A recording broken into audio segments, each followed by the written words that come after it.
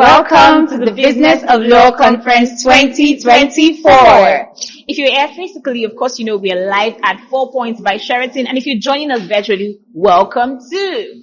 We are excited to be your red carpet host for today. I am Titula Ibrahim. And I am Naomi Kadiri. Yes, we have many speakers lined up for today. We have awards lined up for today. And we cannot wait to bring all of those experiences and that experience to you in person or virtually. Exactly. Our amazing speakers are Kehinde Aina SAN, Perena Mimo Modu, Bankole Williams, Folakemi Jegede. So those are some of the speakers that we're going to be listening to today. And we're sure that we're going to have other spontaneous experiences that you will love. But remember that this is strictly law business. Only for what? Legal minds and lawyers. Also, alongside the conference, we'll be having an award ceremony by 1 p.m. So make sure you stay tuned and you join us as we award amazing lawyers who have made their marks in the legal profession. And of course, I think one highlight of the award ceremony for me is how meritorious these awards are going to be, because we even have a panel of judges. Yes, exactly, we do. Led by Tolulope Aderemi, I think. Mm-hmm. And we're going to be doing this the right way. It's not one of those awards that you see online, buy votes or do anything. This award will be gotten by those who have worked for it and those who deserve it. So this is strictly law business and the awards are strictly meritorious. I mean, on the side, we must give a round of applause, a special encomium to Olubusola Ajala for birthing this vision and consistently sustaining it over the years. It's been 6 years of strictly law business. That's yes, it has. And we are still here in 2024 for the 6th edition. Right. So it takes time, transcends time, stress, COVID. In fact, this conference survived the COVID era. And it's beautiful that we can meet physically like this. It's a gift that we are grateful for. And of course, we look forward to connecting with you. If you are watching us virtually, drop a comment on the YouTube channel comment section so we can know what you're expecting for today's conference, what you're looking forward to. And as you experience today's conference, please drop all the nuggets and everything you learn, things that stand out for you, drop them there in the comment section. Also, aside from YouTube, we are there for you in other various social media platforms. On Instagram, we are Strictly Law Business. On LinkedIn, we are Strictly Law Business. And on Facebook, we are also Strictly Law Business. So go on and follow us and engage our pages. We will definitely be there to serve you with the right information that you need. And as you're taking pictures, videos, screenshots of today's conference, physically and virtually, remember to tag us on all our social media platforms because we can't wait to engage with your posts and to see what stand out for you throughout this conference. Again, we are Strictly Law Business on every social media platform. Stay tuned and enjoy the conference. Arise, O compassion. Nigeria's called obey to serve our Father's land with love and strength and faith. The labor of our heroes past shall never be in vain. To serve with heart and might, one nation bound in freedom, peace and unity. May God bless the Federal Republic of Nigeria. Amen. Thank you so much. Please take your seats.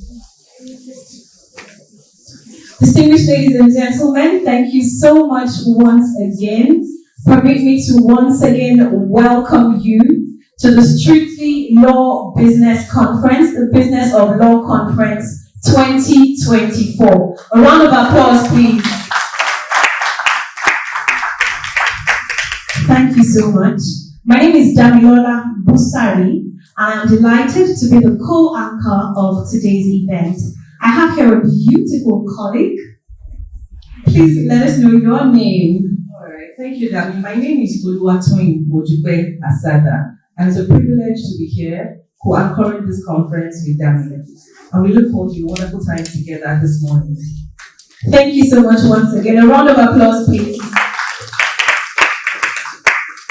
This conference is brought to you by the Strictly Law Business Community and Academy.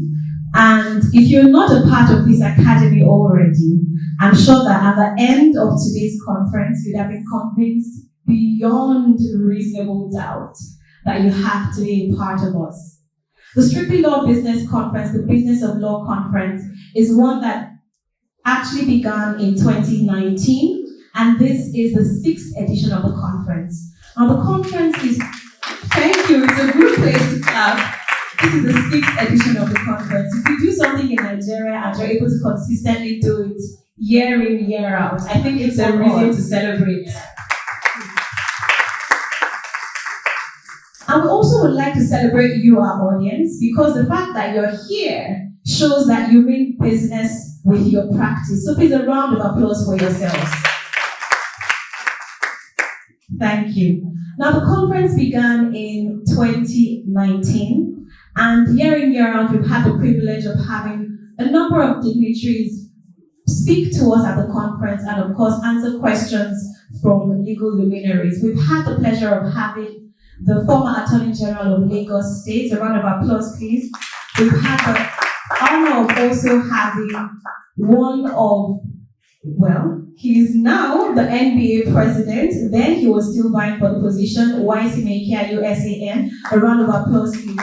And year in, year out, what we have done at the conference is to ensure that lawyers learn that beyond practice, beyond saying, my Lord, may I, law practice is actually a business. We're here to empower legal luminaries so that they have the business acumen to succeed at practice. How many of us are tired when you see those memes on X that talk about how those old lawyers have their wigs all torn? How many of you get angry when you see those memes and you're like, no, that's not me? So we're here to change the face of the legal practice, and I'm sure that every person seated here is a change maker. Yes or yes? Yes. So if you're a change maker, please turn to the next change maker beside you. Look at them. Give them a warm smile. I'm turning to the change maker beside me here. And say, hello, change maker. Hello, change maker. So tell them your name. This is your point of introduction. Let's bring it back.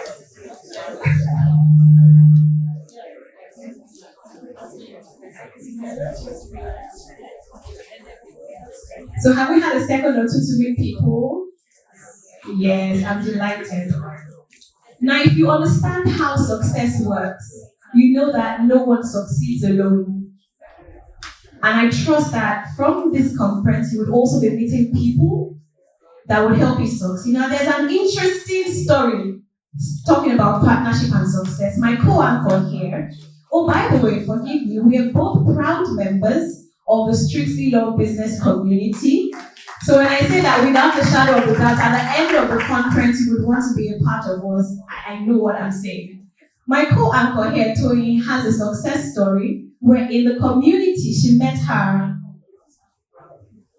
My partner and I, we are both members of the Strictly Law Business Community. And this started and was inspired and because of what we learned and the values that we got from the community. So as time goes on, we will still intimate you with more information and success stories of the Strictly Law Business. But it's just to prepare your minds for why you need to be part of us. And this conference is just one of the very many activities that we are involved in to add value to the legal profession as a whole. So today, it's very, very, special because the world is evolving, the world is changing. There's AI, there's so many things, and the legal profession will be left behind. To what you said about change, Albert Einstein once said, it doesn't make sense to try to change something if you don't change your thinking. To try to change a problem, if you don't change your thinking that caused the problem. So we are here to make change. And we cannot make change without starting from our minds. It all starts from here, from inside.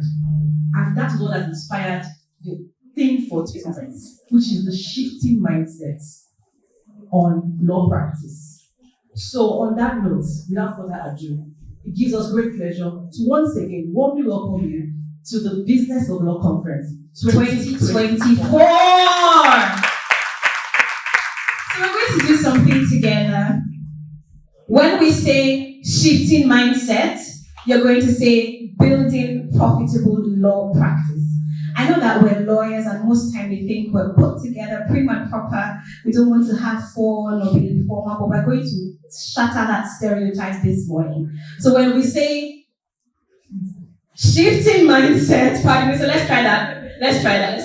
So let's go. Shifting mindset, building profitable law practices. I love something that I'm seeing in front already, and I want you to imbibe that. Somebody moved to the next change maker and looked at her and said, we're building profitable law practice. So let's do that. When you say it with us, don't just say it for yourself, but look at the next change maker beside you and let them know that we're in this together. So let's go. 1, 2, 3, go. Shifting mindset, building profitable law practices.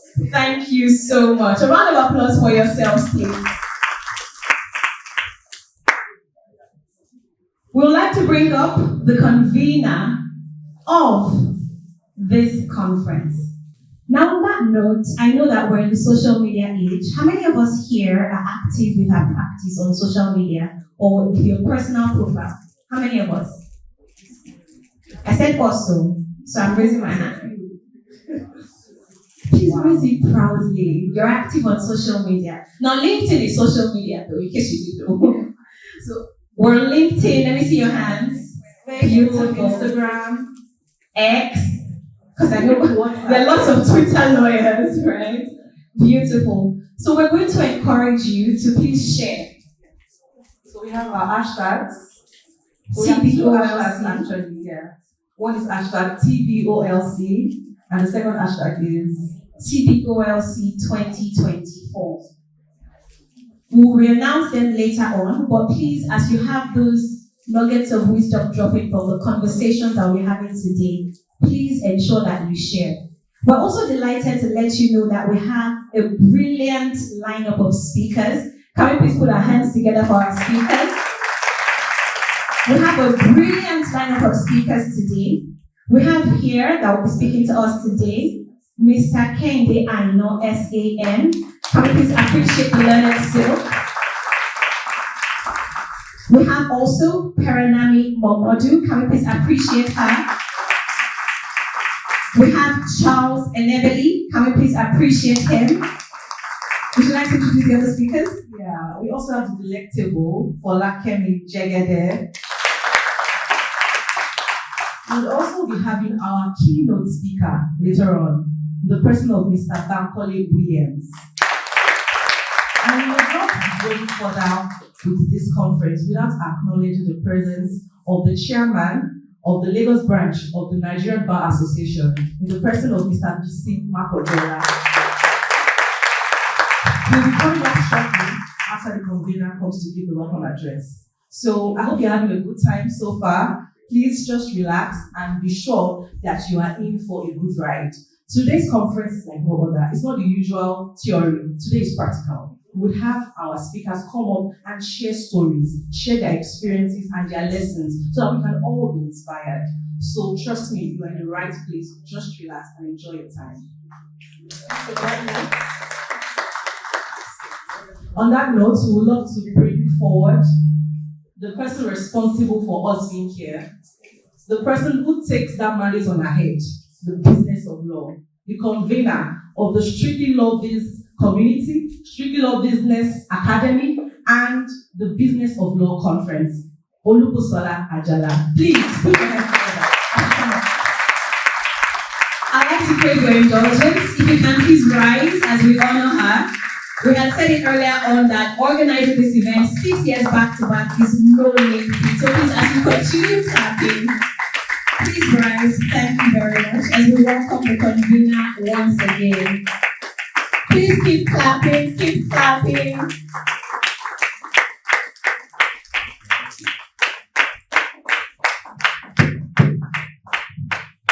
Good morning, everyone.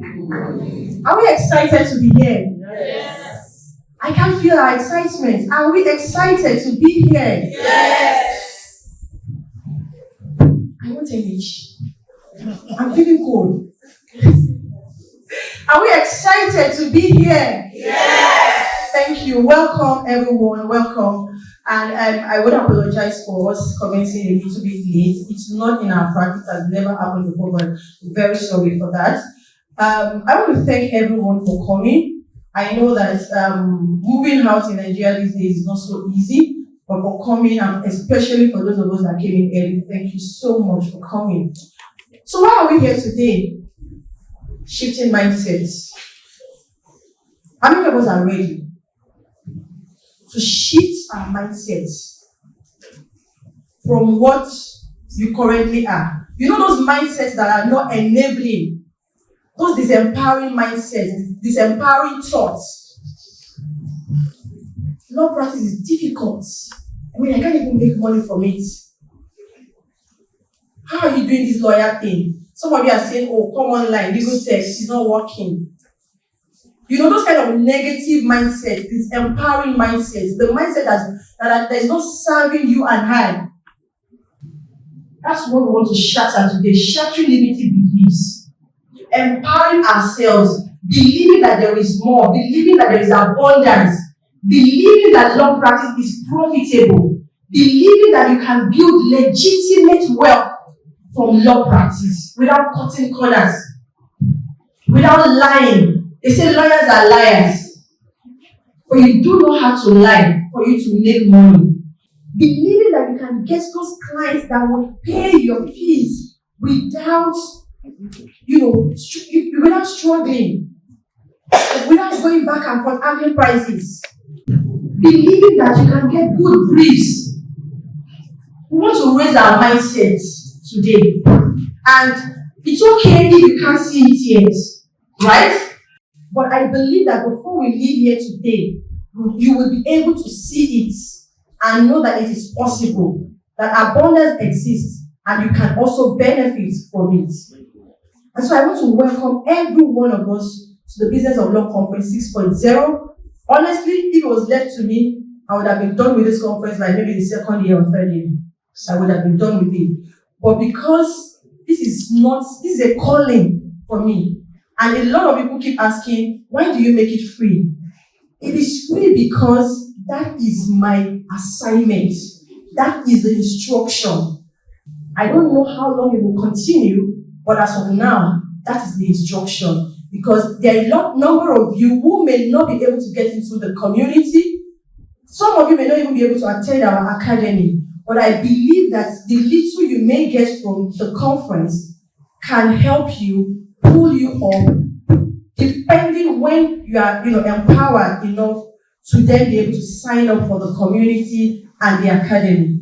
How many of you know that we have the Strictly Law Business community, the digital community for lawyers?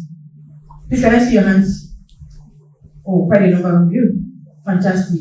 So that is the instruction. That's my assignment, to make it free. Because we need a lot of you on this side of believing that law practice is a business and we can generate wealth, legitimate profits from it. We need us to come together collectively as an industry to fight against those forces, those clients that will keep pricing you. And madam, somebody will take it for, somebody's one lawyer is doing it for 50,000. Can you do it? To come together to fight against those kind of clients. To know that, yes, it is possible for me to do a good job and to be well remunerated for that service I have provided. It is possible. But those foxes that are trying to spoil the industry, we need to come together to fight against them, or to even bring them to our own side of the table. So I want to appeal to each one of us that please be mind present today. Do away with every form of distraction. Do not allow anything make you wonder. Let your mind be here. Each time you find your mind wandering, call it back. Call it back. Because it might be just one word or one sentence from one speaker that you may need. You may not need everything, but maybe just one word from one speaker is that you will need. That would be that turning around that will give you that aha moment that will change everything for you, personally and professionally. So please, I want to crave our indulgence, no distractions, put away your phones. Work will always, be there. But today, let it be your me time, me, myself, and I, you, yourself, and yourself today, so that you can get as much as you can from today's, activities. Today is a very solemn day for me, and my sister is being buried today. So I thought I was going to be able to make it to the morgue to pay my last respects, but I couldn't. So, and everything that we see today, or that I've done in the last 6 years, she's been, a significant part of it. And so I want to crave our indulgence. So please indulge me to pay a 1 minute silence for her. Please let us.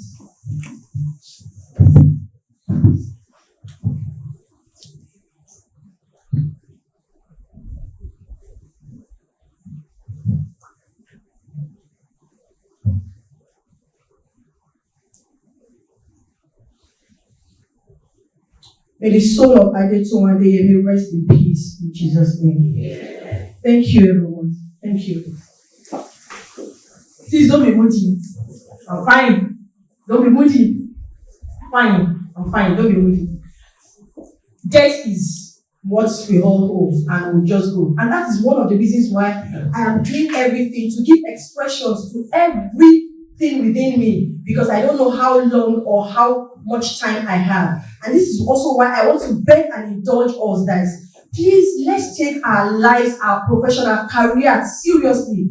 Sincerely, there is money in this law practice. We had some testimonials today from some members of the community, what they have been able to experience, what they have been able to do, just by having that consciousness that law is a business and that there is more and you can tap into it.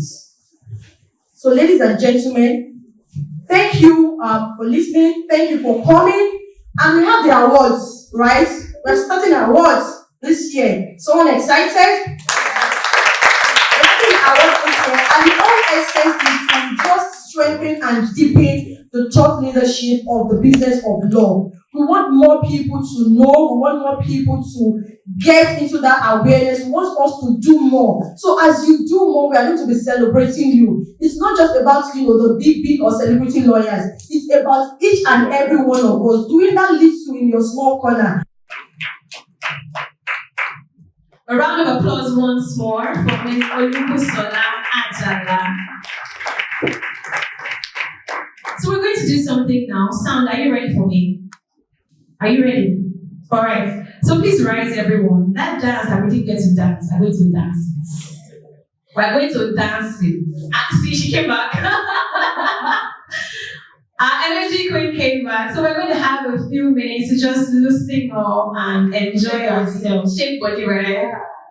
All right, please play the song. And this song is, permit me to say, a prophecy of what we're here to do today. It's affirming that truly we're going to have profitable law businesses.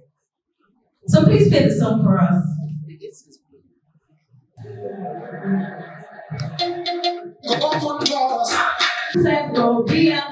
Amen, amen, amen, amen, amen. Everything. Amen, amen.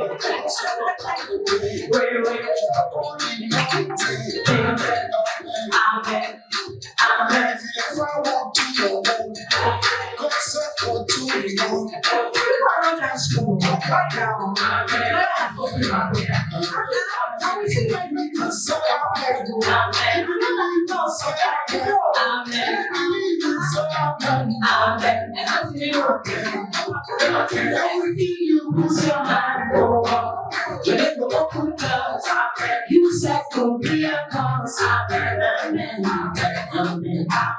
Everything you put your hand on, and in the open door, you said go be a cause. Amen, amen, amen. Sister, what you see, but you are the one day you want to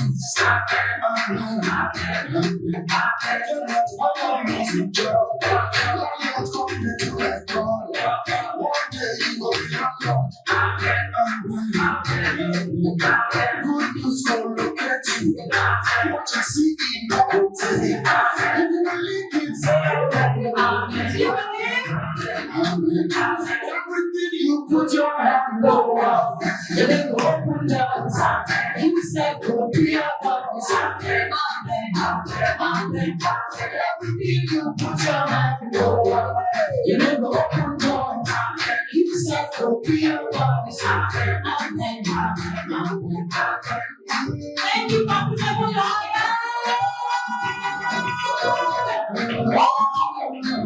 Let's put your hands together for the sound. That was awesome. Like Jeremy said, that's the prophecy we are making for ourselves and for our practices this year. Do you believe? Yes. Are you sure you believe? Yes. Please put your hands together. Thank you very much. We're moving on in today's program, and I have the honor of introducing someone that is very supportive to what we're having here today. If you looked at our flyers, you would have seen that this event is proudly supported by the NBA Lagos branch. So please put your hands together for the Lagos branch of the Nigerian Bar Association. I have the privilege of introducing the chairman of the NBA Lagos branch, Mr. Bisima Kojola. He's a partner at Olaniwa Ajayi LP. He has over a decade of significant experience in arbitration and commercial litigation with a particular focus on banks and other financial institutions. He has made legal representations in superior courts across Nigeria, in disputes, crimes, and so much more. He completed a secondment at Harold Smith Freehills, UK, and Peru. Ladies and gentlemen, distinguished learned friends and seniors, please welcome with me Mr. Bisi Makojola. Round of applause, please. Thank you.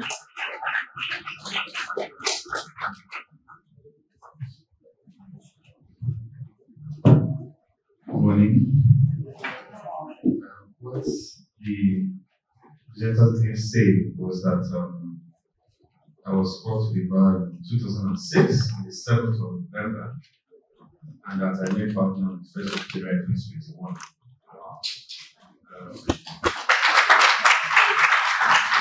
So if you do the math, I made partner about 15 years after I was called to the bar. That worked for me, it doesn't definitely work for me. Some persons may partner in 10 years, some do it in less time. But that worked for me, it doesn't mean that it's not work for you. So very strong for different folks. So I've been commanded to make this opening speech. Initially, I thought I could just come here and just share my experience, but I thought, let me leave that for the experts who would come here after me. And so my wonderful colleague put up this piece that I think it's nice, and I thought to just share it with all of us. And so here it goes. Ladies and gentlemen, esteemed guests and fellow professionals, welcome to this pivotal Business of Law event. Today, we gather not just as legal practitioners, but as architects of change, ready to explore the transformative power of shifting mindsets in the legal landscape. In the dynamic realm of business and law, adaptation is not merely a choice, it is an imperative. As we navigate through an era defined by technological advances, global interconnectedness, and social shifts, it is paramount to us to embrace a mindset that transcends traditional boundaries. The legal profession stands at a crossroads today, beckoning on us to move beyond conventional practices. Shifting our mindset entails breaking free from the shackles of the past, embracing innovation, and fostering a culture of continuous learning. Our collective mindset shifts must encompass a deeper understanding of the symbiotic relationship between legal practices and business strategies. It demands that we not only interpret the law, but also envision its applications in the ever-evolving landscape of commerce. In an era where information flows at unprecedented speed, we must be agile, proactive, and forward-thinking. Moreover, fostering diversity and inclusion is integral to our collective evolution. By embracing varied perspectives, backgrounds, and experiences, we enrich our problem-solving capacities and enhance the quality of our legal counsel. This event serves as a platform to explore how diversity with the legal profession can be accomplished for innovation and excellence. A few hours ago, we received the news of the intention of the United Kingdom to sign a deal with Nigeria to allow UK lawyers to practice law in Nigeria. This development reinforces the relevance of today's event. As we delve into discussions and insights that will unfold today, let us remember that transformation of our mindset is not just a personal necessity, but a catalyst for positive change. Together, we can redefine the business of law, paving the way for a future where innovation, adaptability, and ethical practices are serious. I thank you for joining us on this transformative journey and our collective exploration of shifting mindsets expanding our horizons in the business of law. In ending, I must say that law is a business. Legal services is not a commodity that we price off the shelf in supermarkets. We must stand our ground. Many of us read the interview of Chicago Wolola some weeks ago, where he talked about the amount he charged a client and how the client refused to pay, lost the case, and came back to him. Let us all stand our ground. Let us all embrace the integrity of this profession. Legal services is not a commodity that we must price as if we're pricing bread in supermarkets. I leave us on the notes. Thank you very much.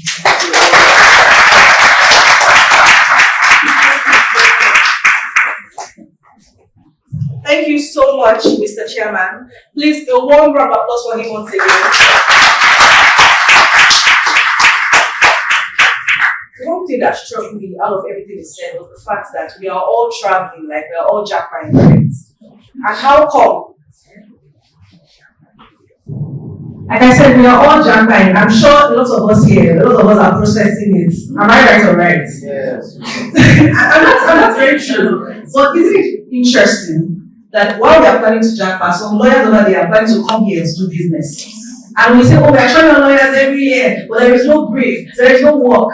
So they are coming here to fill a gap that exists that we thought doesn't exist. Yeah. That is very, very, very, that's a food for thought. You need to think about it. So rather than look at the cup half empty, look at it half full and leverage on the opportunities that we have here. And that is why we are here today, to learn more so that we can do better for ourselves. Thank you so much, Mr. Chairman, for that wonderful speech. So, moving on, the next speaker we'll be having is the learned silk himself. We're going to bring him up and his bio will be, presented to us. It's the person of Mr. Kehinde Aina, S.A.N. Kehinde Aina, S.A.N. With a first degree in political science, a law bachelor's, followed by an LLM degree in law, Kehinde Aina is known for his professionalism, innovation, and visionary leadership. He redefined the practice of law in Nigeria with notable changes in justice administration when he founded the Lagos Multi-Door Courthouse, the first connected ADR center in Africa. As a lead partner in one of Africa's leading law firms, Aina Blackson, the core competence of Kehinde Aina include mergers and acquisitions, corporate finance, litigation, international commercial arbitration, and mediation, which has resulted in a number of cross-border representations for a wide array of clients in Africa, Europe, and the MENA region. Kehinde Aino was recently conferred with the rank of the Senior Advocate of Nigeria in 2023. Ladies and gentlemen, let us make welcome Kehinde Aino SAN to the Business Law Conference 2024. Thank you so very much for that. Thank you so very much for that introduction. For 1 second, I was wondering whether I was being introduced or somebody else was being introduced. Thank you very much. I appreciate it. Let me thank the organizers, particularly the members of the committee of Strictly Law Business, who has put this together. By my understanding, they have been doing this for the past 3, 4, 5 years, and it's been a real success. They met me a couple of times, and they gave me a sense of what the aspirations are. So it's a real pleasure. I congratulate them, and I wish them the very best. I think what they're doing is indeed worthy of building population and also worthy of support by everybody.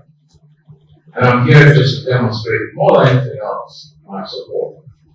And I was hoping that some of the things I might be sharing today would help in order to change mindset as to what is possible and what you can do and what you can achieve. I think out of my story and some stories that I've never shared before. So I'll open up and get them on to you. The conversation is about shifting mindsets. I'm being told to speak about how you shift mindsets in order to build a successful law practice. Whether you're trying to build a successful law practice, or you're trying to build a successful business in anything, or you're trying to build a successful relationship, post-Valentine tomorrow, mindset must be right. You can't build anything without the right mindset.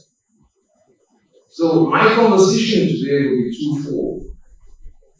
In one breath, I'll be speaking to those who have disadvantaged backgrounds like myself, those who are frightened to take a leap, those who are perpetually unsure that success awaits them, those who are afraid of failure. I want to invite them to my world that they should not be afraid to fail. They should embrace failure. So I want to try and see if I can keep those mindsets in one breath. On the other side of the divide is that I want to challenge those who already have useful, positive, and set mindsets. And they think they're on the right path. To those, I'm hoping I can say to them, let's set new goals. If the goals and the aspiration you have set does not scare you, then it's not a goal yet. It must scare you. It must be similarly outlandish. Some people should call you crazy. Some should call you insane. Until they do, then it's not yet a dream. You've got to set up that mindset. To that end, therefore, it does mean that the whole essence of a mindset, a man is a continuum. It's not a position, it's not a spot, it's not a point. It must always move, it must shift. And that's the reason why I think the very topic, by calling it shifting mindset, is what I posted. You must shift the mindset, perpetually. There is not a point in which you say, yes, I have arrived. You don't arrive with mindset. You move it, perpetually. I'm ensuring you get it right. So when I was thinking about the way I want to situate my conversation, I decided on what I call the pimples syndrome. Pimple syndrome is what I would use in order to situate my storyline, my presentation today. Pimples is not referring to the bump, the inflammatory bump on your nose, which we all get scared of. Particularly when you're about to take photographs, you're going to a wedding, or you have a date and then the pimples pop up at the wrong time. For those who have pimples today and they have a date tomorrow, don't worry about it. Hopefully by the time I'm done today, it will disappear. But I'll tell you what, I don't want my pimples that I'll talk about today to never disappear in their lives. Embrace it. Just embrace it. Own it. What then is my pimples syndrome? P stands for purposeful passion. I stands for integrity and character. M stands for money. I'm hoping to debunk the whole essence of money today at this conference and tell you that that's not what you need. Whatever things that for you to achieve anything is all going to be based on money, they're telling you a lie. It's not what you need. The capital of the 21st century is not finance, it's not money. It's based on ideas. P stands for perseverance. Because perseverance is not more fundamental than intelligence. If you're not willing to persevere and keep with it, it ain't gonna happen.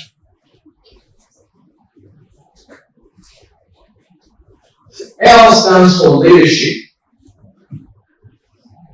And when I guess is slowly at the top. It's not referring to leaders alone. It's lonely anyway. It's lonely at the bottom. Nobody's going to associate with you. Is it lonely in the middle? Lonely at the top? Oh, come on. Don't give me that. They're all over you, like white or eyes. But at the bottom, you've got to understand leadership starts with you, starts from when you're young, starts from when you're little, starts from any position you find yourself in. Use it. You dress for your next position in the office, not the position you're in right now. Dress for it. Dress for you to become the managing partner, the managing director, become a partner director in your organization. Dress for it. And aspire to be that. You know, many years ago, I used to read a magazine, American magazine called Ebony. Some of you may have it, yeah, had about it, some of you may have read it. Ebony was the magazine I used to read, and I liked it very much. And I remember there was a survey that I was doing in Ebony, and we gathered together a bunch of young ladies in their early 20s, 21, 22. And then I said to them and asked a question, say, will you date, now you're a brother, will you date a guy who's like a janitor in your organization, like a gate man, will you date him? Will you go to buy time with him tomorrow? If I could ask that, somebody would have to. I mean, would you like date the gate man? Would you like go to dinner with him tomorrow? Yes or no? Oh, come on, give me a break. Yes or no? Hey, come on. You date him, you like a date to dinner with you tomorrow? Please, somebody just do one for something. Only you with me, right? You don't know that was that time. No jokes. But I'll tell you the response of a lady, which I will never forget when I read it on the Feminine Magazine. She said in her response that I wouldn't mind to actually date the guy, so, and I'll be happy to date him if the janitor is thinking and is working towards him becoming the CEO of that corporation someday, sometime. Mindset. What mindset you have? What mindset are you imbued with? What have you been through that I haven't been through? That's leadership.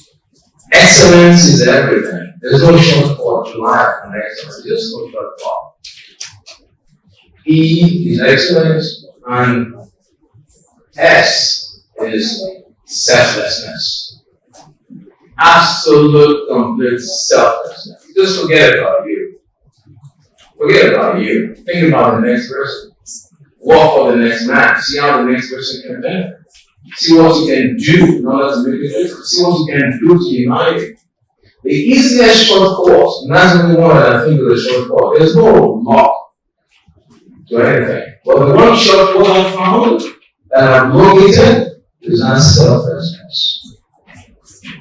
When you live your life or you do your things with a view to making a difference to humanity and to people around you, without thinking of anything in return to yourself, I tell you what, you will benefit in ways you can never imagine. I didn't aspire to be a poet. It was never my dream to become an SAN. It wasn't my aspiration or my dream. It was their wrong. I never knew how to work hard to become. There was nothing I was doing with the beauty saying I want to work hard. So in situating those issues that I raised, let me now tell you the story of Peter and Paul. And that's what I'll end there.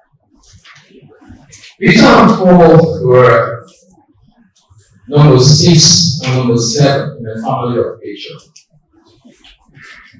Peter and Paul grew up with a mother who was a primary school teacher. And the father who was a strong businessman. The combined income of Peter and Paul's mother and father was barely enough to feed their children and also clothe them all. The struggle. Peter and Paul went to school, went to bed most nights without food in their stomachs. Peter and Paul commuted to school, walking to school and walking back from school. On their first day in secondary school, Peter and Paul did not go to school wearing uniforms.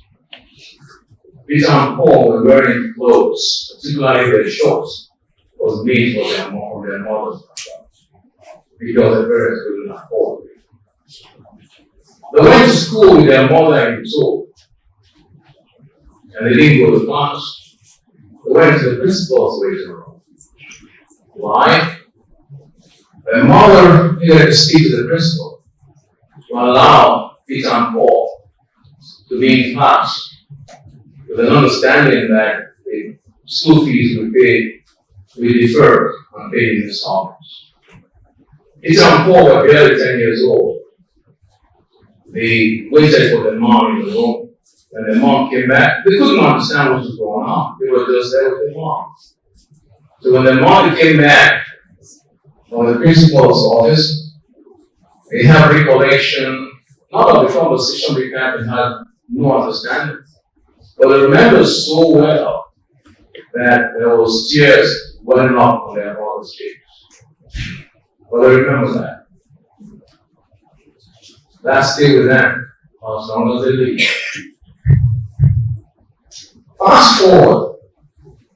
Peter and Paul did very well in that secondary school. They became a role model for all the students. Teachers would make reference to them and what they were doing. They left secondary school. Peter and Paul grew up. They went to university. They did Paul still Paul's. Paul became an architect. Peter had a first degree. And then he had a second degree. So happened that Peter had studied law. And he had a master's degree in law. He went to law school, and while he was studying law, don't forget what I told you about the family history. Peter practically saw himself through university. While he was in law, he was doing a lot of media jobs. Most of his friends never knew. And he kept doing those media jobs so he could keep himself in school. When he was done with university, as an undergraduate, he went to law school. Law school was very difficult, but Peter survived. Peter came out and became one of the top 5 students in his class. He did pretty well. When he got out, he decided that what he would like to do, because like I said, he used to read a lot and watch a lot of films and movies. And Peter said he would like to set up a law firm with nothing, absolutely nothing, not a dime, not an uncle, not relative, like he said this is where to go. But Peter went ahead and said, I want to set up a law firm, he said. Similar to the likes of political champions, Arthur Anderson, and all of the people decision. So Peter went for it. Peter took an office, a tiny little office, was given by a very interesting family friend who was like a mentor to him. As it turned out, the family friend tossed him out to the source there and just gave him 30 days to back it around. So Peter Brown. But Peter went and then took another office. The other office he took was just like a 1.5 bed office. So Peter then took on that office, that later became his office, and also became more. So he was living in the office in order to make it very comfortable. He had the money. The only book he had access to was Companies and Other Matters Act, 1990. That was the only book he was access on. That was the only library he had. But Peter was ferocious in his determination. He kept at it. Soon after Peter got married, he kept his family in Ibadan. He used to commute every weekend. Go to Ibadan and come back. He had only one car. He managed to get a car. He got a driver. The driver would bring him to Lagos, drop him off, and then take the car back to his wife and use that car with skates. And then he would just go around to Peter out of the bar. Peter was up in the process. But Peter kept it. As the law firm grew, slowly, gradually, what it needs to do. He had an option in order for him to get a house, live a better life, but Peter did not. He kept going back into that practice. He kept growing the institution in that way to ensure it can become something. And in time, the firm grew. Life got better for Peter. And things started getting well. You see, ladies and gentlemen, Peter is standing before you today.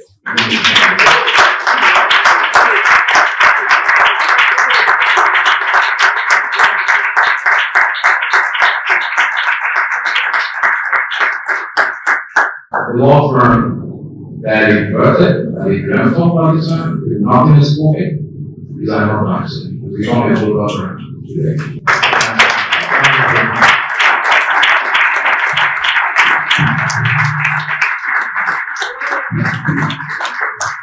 A round of applause, ladies and gentlemen.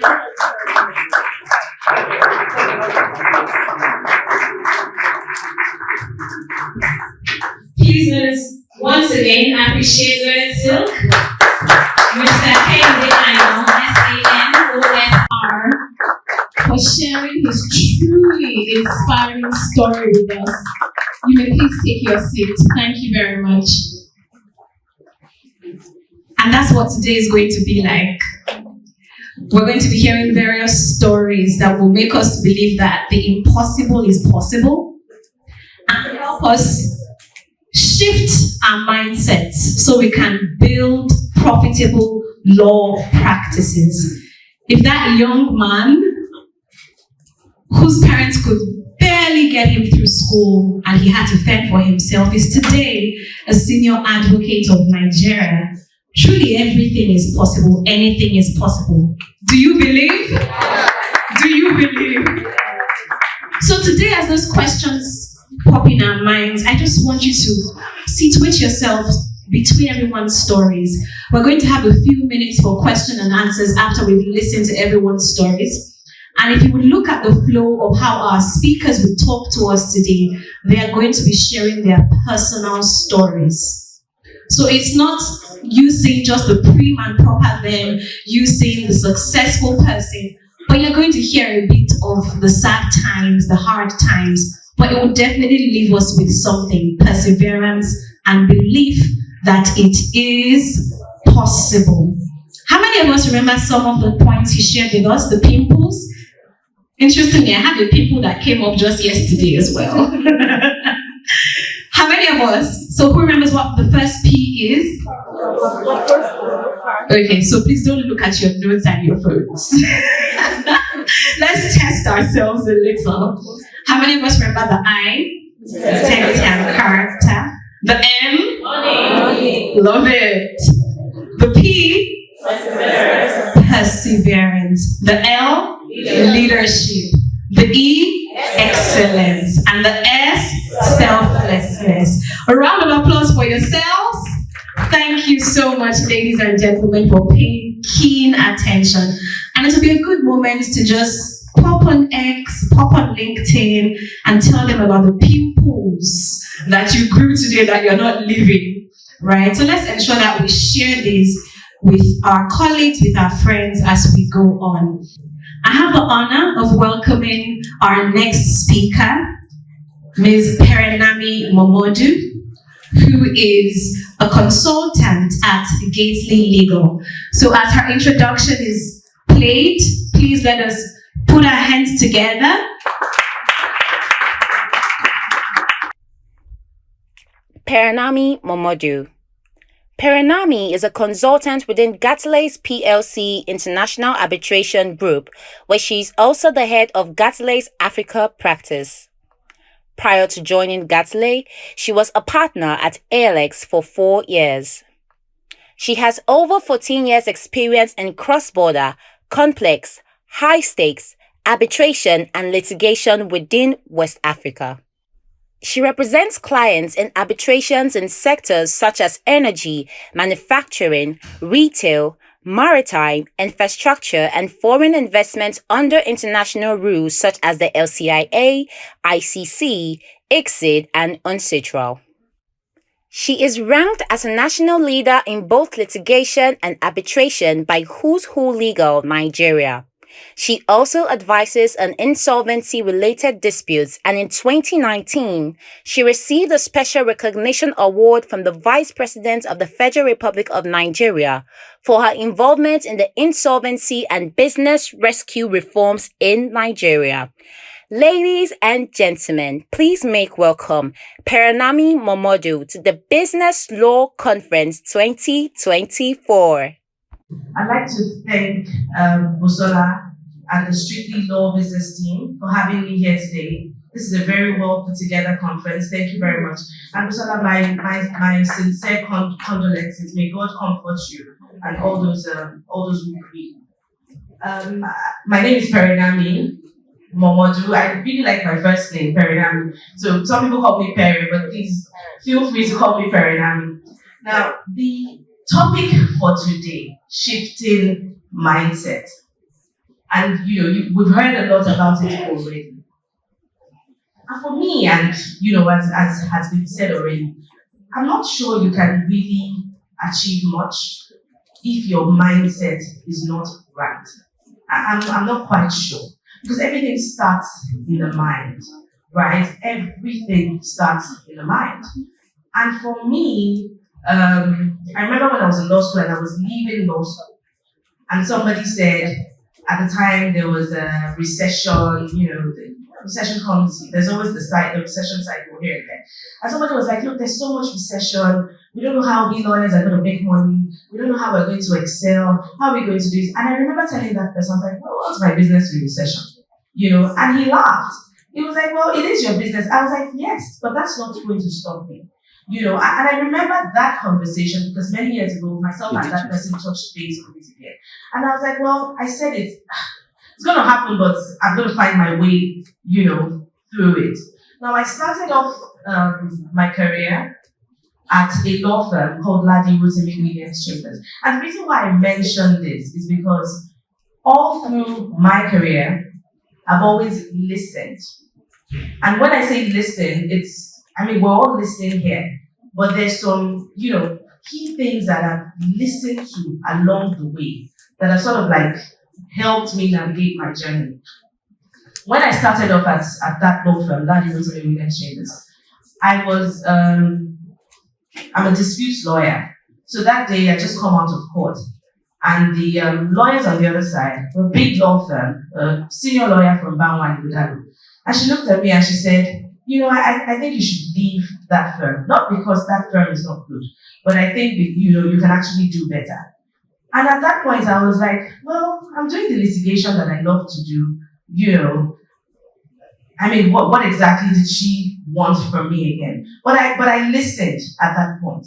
And I thought to myself, maybe there's something she's seeing that I'm not seeing. Of course, I was young at the bar at the time, So I started, I started looking at other options.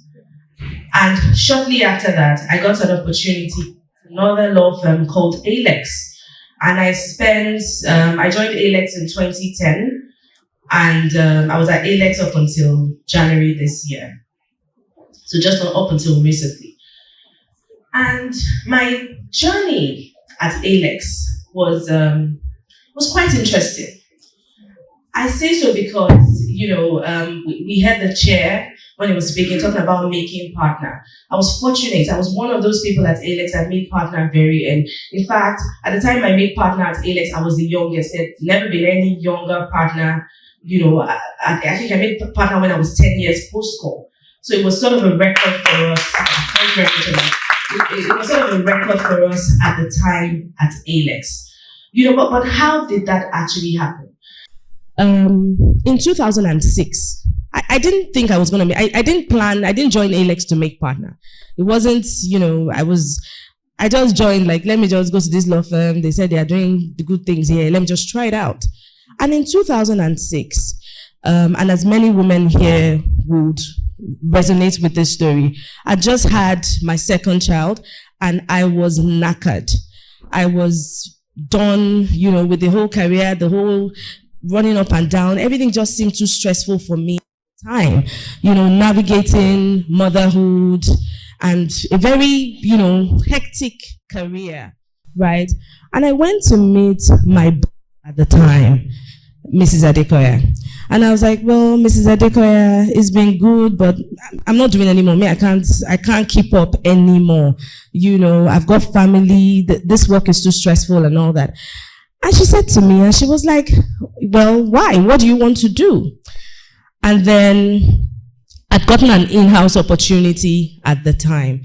And you know how they always say, which is not true, by the way, they always say, oh, in-house lawyers, they're not doing much. Hey, in-house work, don't worry, you go and relax there. By the way, it's not true.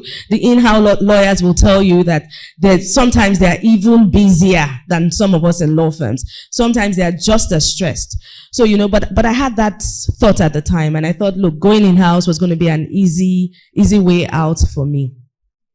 So I went to meet her, and she said, well, you're not going to go in-house. We're going to find a way around this. And I was like, well, I'm stressed. I just want something that would make me relaxed and all that. And she was like, no.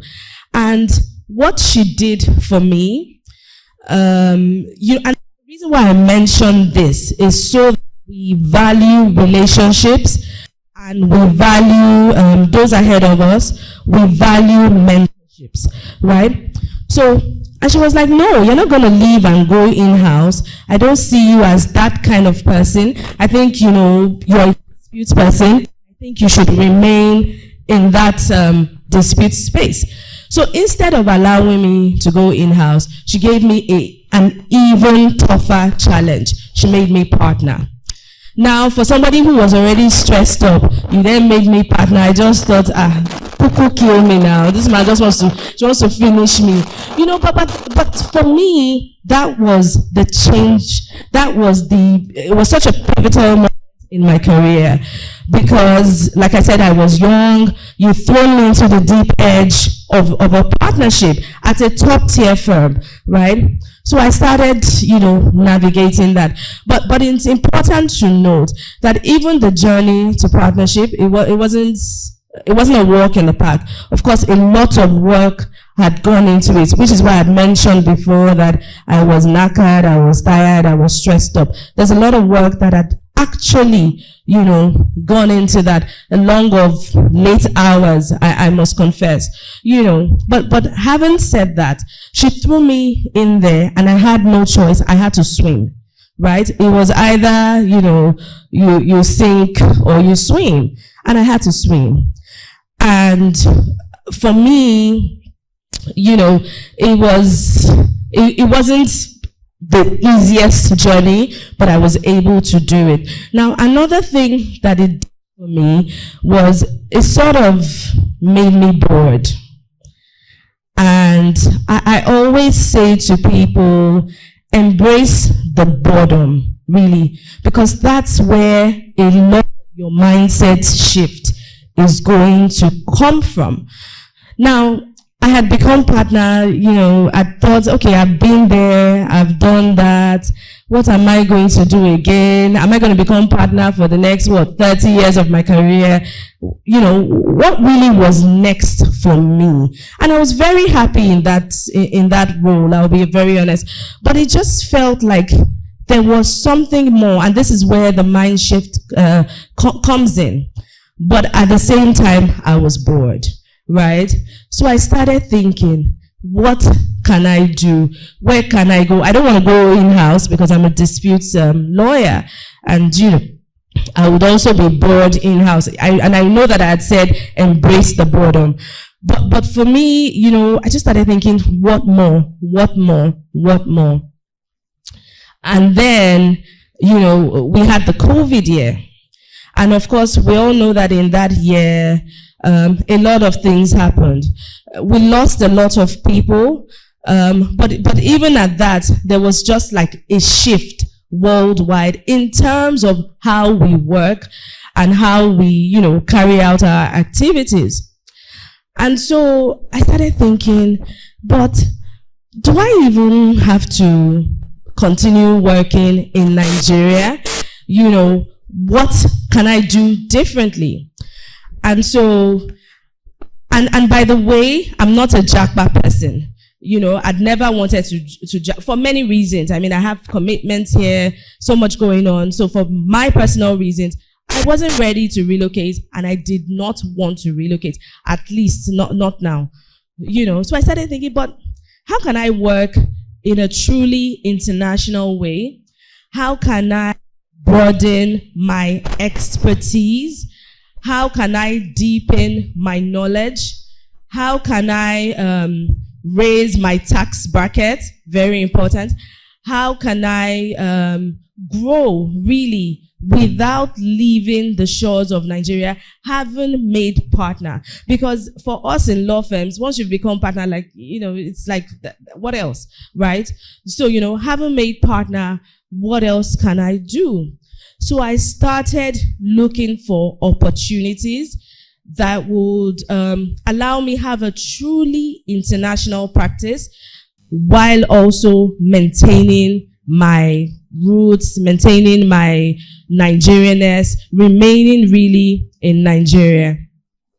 And again, mindset. Now, because I started thinking about it, I started looking for it, I started talking about it. Now, unconsciously, I was talking about it. I didn't even know I was talking about it. It was recently somebody was like, you kept on saying this thing. It didn't even occur to me. But I kept on telling people, I'm actually looking for an opportunity that will allow me, work from here, earn the big bucks, and I'm still able to do the kind of disputes that I'm doing. And lo and behold, I got the first opportunity. This it's a very big international law firm. They reached out to me and they were like, well, we're looking for somebody to head our arbitration practice, in the UK, blah, blah, blah. And I was like, okay, can I work from Nigeria? And of course not. How are you going to head the practice and work from Nigeria? So I thought about it. I was like, no, I'm not ready. So I left that. I got the second one. Again, the same trajectory. Oh, you have to move abroad. You have to do this. You have to do that. And I was like, no. And then I got the third one, the same thing. You have to move abroad. So at that point, I sort of gave up. I was like, maybe when I'm ready now, if I truly want to do international law, maybe I'll pack my bags and I'll go. But I got the fourth one. And we started the conversation, and I was like, well, it's going to end the way the rest have ended anyway, But interestingly, they agreed and said, well, you can work from anywhere you want. What you're going to do is you're going to be a consultant in our arbitration practice, and you will head Africa practice. And for me, I thought, wow, that's a big role. Heading the Africa practice is not just the Nigerian. Thank you. Heading the Africa practice is not just a Nigerian role. It's like you're going to head all the work that is going on in Africa while still doing the sorts of disputes that you love to do. So I thought it was a fantastic opportunity. Now, when it was time to take the opportunity, it was difficult. Difficult because, fear of the unknown, fear of many things, but thank God that I took that opportunity. And so, for me, that's my story, and it's a story of authenticity. So two things I would like to leave you here with. One is embrace the boredom, because in that boredom is where that growth is truly going to come from. The second is a story of authenticity. Now, be authentic to yourself. Be true to yourself. Know yourself. I could have decided to go abroad, but I know for sure that many things won't have worked out for me, as attractive that it seemed. So again, the opportunities are limitless, right? At the time where I took this role, I don't know any, and there might be, and if, you can speak to me later and correct me if I'm wrong, but I don't know any other person who has taken this kind of opportunity while still working from here, heading a UK firm's international African arbitration team and heading the whole Africa practice. I don't know any other person that has done it. So the truth is, you have to always think of the box. There's so much going on globally, and we must all into it. There's also another important point. There's a lot of diversity talks for we women, and even particularly now, because there's the men and women in the room, there's a lot of diversity talk for Africans. So there are the opportunities are there. But if you are not looking for it, if you are not thinking about it, if you don't think it is possible, it may not be possible. So these opportunities are there. We just have to align with it, and it starts with the mind. But another important thing is your personal brand. Your personal brand is what will sell you. Right? That's exactly what will sell you. And I always tell my associates and those that I work with, if you give me a document to review, I might not know your name. I might not know where you're from. I might not know what you had for breakfast. I might know, what you do over the weekend. But that document is you. That's exactly the way I am going to judge you. You give a document that's full of typos, I'm going to be like, oh, Mr. A, documents full of typos, right? So please be very careful with how you portray yourself, not only in terms of your work generally. Be careful with your brand, because people are looking, right? And we're all ambassadors, of ourselves. We're ambassadors of Nigeria. We're ambassadors of Africa. Be careful with your personal brand. And like I said, as much as possible, be authentic to yourself. Know thyself, as they always teach us. Know yourself. Know what you can do, and live with it. So thank you very much, ladies and gentlemen. Thank you. In fact, this session we just had was just mind-blowing for so many reasons. Like I said earlier, how do you see the cup? Half full or half empty? Whichever way you see it is a mindset. And I love the fact that she has come here to debunk a lot of mindsets and stereotypes we have about Nigeria. Other people will take the opportunity from UK as a blessing from God, which it can be, but it still goes down to your why. And that's a very important lesson for us to learn. Who are you? Be authentic to yourself. And for me personally, I've taken that and I'm running with it. Who am I? This opportunity coming, how is it going to? Is this really what I want? So these are food for thought. So thank you so much, Mrs. Perenami. We are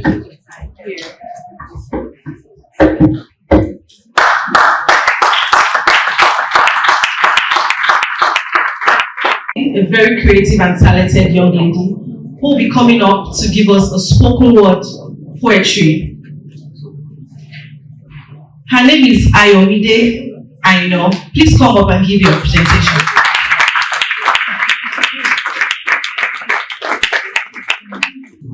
Thank you very much. Good afternoon, everyone. Oh, we're still in the morning. Good morning. Distinguished silk, legal luminaries, gentlemen and gentlemen in skirts. I know, Ayomide It's my name, and I doubled as a 400 level law student and a spoken word poet. The piece I'll be performing today is titled We Know, and I hope it inspires you to shift your mindset as much as it inspired me when I was writing it. The other day, my grandmother said, "The destruction of this nation is not from a man's way, but the collective contribution of corrupt men's choose." She said the beauty of this nation and how far it will go lies in its pursuit in doing the right things on the goal we know. That our nation is currently unstable and it can sometimes unable to make you have mood swings like that of a woman we know. That she is like a pendulum up and down, not like the cerebellum, but hitting hard and sometimes soft like the blow from a toddler in platinum. But we also know that she is going the path of death. We should arise and help her, for she is in debt. This toddler at 64 needs a reset. These that have come to give is not something to leave, but a letter of hope unmasked to our grief. When we do not know who we are and what we can deliver, we tend to do what is lesser and rate ourselves like no partakers. But we, the learned and learning, deserve to do more than just survive. We deserve to thrive. To thrive, to drive. To drive away fears of this face, we deserve to dive. To dive into the ocean of doubt and tell every Thomas it's a must. A must to be faithful. To continue this cycle and be imbibeful. For it's not about age, it's about mentality. It's not about stage, it's about alacrity. It's not about wage, it's about ability. It's not about range, it's about tenacity. They say, out of nothing comes nothing, but I hope you are noting that we are way more than nothing. We are everything. We are the flagship, so we are here to sail the ship. We are the end of and the beginning of voice. We are the beginning of a new era. We are a powerhouse. We are the voice for this nation. The reason for this fusion. A united force in motion. We are Nigeria. We are strong, young, vibrant, and long. We are a trailblazer of love. We are a wonder to behold. We are more than a conqueror. Greater than an emperor or even the governor. We are this nation in its shining armor. And because the audacity of our faith is more effective than the cosmetics on our face, we are capable of moving mountains. Just think beyond your present space, the state of your face, the orders in your face, the weight of your wage, the size of your stage, and chin up. Soar high like an eagle and envision yourself at the pinnacle. For when goodwill and hard work meets opportunity, it's called luck. You lose your faith for fears and don't face your fears, it's called stuck. If you can think without thoughts being our master, if you can dream without dreams being our aim, deal with triumph and disaster, what then is life and this law practice that we can master better? See, we must grow to know and show that the world is a canvas of opportunities where we can paint our dreams into reality, blot out our mistakes with your take on fake paint and brush of sobriety to reach new height to feature identity. The world is a megaphone here to amplify, enhance, announce, and pronounce your voice into something louder than Uber. The world is a big speaker, so while you use it to make the bed of your future softer, remember that even with this, you can shift your mindset to something better.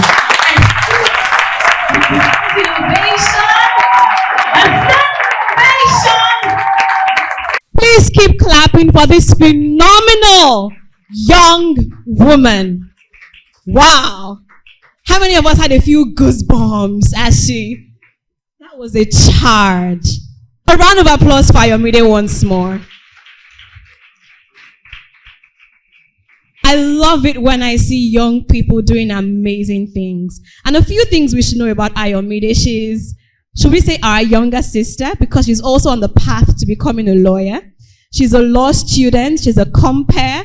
She's a certified beautician and a fellow of the United Nations Millennium Campus Network. So truly, that is a phenomenal young woman. We celebrate you, Ayomide. Thank you for dazzling us and waking us up. Thank you so much, Ayomide. And it gets hotter and hotter, right? It gets hotter and hotter. We've heard the story of the man whose parents could barely take him through school, and now he's an SAN. We've heard the story of the woman who was ready to throw in the towel, and then she made partner from fire pan to fire, right? And we're going to hear many more phenomenal stories today. I'm going to be welcoming our next speaker, Mr. Chukwudi Enebeli. Chukwudi Enebeli. Chukwudi Enebeli MCIR is a partner in the dispute resolution arm of Penhiro LP, a leading law firm with offices in Lagos, Abuja, and Port Harcourt. His key areas of practice are commercial dispute resolution with focus on insolvency, debt recovery, and labor disputes. He is also involved in arbitration, criminal litigation, and election petitions. He is a member of the International Bar Association, the Nigerian Bar Association, the Chartered Institute of Arbitration UK, Business Recovery and Insolvency Practitioners Association of Nigeria, BRIPAN, and associate member, Risk Management Association of Nigeria. He has served the NBA Ikeja branch in several capacities, most recently of which is chairman of the NBA Ikeja Law Week 2022. He is also a notary public. Ladies and gentlemen, please make welcome Chukwudi Enebeli to the Business Law Conference 2024. Good morning, gentlemen. Firstly, I want to thank the organizers of this conference for putting this conference together, and also the team, as well as the vision of the Strictly Law Business is also very key. I must commend Ms. Ajala for this. I actually have a slide presentation. I will try to run through it because of our time.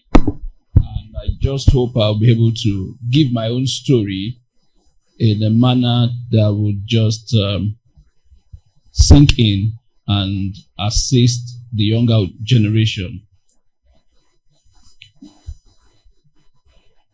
Sorry. Yes, I'll start with this quote. We are what we repeatedly do. Excellence then is not an act, but a habit. A lot of us want excellence. A lot of us want success, but I want to put in that effort over the years. This has always been my own driving principle in life. Funny enough, when I was contesting the election of law students president in University of Benin, the association president, as far back as 2007, this was what I captured on my poster. That tells you that has been my own driving force in life. Now, I've put in the 10 commandments of being an outstanding lawyer. These are commandments. The first one is you must set your goals and strategies to attain them. What are you must understand? You must have long-term goals. You must have short-term goals. Having these long-term goals and short-term goals, you must avoid distractions and the temptations that will definitely come. For example, if you want to be a senior advocate of Nigeria, you should map out your plans very early in practice. You shouldn't then be lured by what you feel is the lucrative pay of in-house counsel. You must put your eye on the ball. I aspire to be a senior advocate, without a doubt. But in the past couple of years, I've also been lured with offers even to go to the bench. Within my first 10 years, I was offered to go to the bench in my state, and I was lured by it. I was told, "Oh, come, you are young. It's the young one you want. Oh, you are the young. It's someone like you. You end up being this chief judge. Come now, come now, come now." It was tempting, but I resisted that temptation. So we all have to have that at the back of our mind, even when these offers come. We've seen in the last couple of years that a lot of younger ones are just jumping. You want to be a senior advocate, or you want to be a courtroom advocate, but you hear, "Oh, they are paying X amount in this other company." You leave it, you run for 2 years. You leave after that, you leave the 2 years, you come back again to practice. When you finish in practice again, you say, they are paying well in the banking industry again. You will run again for another 3 years or 4 years. Before you come back and you now say, but I want to be a senior advocate too. Then you now start again. You must put your eye on the ball. For those of us, for myself, for example, I've put my eye on the ball, and with God blessing it, I will achieve it. Now, I also want us to have this at the back of our mind, that not every open door is an opportunity. The door of the hospital is even open. The door of hellfire is also open. Now, let's go to slide 5. Yes, it has to do with hard work. Hard work pays. And no matter what you are called to do, try as much as possible to be a critical member.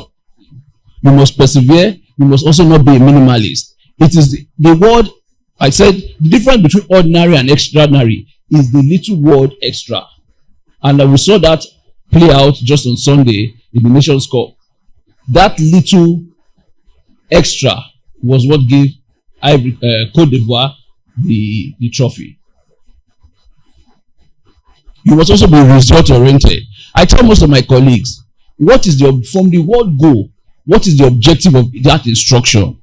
It is not done until it is done. That is my own life. It is because when you start even by the drafting of the process, or you start by the letter, that was not the objective.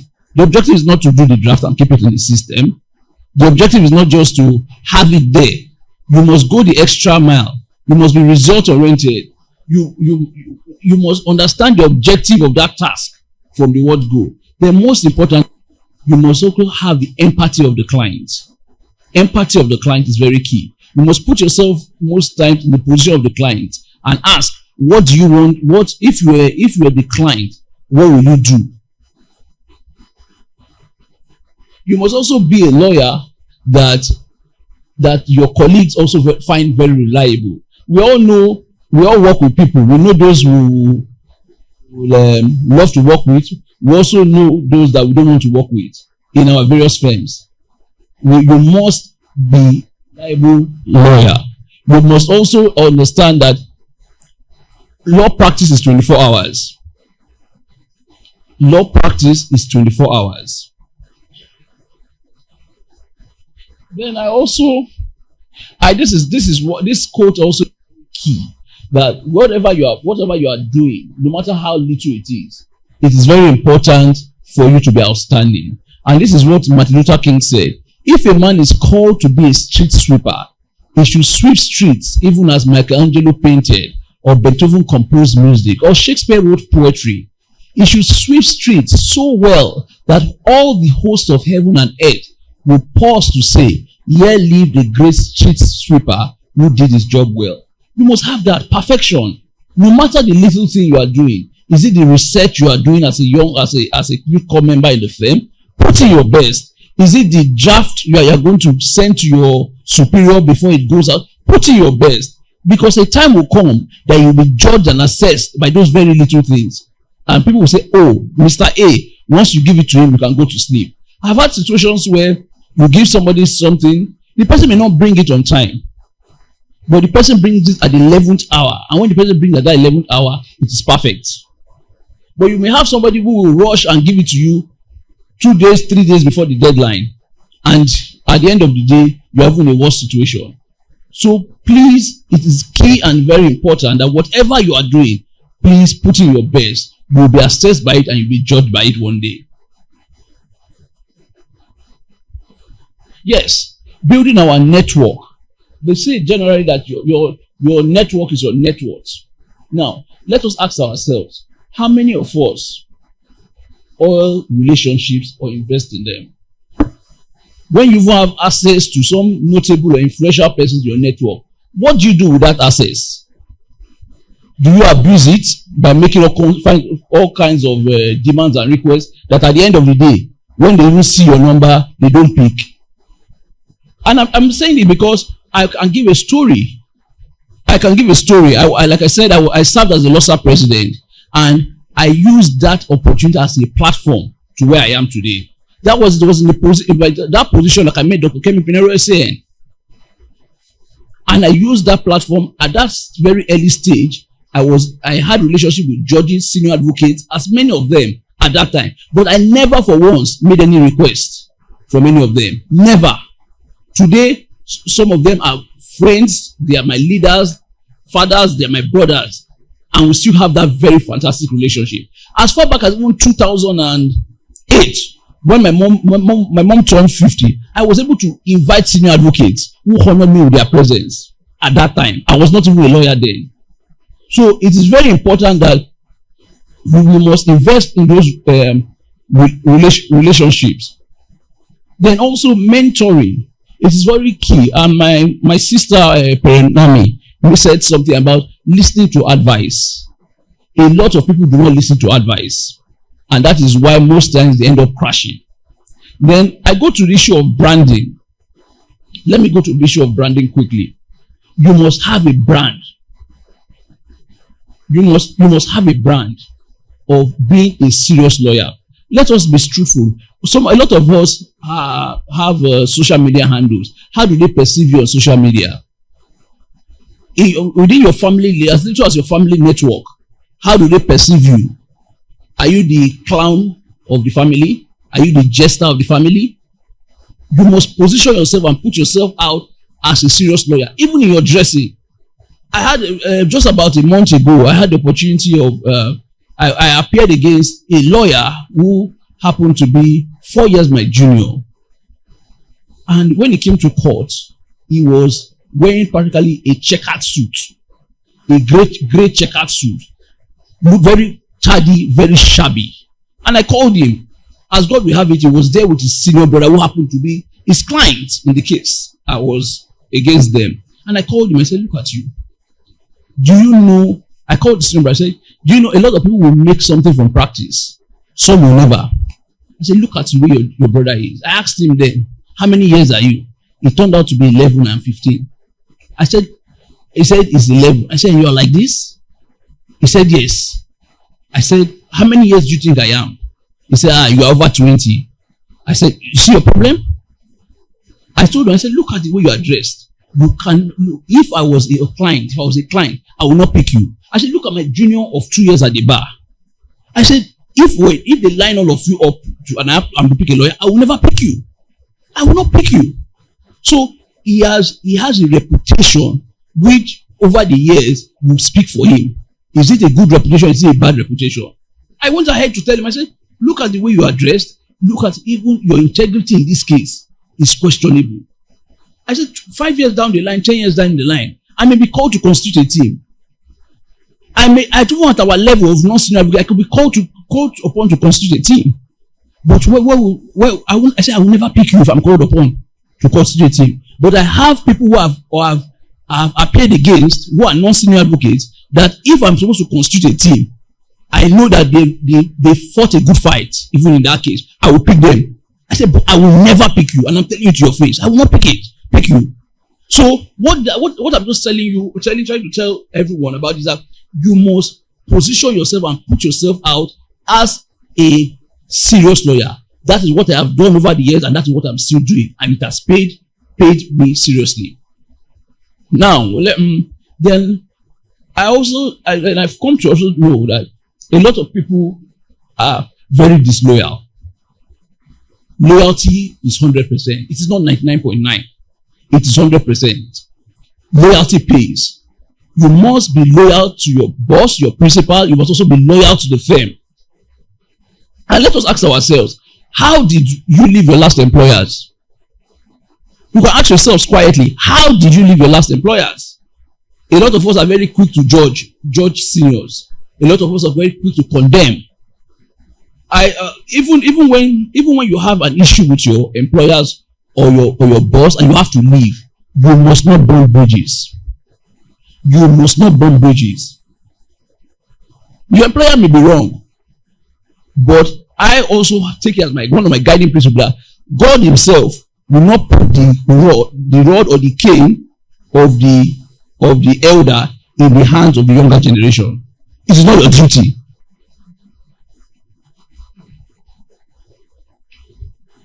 If you have to leave, you must leave right.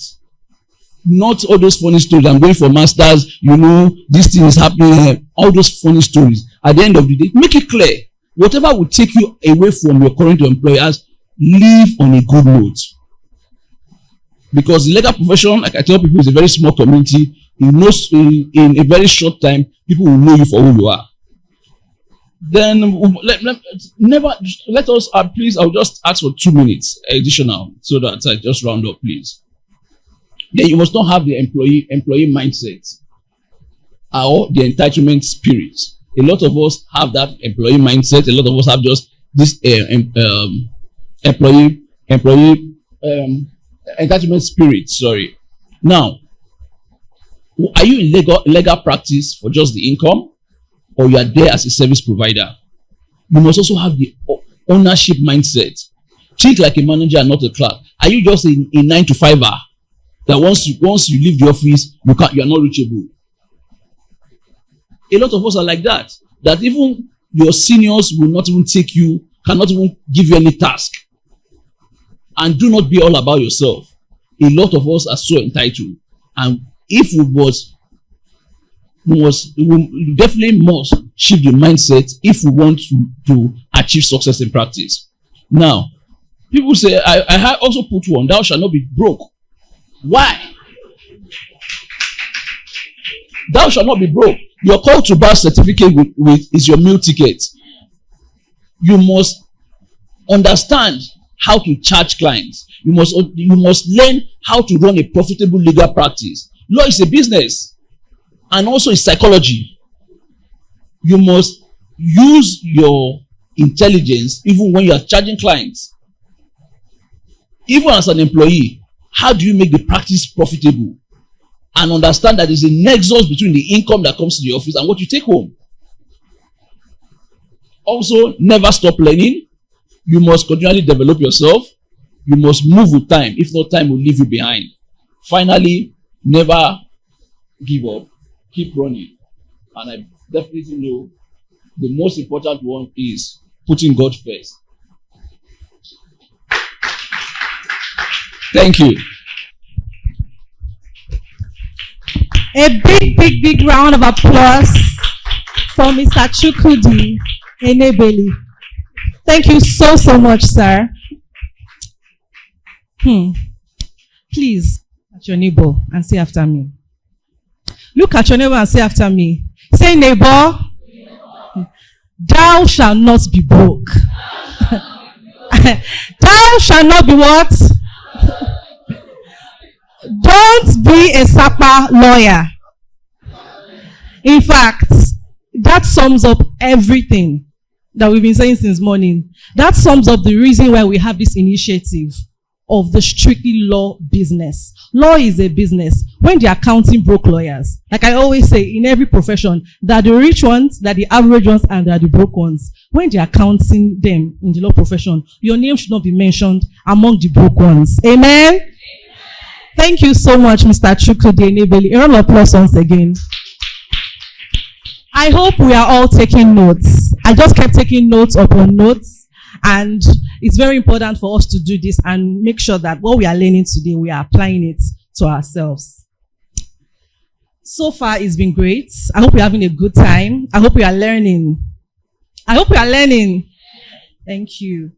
So, the next person we're bringing up today is someone who I have the privilege to call a friend and senior colleague. She's amazing. Her name is Mrs. Folakemi Jegede. Folakemi Jegede. Folakemi is a highly skilled legal practitioner with over a decade of experience in active legal practice. As an accomplished legal practitioner who thrives on delivering success stories for her clients, her expertise extends beyond the courtroom as she is a certified chartered company secretary, a business administrator, and also a board auditor from Institute of Chartered Secretaries and Administrators of Nigeria.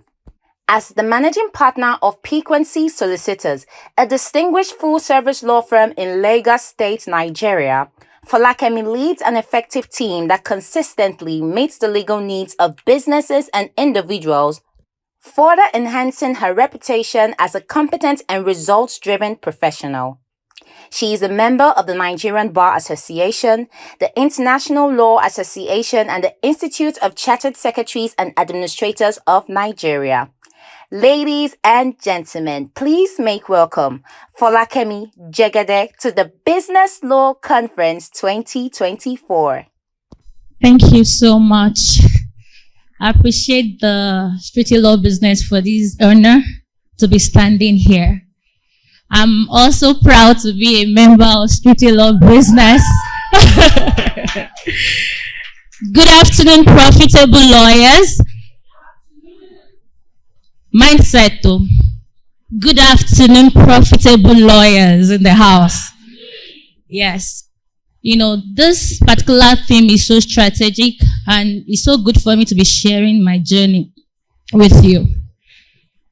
So, Folakemi is a young girl, after 14 years, new in Lagos, a new wig, a new wife, in a new city of Lagos from city of Akure. So down the line, you will know that over the years, I am here standing after going through different challenges that you can relate with, and I'm building a profitable law practice. And this is my journey. I'm going to be discussing how I've emerged from one version to another, and you can pick your own from it. So I came into Lagos looking for a job like you, like everybody, and I couldn't get in. And it's not like I'm sound. I'm a person of value and growth, so I know what I wanted, and I don't want to settle for anything as sound law. So some of the challenges I have were at a particular time, I remember a law firm asking me, you're too young, you're already married. No, we can't have you. Another one said, after going through the interview, what are you bringing to the table? What can I bring to the table? Please tell me. If I have a table, I won't be there. You know, a lot of people were fortunate to enter the big laws. You've heard people speak today. Some of us don't have that privilege because, you know, it's for the 1% of the 1%. But something that was so germane for me was that room of success I will enter. I may not enter through the door, but I know that I'm going to enter one kind, maybe through the window. So the mindset was so very germane for me, and that is one of the things that have helped me over the years to navigate the legal complexities in building the profitable law practice that I'll be sharing with you. So after some time, I got into a law firm as an associate. And in this law firm, I brought in value. Within the space of 3 years, I was made the head of chambers. Even in the face of my seniors, I was earning more than them because I was doing a lot alongside my principals, trials, and I was developing so fast. I'm still the regular lawyer, you know, so it's still relatable. So after 4 years, I was offered partnership. I should be happy, right? Because that is almost the dream of everybody. But that wasn't my dream. Because one thing that was so germane for me from the beginning is that I know what I want. My parents are civil servants, but nobody cajoled me to what I want. I was so glaring of where I want to be. Now we talk about mentors. I did not have any then, you know, but I have an understanding where I'm going. How I'm going to get there, I may not know, but I have the understanding. So I did not take it. And one thing I want you to take from this particular journey of mine is that know where you are going. You cannot live in vacuum. You cannot be complacent. And don't settle unless. So 4 months thereafter, I resigned and I started my own law practice. See, in Lagos, starting law practice is not easy. It's not Hamblas Chazal, so law practice, real one. I started it, I registered my firm. At that time, website was the more of the tech, so I did my website. But I also know the particular class of people I wanted. I understand the demography of my clients that I wanted. I like big things, so I know that I can't be working from home. I needed an office space. Not any other office, in a good place that it's accessible, that they can come and feel like, say this person gets sense. Sorry that I'm speaking vernacular, but I just needed an office space. But financially also there was a restraint. So I leveraged on the innovation at that time, which was co-working space. And if you're familiar with co-working space, you know that you have every other thing all put together. The only thing that is maybe small is your mini cubicle. And this is the first version of me. At that time, my clients became the SMEs in the co-working space. So, of course, so easy. Startup lawyer, sharp. To those SMEs. One good day, one of my seniors in my former office referred a client to me. And he told the client, Folakemi, she is a diligent lawyer. She's smart and loves litigation. The client came in, and I was so proud of myself because at that time, it's an high-profile matter, and having a good ambience boardroom to talk to the client was a lot for me. The client came in, and the client at that time, the lawyer that was handling his case was an SAN, just walked out of the matter because he wanted the client to do plea bargain. It was a major case because the party at the other side was the federal government, and we have a couple of related matters going on in the country at that point, being taken by SAN. So now I have this at the platter of God, and I told the man I can do it.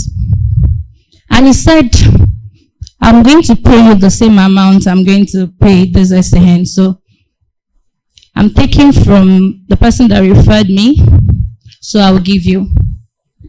My action point at that point in time was to get the certified true copies of all the related cases in other courts that the other SANs are doing. I studied them, understand how they ask their questions, why they ask their questions, how some motions, SANs like a lot of applications. So you write the motions and all.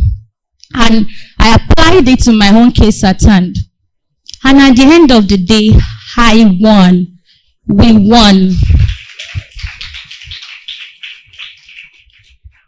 You know what that case did for me? Not the money, very good. But the pedestal I now moved to was a capacity for me that I can play at this level. All I just need is capacity.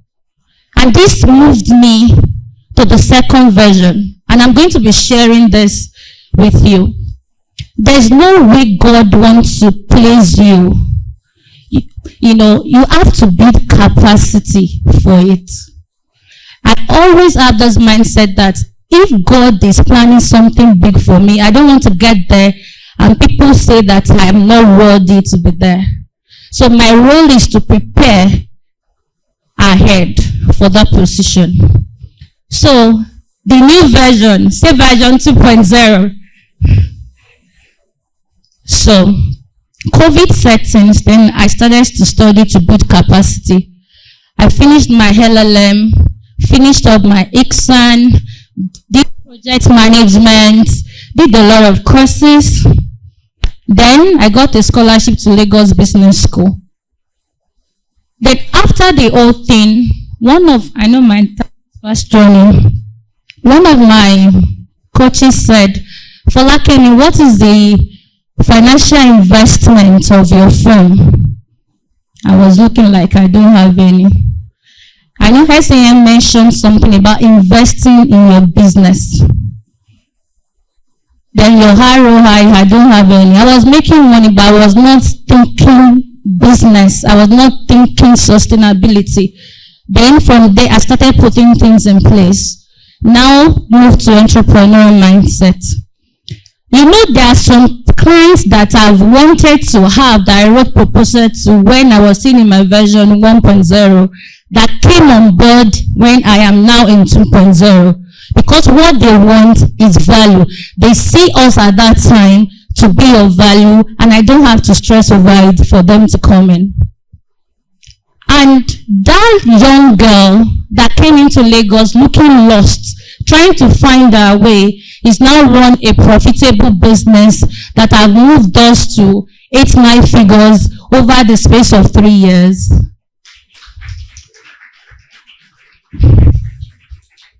And what is the lesson I want to just pinpoint before I round up? The first thing I want you to understand is exposure. That's the first thing. You cannot be thinking of what you don't know. Exposure makes you to understand where you want to go. And exposure right now, for me, it can be whether you travel, how you read, people you meet, mentorship, community. I joined SLB in my version 2.0 and it has been so impactful. So exposure comes on different levels because it will guide your mindset. Then the second one is setting your goals, long term and short term, and assess whether you are growing and making profits. See, money is good. And when you are doing it intellectually and making it, it makes you to sit well. It gives you boldness. You know, so you cannot just like I'm a lawyer and you are poor. I want my children to look at me and say, I want to be like money one day. That is the joy. Then the third one is you must be client-centric focused. Why am I saying this? The clients that have joined us in Frequency Solicitors, I can tell you with boldness that 90% of them are still with us. Why? Because as they are growing, we are growing to meet their needs. That means we are building capacity to meet our client needs. That it is very important that you are growing and focusing on the needs of your clients. When we talk about money, it's not angels that will bring money to you. It's people. So what are you going to do if you have clients that you are not keeping? You should continue to build relationships with your clients. Before I round up, I'm going to share 3 things that is important. I call it 3 P's. Can you call it 3 P's alongside with me? And, you know, I can relate a bit with what SAN said and with my 3 P's. The first one is process. The second one is progress. And the third one is perseverance. You know, the word of God says that as long as the earth tarries, seed and harvest will not cease. As far you continue with the process of growth, it is sure that progress will come. What you need is perseverance. I hope I've been able to do something for you. Thank you for having me. A round of applause for Mrs. Jegede.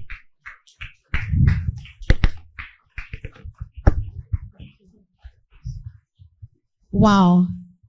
If there's one thing I've heard a lot of today, is that money is good, though. Money is good, though. But it doesn't just happen. Mrs. Jegede said something. She spoke about building capacity. A lot of us have big dreams. We should have.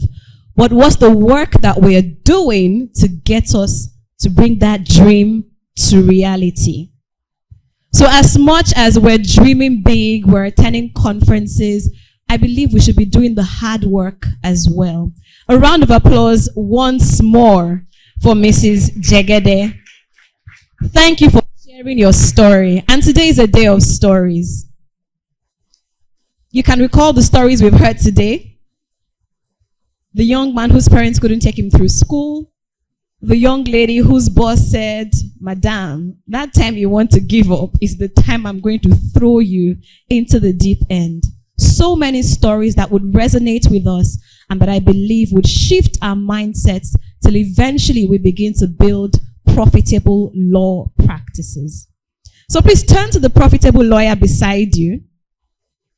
Turn to the profitable lawyer beside you and share with them one thing that you have learned today. I'm not going to tell you what to say.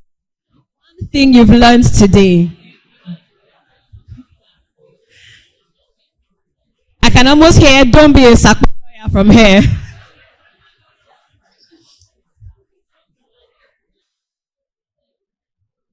I can hear perseverance from here as well. Amazing. I'm going to be inviting our convener again, and she's going to introduce our keynote speaker, who is someone I dare say you must listen to. So ladies and gentlemen, with a rousing ovation, please welcome once again Ms. Olubusola Ajala. Please keep clapping till she comes.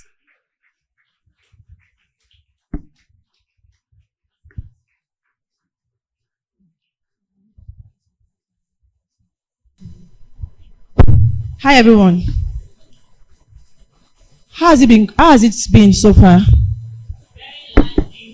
Very nice. Good. But I don't want us to get lost in the moments, the excitement. I want us to, begin to think inward, retrospect. What's the lesson here for me? What can I do with what I have heard? There's an important aspect of Folakemi's story. Maybe she didn't remember. I know people's story, or when I hear it, I try to think about it. I know there was a time she shared with us that she had to go and learn how to speak. But we heard her today and she spoke very well. Being intentional. I'm just going to share a few things before we bring up our keynote speaker. And it's a little story about me. Some of us know my story. Some do not know. I wrote JAMB for 7 years. Yes. I wrote not 7 times, 7 years. 1999, 2000, and like that. Every year. And while I was writing that JAMB, I was also doing diploma in law. Because I would always have an option. We have to design for options. Excellent results from diploma in law. But I didn't have cash and I didn't have kind. And so I had to keep writing JAMB. It's history today. 2016, I lost my mother. I'm my mother's only child. I didn't have anybody to grieve with. That's not the story. But I knew that I needed something to get me out of where I was. And I was looking, searching for answers. Going around, looking for answers, looking for solution. And then I came about a course called Smashing Your Goals. It was in 2017. Prior to that time, I think 2015 or 2016, there was another course that I wanted to take. I didn't have money to take that course. And it was just 20,000 naira. You see this thing about mindset, it will tell you that what you have, keep it, because it's not enough. And if you keep keeping it, you remain in absolute lack. It's not a course. So I couldn't take that course. But what did I do? I wrote the organizers and gave them 3 options. I said, let me pay, this is the amount I can afford. Let me pay it. Or let me pay part payments and then pay in installments until I can complete it. Or I know that you would want to do catering for your attendees. Can I cater? Because I used to be a caterer. Can I cater for them and let that be my payment for the course? And he obliged me, gave me an opportunity, listened to me. But we couldn't agree on terms.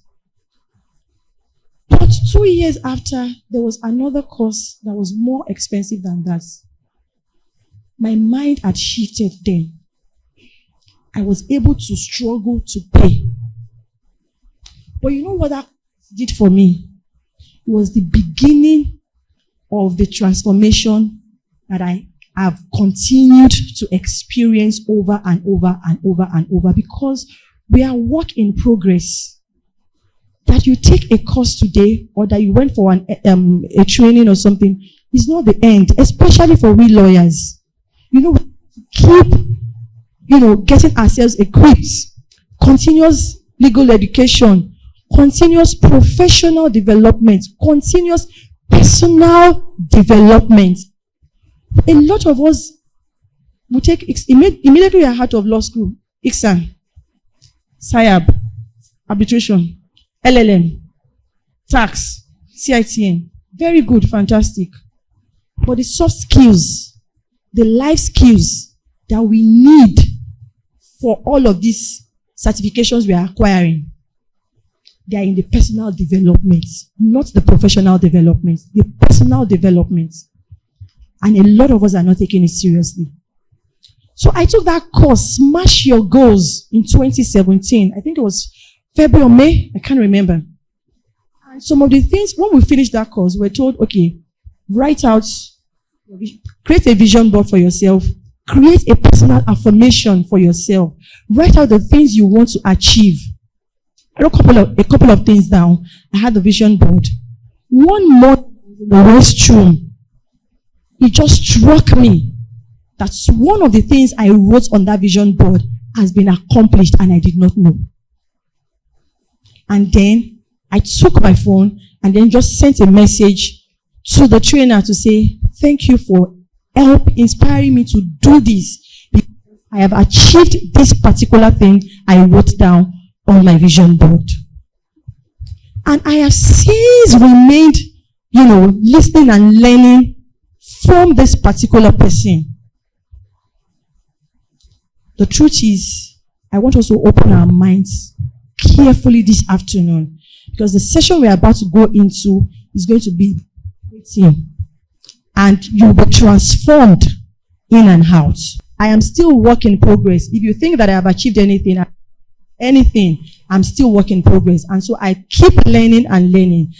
It's so much, I'm so much grateful to Capo for, granting this opportunity to speak with us. Because I think that for us as lawyers, we are so fixated on this our law thing that we don't go out to listen or hear other things. So today is going to be really, really transformational for us. Please put away all distractions.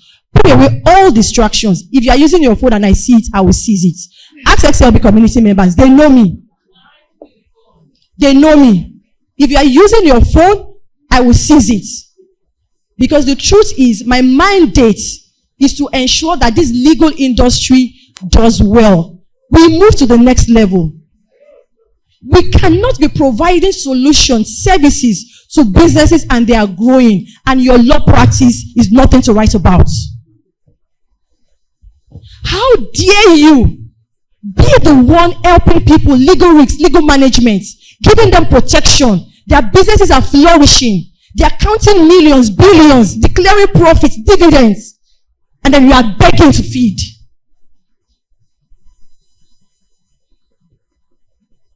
I tell people, without lawyers, without the legal profession, businesses cannot survive. So how dare us help those people, enable them, empower them, and we are beggars.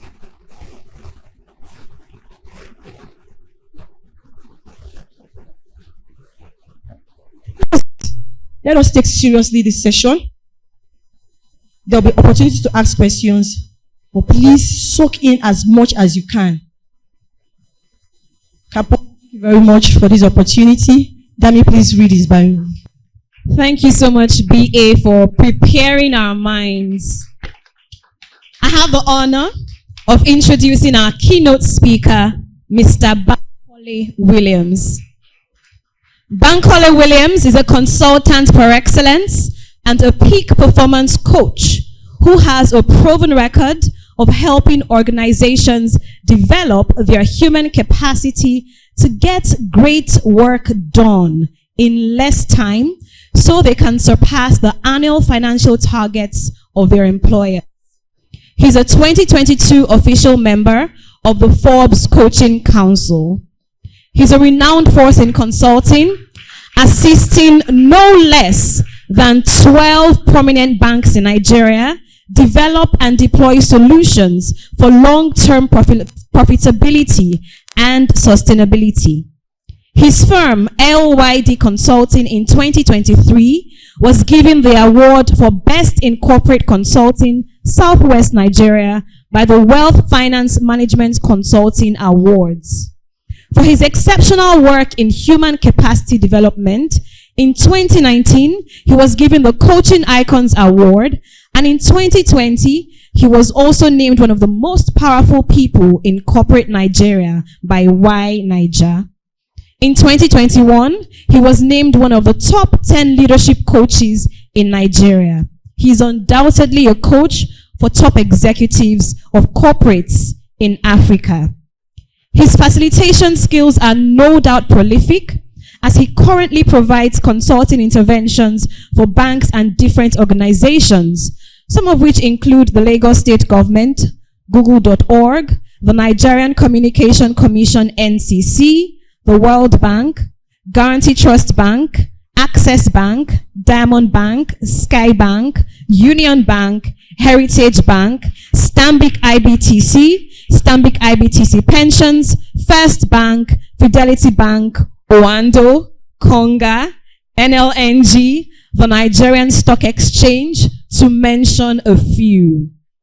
He has facilitated various culture transformation initiatives for Ashaka Cement, team bonding retreats for Heritage Bank and Stanbic IBTC.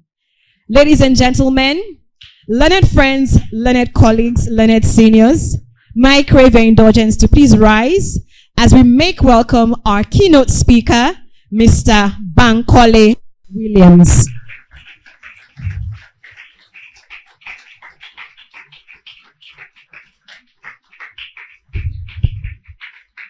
Okay, please have your seats, everyone. Good morning, everybody. You guys don't sound excited. Good morning, everyone. Help me nudge that person beside you and tell them, be here, be here. Right? My name is Bankole Williams, and it is indeed an incredible honor to be doing this today. I think that, like Busola said, lawyers are so critical to the economy of any business, any nation, and it's amazing to see that you would all come out for such, an incredible event like this.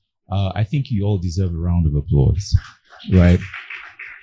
I also want to appreciate, the convener of this event, right? She's been doing it for a couple of years now, just giving back and empowering people with knowledge and information that would ensure that they succeed in their businesses. Ladies and gentlemen, please let's appreciate. I know, please, you can do better than that.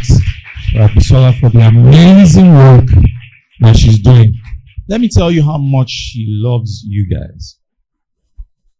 Up until yesterday, I'm not sure she had even gotten a confirmation that I would be here, right? But she was persistent. She would read, she sent emails, she sent messages, came for an event, reminded me, right? I is just packed. But I had to ensure that I honored her, by being here. And it tells me that there must be something really important about you, that made her that persistent. One more time, let's appreciate her. When I came in here, I heard someone say, they've been talking about SACPA lawyer. I don't know, what's that? Anyways, what I'm going to teach you will enable you to jackpot from SACPA. Right? So I really love the subject, on this mindset shifting. And I'm going to talk about something really practical. I'm not a lawyer, but I understand the principles that are responsible for succeeding in life. I'm going to be talking about certain principles that when you apply, they can significantly impact on your journey in whatever practice that you're doing. As a lawyer, you can excel, right? As a business person, you can excel in whatever it is that you do. As you probably would have noticed from my profile, I have consulted for various businesses. I understand the formula. I understand what it takes to succeed in any venture in life, right? And I'm going to be teaching some of these fundamental principles that would help you, right? So I want to talk about mindsets. Permit me to move around. I want to talk about mindsets, right? I see that this is a mindset shift event, right? I have discovered that most people end up producing the same outcomes again and again, right? Beginning of the year, right? We're still in February. Some of you remember, the crossover into the year, there were certain declarations and things that were made if you went to your place of religious worship or something, right? But I have found out that there are people who are excited about these pronouncements, which is fine, right? But my challenge is that sometimes people's results don't match what they profess. And for me, that is a problem, that we have an intention, but the intention ultimately does not become our outcomes. And some of you know what I'm talking about. Some of you have experienced it, where you said that this year will be my year of double. And at the end of the year, you produced the exact same year with the exact same outcomes. Does anybody know what I'm talking about? Right? And I see this repetitive cycle, right? It keeps happening time and again. So people have an intention, but they don't have the matching outcome, right? And this applies to individual, practices. It applies to your legal profession and things like that. And I find that the fundamental reason why people keep producing the same outcomes is because of one thing that's in our theme today. It's because of a mindset. Somebody say mindset. It's mindsets. So mindsets. Sometimes, I like to be very practical. And I say, for instance, I do not know a society. I don't know a nation, right? And I've traveled far and wide. I don't know a nation that has people that pray for abundance like my country. Top 5 of people's prayer lists, I can guarantee you, abundance is there. I'll be a lie. If abundance is not on your own, please lift your hand. Maybe in the minority, right? So people are praying for wealth, yet a few years ago, Nigeria was described as the poverty capital of the world. We have an intent, but we don't have the matching outcome, the matching results. There's something wrong. There has to be something wrong. We have to be able to hack and find out what fundamental principle could we be violating that is ultimately responsible for the results that we're producing. I'm telling you, it is hinged on this thing called mindsets. And you see, what I have discovered is that your mind can be set and you will be the last person to move. And you will argue that you are not that person. Right? But I'm going to show you certain things that will hopefully help reveal what a mindset is. A mindset is a fixed mental disposition that predetermines ahead of time a person's interpretations of situations and ultimately their outcomes. I'm going to take that. A mindset is a fixed. Somebody say fixed. Yes. What does fixed mean? Set. Mindset is set. It's a fixed mental disposition that predetermines. Meaning that before you embark on that business deal, I can predict the outcome because of your mindset. It predetermines a person's what? Interpretations of situations. What does that mean? It will tell us how you will see the situation. Two people can be walking on the same road, but they will see different things. I hope you know that. You can be walking on the same path, see different things. One person will see a problem, the other person may see an opportunity. Right? It predetermines a person's interpretations of situations, and ultimately what? The outcomes. Determines the results that you produce in life. So let me prove to you that you are fixed, that you may not know that you are, but I will show you today that you are.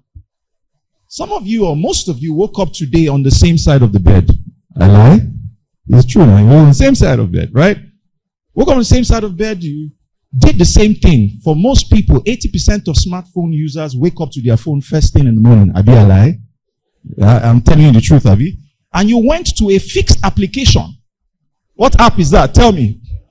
WhatsApp, Instagram, same application you went to last night, as in yesterday. You did it the first day. You did it today, you will do it tomorrow. Went to a fixed application. And then you saw the time. Look at the time. I have to go to the bathroom and take a bath. You had your bath the same way. You started with a certain side of the body. You always start with that part of the body every day. Spent approximately the same amount of time to have your bath. Right? Came out of the bathroom, took your toothbrush. Some of you brush before you bathe. Some others, however. Took your toothbrush, brushed your teeth the same way. Took a certain number of strokes on one side before you move to the other side. Fixed. Came out of the bathroom, you had to wear your trousers. Right? You're going to be dressed corporately, coming for this event. And when you were wearing your trousers, one leg went in first, the same leg that goes in every time, before the other leg. You got into the car, drive using the same fixed route you take to come here. Fixed. You do it every day, but you are not even aware. The question is, where else in your life are you fixed? And that fixation is not serving your vision. I am telling you, this is why people struggle, but they don't realize it. They don't even know that they are doing the same thing, thinking the same way, feeling the same energy, acting the same way, meeting the same people, going to the same places, having the same experiences, and expecting a different results. Let me look at that person beside you and ask them, it's like they're talking about you.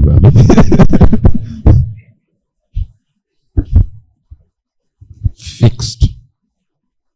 Fixed. Fixed. And I can tell you, you can do all the gymnastics. Yeah? If that mindset is not changed, I can guarantee that you will produce the same outcome. The wealth, the GDP of the world combined, I think it's about 87 trillion or so dollars, right? If that money was shared evenly across board, each person, your own share will be about $11,000, right? But we found out in a few months, right, the money will go back to the original owners. If we will share it evenly, but in a few months, that money will go back to the original owners. So you see, it's not a function of what is in your hand. It's a function of what is in your head. Do you understand what I'm saying? It's a mindset. It's a mindset. It's a mindset. The question is, what kind of mindset do you have? Especially in the current world that we find ourselves in your legal profession, right? What kind of mindsets do you have?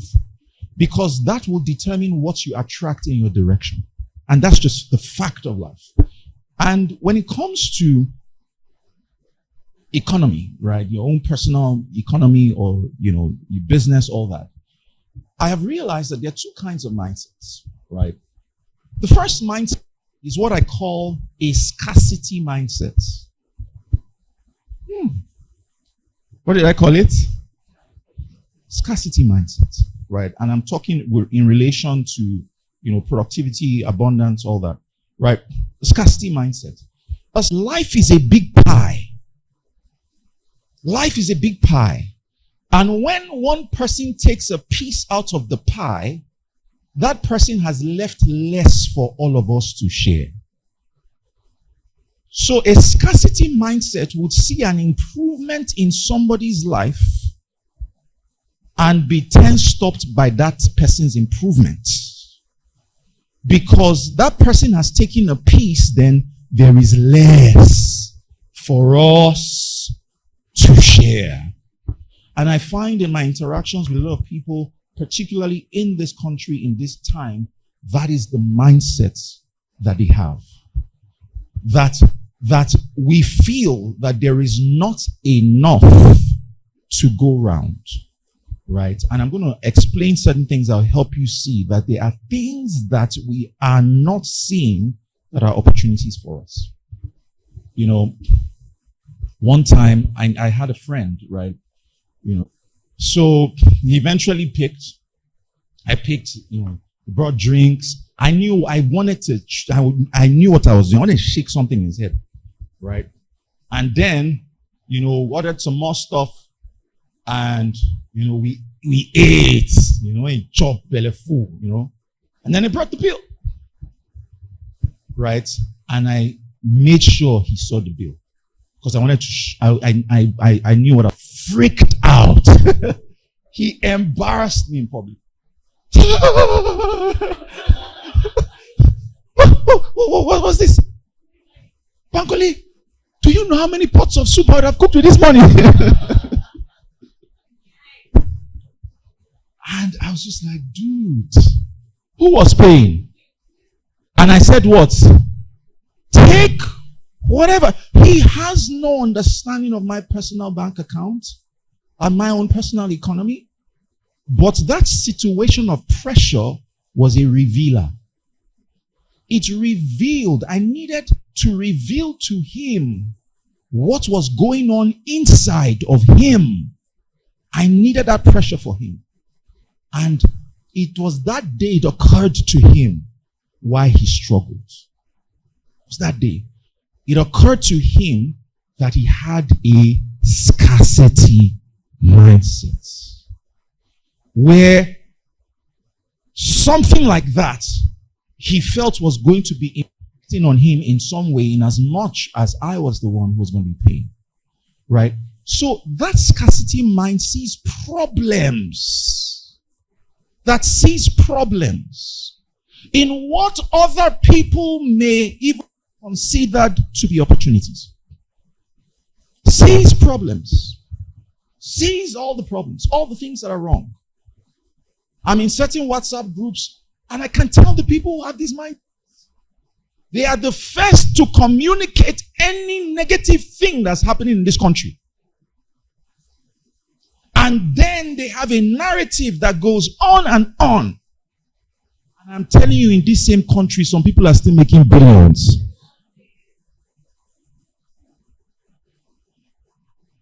Let me tell the person beside you, shine your eye.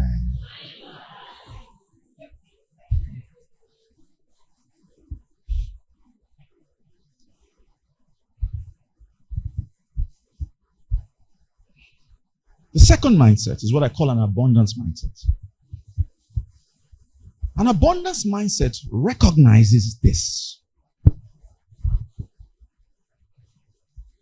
That there is more room for birds to fly.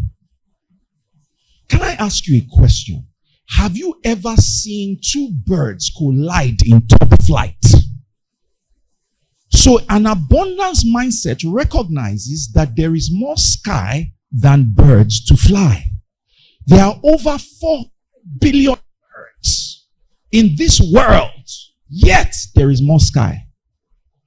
It is a way of thinking It's a mindset. And I'm going to prove it to you. A couple of years back in the 70s, there's a country that we all, love to travel to that had a critical problem that could have led to the destruction of their economy. And that country is the country called Dubai. Dubai was a desert. Hear me what I'm saying, guys. If I had the time, I'd have shown you pictures of what it looked like back in the day. The Sheikh of Dubai had a vision in the midst of scarcity. He saw beyond the desert and he was going around sharing his vision. I've read about this nation, read his books. And he came to our head of state to share the vision he had for the nation.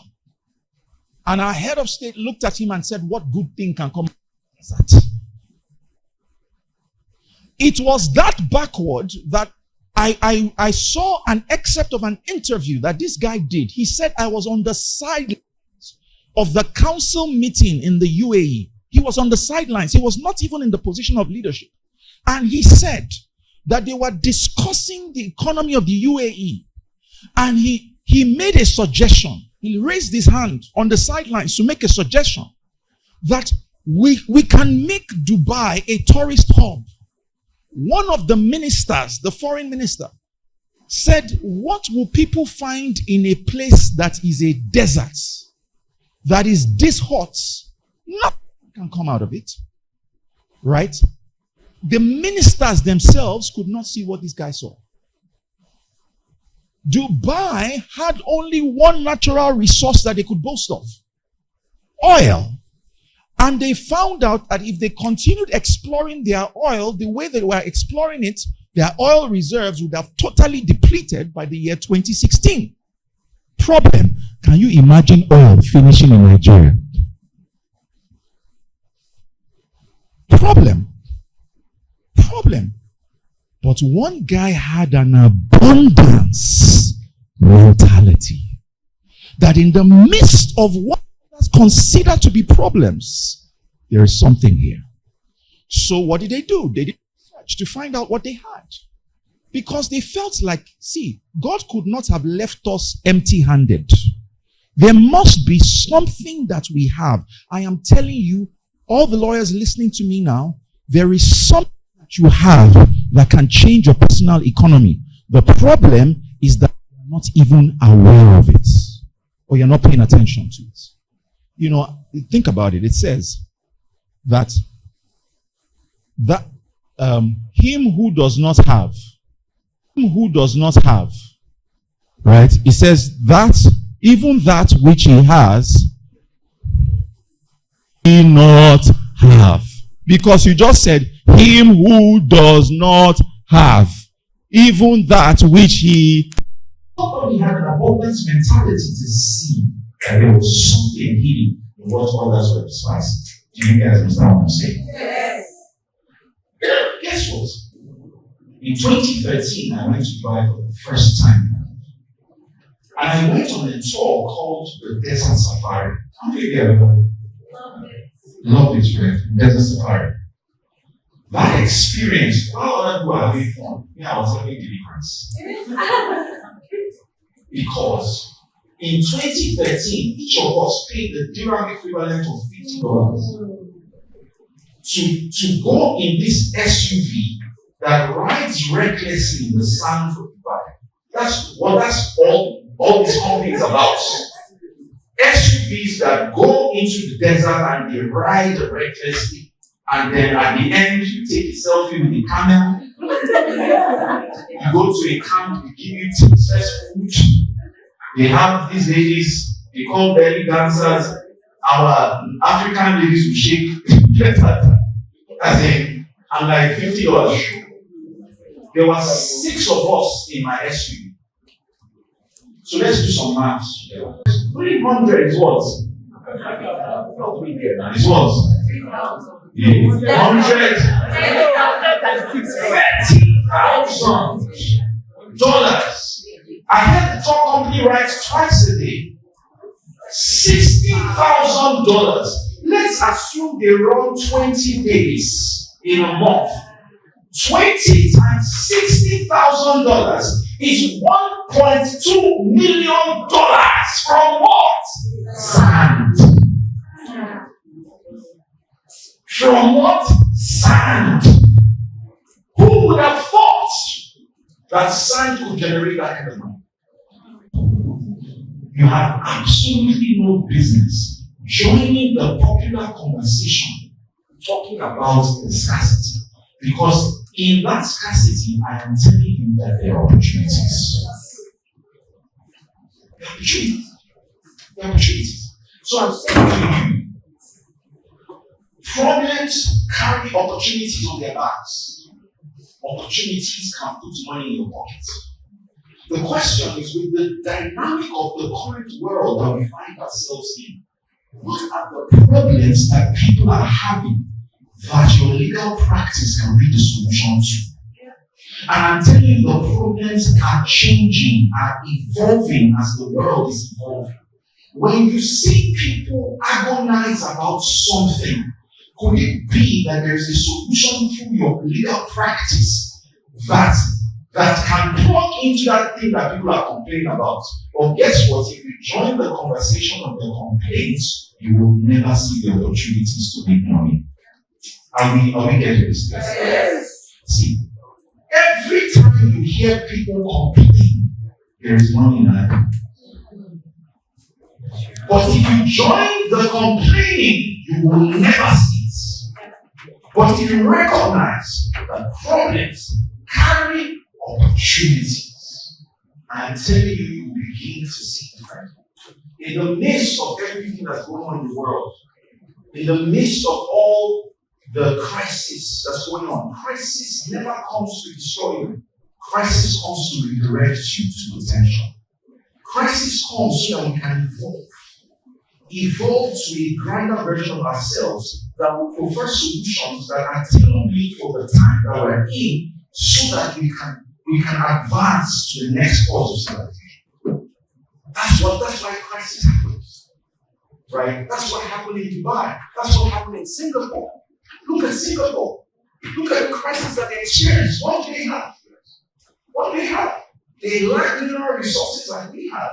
But yes, they're one of the strongest economies in the world. So is it really a function of what lies beneath our feet or what lies between our hands? Are you getting what I'm saying? I am telling you, start changing the questions you ask. Stop joining the popular conversation out there. Start asking yourself, if there is any opportunity in this, what will it be for me? And I'm telling you, the quality of the questions you ask will determine the quality of the insights you receive. The quality of insights you receive will determine the quality of life that you live. There are opportunities. How many look at the person inside, tap them, shake them, and tell them, there are opportunities. And those opportunities are here for you.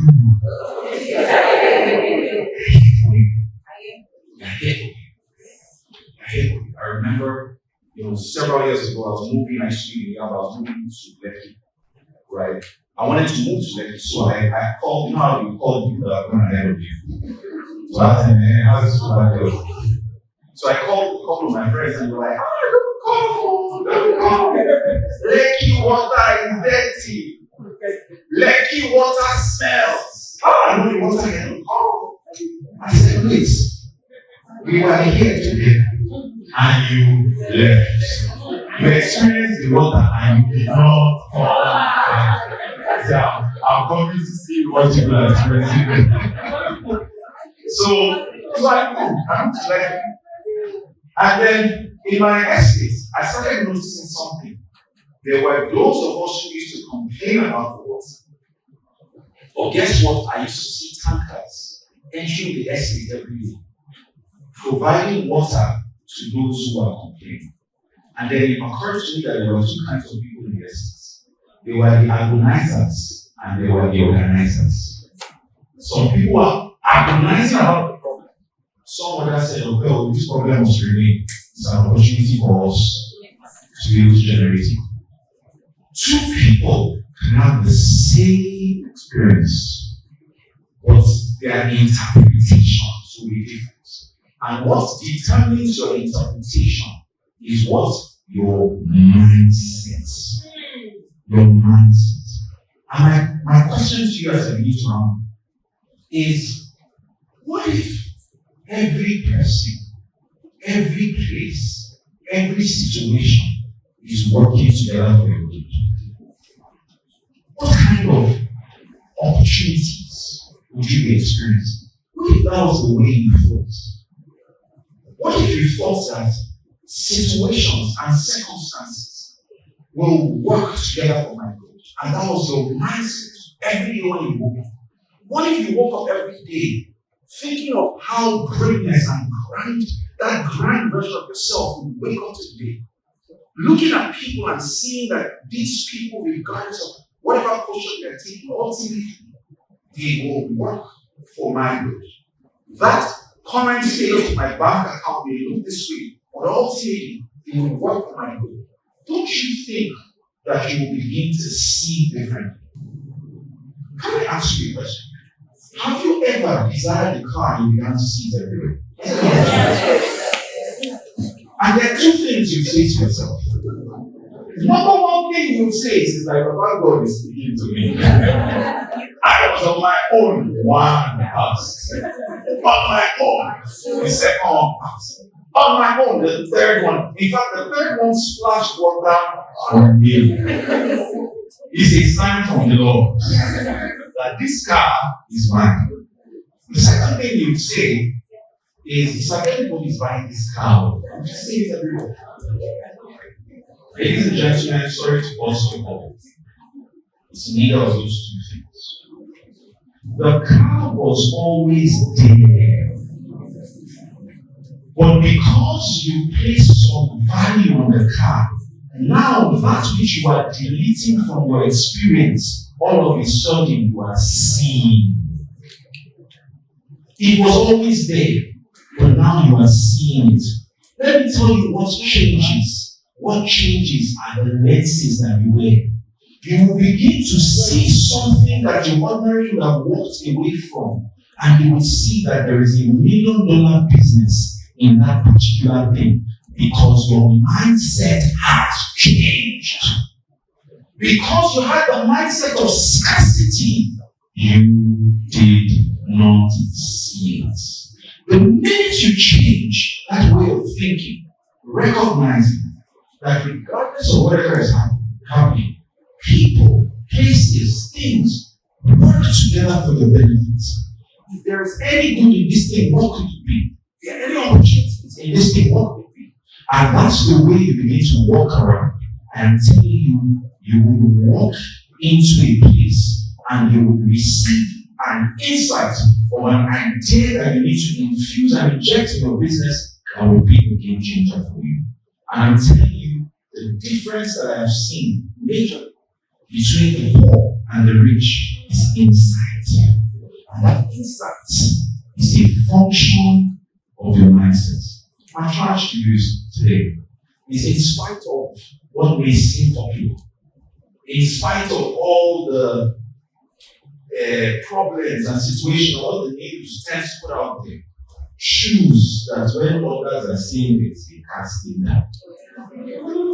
Your own choice is that all things are working together for your benefit.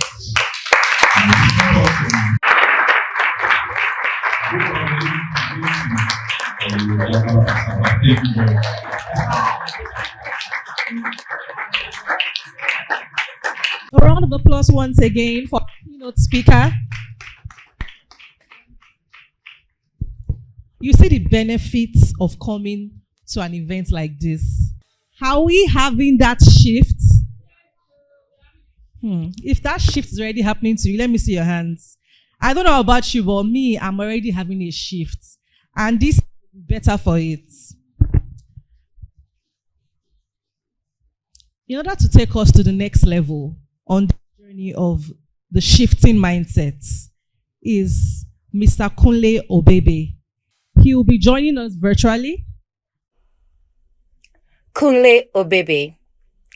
Kunle is recognized as the foremost Nigerian lawyer in immigration, employment law matters, and is frequently sought after as local counsel for large international companies. Kunle advises multinational corporations, Fortune 500 companies, high net worth individuals, and Nigerian companies on issues relating to regulatory compliance with reference to expatriate Nigerian employee work authorization and corporate commercial law. He is a certified global mobility specialist and a regular speaker at Nigerian and international conferences on employment and emerging corporate immigration issues in Nigeria. Kunle has published 3 books titled The Nigeria Immigration Law and Practice, first and second editions, and The Expatriate Employment Handbook. He is the managing partner and chair of the firm's immigration and employment law practice groups at Bloomfield Law Practice. Ladies and gentlemen, please make welcome Kunle Obebe to the Business Law Conference 2024. I've known Busola for a number of years now, and I believe what she and the SLB team are doing is really, really good. So I want us to just quickly give her a round of applause. I think it's amazing what she's doing at the moment. So I'll just want to share my story. I'd like to divide it into 3 parts, basically because I feel that there were 3 points in my life that I had shifts in my mindset. I think I'll start off with the first part, which is when I graduated from the university. So I went to Ogun State University. Shout out to anyone that went to my alma mater that's in the room. When I finished from, yes, and I came out with the 3rd class. I always like to mention that. So it may sound funny for some people because it's like the trend for a lot of people now that, once they don't get first class out of law school, they feel depressed or they feel sad. I came out with the 3rd class because I wasn't serious in the university, and I'm happy to say that because a mind shift happened after I graduated from the university. I sort of hit ground zero when my father passed. That was in 2000. When my father passed, and all that weight of responsibility came on my shoulder, and I had no choice but to sit up at that time. Unfortunately, I didn't go to law school with my classmates.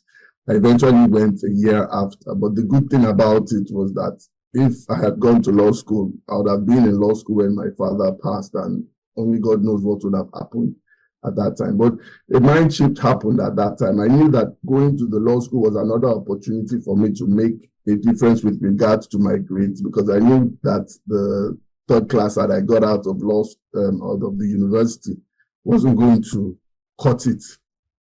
And eventually I got into law school and I put in all. I think we were the first set in Enugu campus of the law school at that time. And it was quite interesting because I ended up in a room with a very good friend of mine, Mayowa Olabi, and I always like to share that story. I think there's this, I'm not sure whether it's a trend, but a lot of University of Ilorin students, they tend to cram a lot. And I wasn't used to that kind of reading. So I started to move with them and learn how they did it and everything. That's how I became close to Mayo. And there's so many things that happened while I was in law school because I couldn't afford a lot of things. I didn't have my father had passed and my mother was a trader. So eventually I had to sustain myself. So I decided to start making sandals. I made sandals for my colleagues and brought it from Lagos and sold it in the law school at that time. And that was able to sustain me until when we got to December, and I decided, I'm not coming home because I really want to prepare for the exams, but I didn't have money.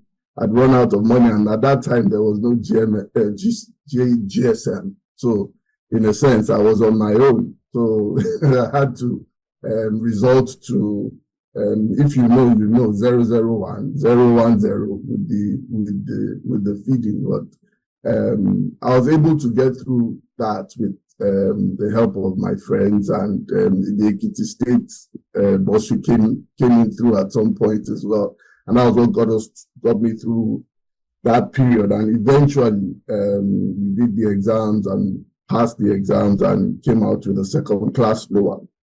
Our set didn't have a first class because of what happened. But what really kept me going at that time was the resilience that there was so much challenge that I was going through at home, but I couldn't really think of that. I had to put all my energy into the exams, and the good thing was that I was able to do well in the exams. Now the second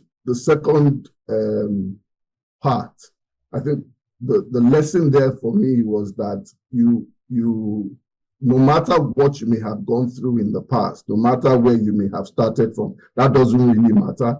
I can resonate with Mrs. Jegede's story, coming in from Akure and starting her law practice, trying to get a job in one of the A-list firms. Even if you don't get a job in one of the A-list firms, that's not the end of the world. What I believe, it's not the beginning of the journey that counts. I think it's as you progress and as you move on in that journey, because we are still on a journey. So the second part of my story will have to do with when I finished from law school and I was called to the Nigerian bar. I started my practice with Deji Sasegbo & Co. Some of us may know him from his popular publications. I worked with him for 7 years. I was actually in the litigation department. The litigation was actually my first love. It's still a love that I have, but I've moved to other practice areas now. So the lesson that I got from working with Deji Sasegbo was I did just litigation. It was just purely litigation that I did for 7 years. And in that 7-year period, I was able to rise to become the head of chambers in the litigation department because Mr. Sasegbo, of blessed memory, was involved in the publications part of the business. But all that period, what happened was that I had an employer mindset. Although I was an employee and I was earning a salary from the business, I was always looking at opportunities for us to see how the business can grow. And I believe this applies to some people that are, some lawyers that are in the room at the moment, and some other lawyers that will listen to this later. No matter the law firm you work with, you have to have a business mindset. You have to think of, how are we keeping the lights on? How are our salaries paid? How do briefs come in? It's important you begin to have that ownership mentality even while you are an employee, because it's the same. The Yorubas have a saying that it's the same way you treat other people's business that you will treat your own, and that's the truth.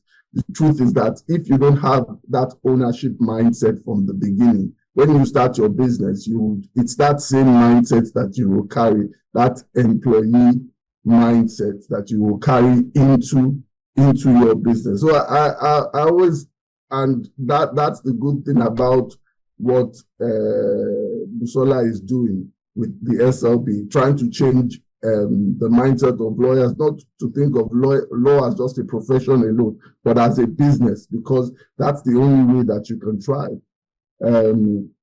So the third part is when I left, and this is my journey towards owning my practice.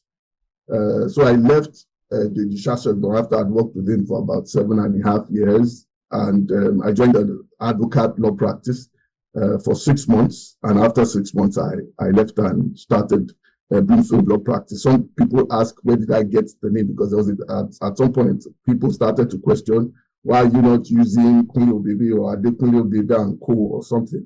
The name was divinely inspired, and it's something that resonates with me from when I was a child, seeing a picture of a garden that was blooming at that time. And that's where the name Bloomfield came from. I know a lot of other law firms now have started that. There's a trend as well where they don't use the name of the partners in the firm. So that's where my journey started from. And as I said, my first love was litigation. And when I started, I reached out to, so I have a file in my office which has all the letters. It's interesting because I always like to share this, has all the letters that I wrote to almost all the banks in Nigeria, almost all the insurance companies. Some of them I hand delivered those letters at their offices, and none of them wrote back. None of them reached out. None of them. So, and I was thinking, oh, this is, how is this business going to, how is this law firm going to thrive if I'm not able to get the clients? But an opportunity came. And I always like to say this, for all of us, there would always be that opportunity that comes. When that opportunity comes, first of all, you have to seize that opportunity. The second thing is you have to be ready to pivot. I mentioned it that I did dispute resolution for 8 years. And the opportunity that came was not dispute resolution, although it came from the facet of dispute resolution. While I was with Deji Sasegbo, I used to write a lot of appeal briefs. And if for those of us that remember or recall, there was a time that the British, the UK embassy, if you apply for a visa and you are refused the visa, you can actually appeal the decision. That means you prepare an appeal and you send the documents in. And a lot of times they usually grant the visa appeal and your visa will be issued. That was the specialization I had. I had quite a number of people that used to reach out to me then and say that, oh, they had an appeal. They had a visa refusal and they wanted to appeal the decision. And because it was something I had specialized in, writing appeal briefs, it was easy. It came easy to me. So when I set up my law firm, I put it on my website that I'm able to assist with immigration. But the immigration that I had in mind at that time wasn't the same thing. It's not the same thing that I do now. And when the opportunity came, someone saw the website and they reached out. So the question I'll ask us in the room now is that how many of us have websites? How many of us have looked at our websites? Are they up-to-date websites? Are they websites that people would look at? Because your client is in China, your client is in the UK, your client is in the US. If not even now that the Naira is, the exchange rate, the Naira is falling. One has to look at the world that your client could be in any part of the world. Look beyond Nigeria, look beyond Africa and begin to grow that mindset. So that in itself was what led to me being in immigration. So from being an immigration law firm, I think I need to talk about also how we moved into from a sole practitioner to a partnership. I had two of my partners that bought into the vision, Dr. Ayodele Oni and Mr. Adedoyinfun. I sold the vision to them, and because they had known me for many years, they had known about the practice for many years, they decided to join and run with the vision as well. And we've been running with the vision since then. So I think it's also important that we begin to shift our mindset with regards to sole practitioners, because there's very little that you can achieve as a sole practitioner. And I'm speaking to myself as well. Someone mentioned many years ago that we have so many mushroom law firms in Nigeria. And it's for me, it sounded like an insult. But when I sat down and I thought about it, and I started to question and ask myself, I think that's the case. We have so many sole practitioners. I'm not saying it's wrong to be a sole practitioner, but there are opportunities that you get when you are able to leverage other practitioners in other practice areas. You are able to refer clients to them. And I think that's the level that we need to move to now. The vision that I have and I always continue to share with my partners, is a law firm that has 1,000 lawyers in Nigeria. If we ask ourselves, what is the biggest law firm in Nigeria now? Probably be a law firm that has 120 or 130 lawyers. But in South Africa, you have law firms that have 500 lawyers, 750 lawyers. So why can't we have that same number of lawyers in a law firm? And I believe that Bloomfield will be one of the law firms that has 1,000 lawyers. So it doesn't necessarily have to be lawyers in Nigeria alone. It's a global law firm at the end of the day. So once we begin to have that trajectory of a mindset, then you know that, oh, there are things that you can do as a partnership that will make the firm grow faster, that will make you earn more. So the question I ask people is that, would you prefer to have 100% of the grape or 20% of the watermelon? So if you look at the perspective, you have an understanding that a partnership at the end of the day would allow you to go and leverage the opportunities there are in the market. So because of time, I think I'll stop at this point. But thank you very much once again, Busola, for allowing me to speak. I believe SLB is doing great things, and the time is coming. So I'm not sure if this is first virtual speaker, but I'm sure there's a point when you would have speakers from all over the world. You have lawyers speaking from global law firms, speaking to Nigerian lawyers, because that's the only way that you can have a mind shift. Without that kind of exposure, then all we continue to have are mushroom law firms where you have 20, 10, 5 lawyers. So thank you very much. Thank you very much, Mr. Obebe. We are so delighted to have listened to you, to have been inspired and instructed by your story. Can we just say a big thank you? Yeah, so he feels the energy in the room. Thank you so much for joining us. We're deeply inspired by your story. And I believe that everyone's story today has told us that truly it is possible. What are your dreams? What are your hopes? What are your asks? To re-invite all our speakers, we're going to be having a question and answer session. I'm sure that by the time you've listened to their success stories, there are some things. So please welcome with me, Mrs. Folakemi Jegede. A round of applause for her, please.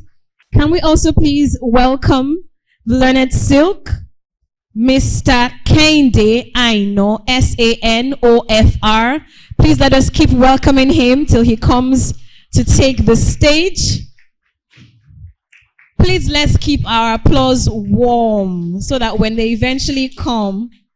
Okay, a round of applause for Mrs. Jegede. Thank you so much, ma'am. Please have your seat. Thank you, ma'am. A round of applause for Learned Silk. Please keep it coming. And of course, we have on the call still moderator for this Q&A session, Mrs. Modupe Olushoga. Please let's put our hands together for her. Please let us put our hands together. Thank you. Okay, hi, good afternoon, everyone. It's a great pleasure to be here. And I would say a great pleasure to represent the admin arm of legal firms. I work with Stream Servers & Co. as the Chief Operating Officer. So even though I have sat down and listened, I'm more than happy to witness this great opportunity where lawyers are really, really interested in the business of law. Like I always say, there's the aspect of the practice of law, which all of us we're certified to do that, you know. But take 3 questions for each one of the speakers. So I will throw this open. Do you have a question? Perhaps something they said when they were sharing their story, you know, resonated with you. You need clarity. Maybe you found yourself or you are at that spot now and you're saying, how can I, you know, weather the storm? How can I get out of this fix? Is there anyone with a question, please? Question. You know, we're talking about mindset shift. Also, it might be something unrelated to the story they've shared.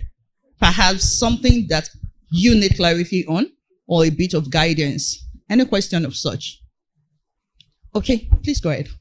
Good afternoon, everyone. So thank you so much for the audience. My question is, as a 400 level law student, before I chose to study law, I used to see lawyers as people who are all-rounders, people who could, you know, practice. Like, the ideology I had was that when you graduate, when you become a lawyer, you can practice, you practice in every area of law. You do everything together. Like it's just a thing for lawyers, and that is what the law profession was all about. So I didn't know that there was something called maybe specification, or where you have to now start choosing which area of law you want to practice in. So when I got to 200 level, in 100 level, they just told us to face our books.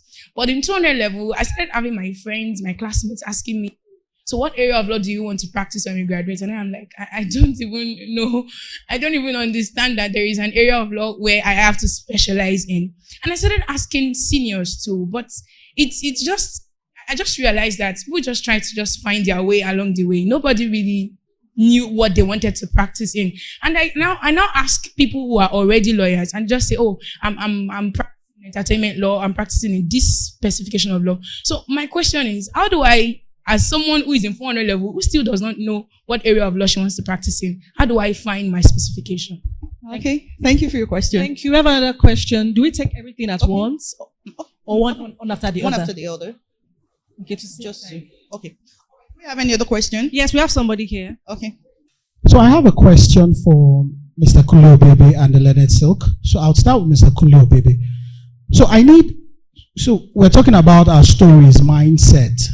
I don't know if you can, have you gotten to a crushing point, setting up Bloomfield, starting up the process? Have there been, if you can narrate a crushing point where it seemed as if you should just pack your bags?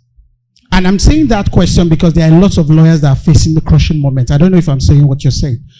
So we believe you can give us some real practical story that would encourage us. Now, the second, the Learned Silk did a very good job creating the Lagos Multi-Door Courthouse. Now, when that idea was conceived, how was it embraced? I'm sure there'll be lots of challenges, there'll be lots of pushbacks, but what was that driving force? What kept you going to ensure that that was actually achieved?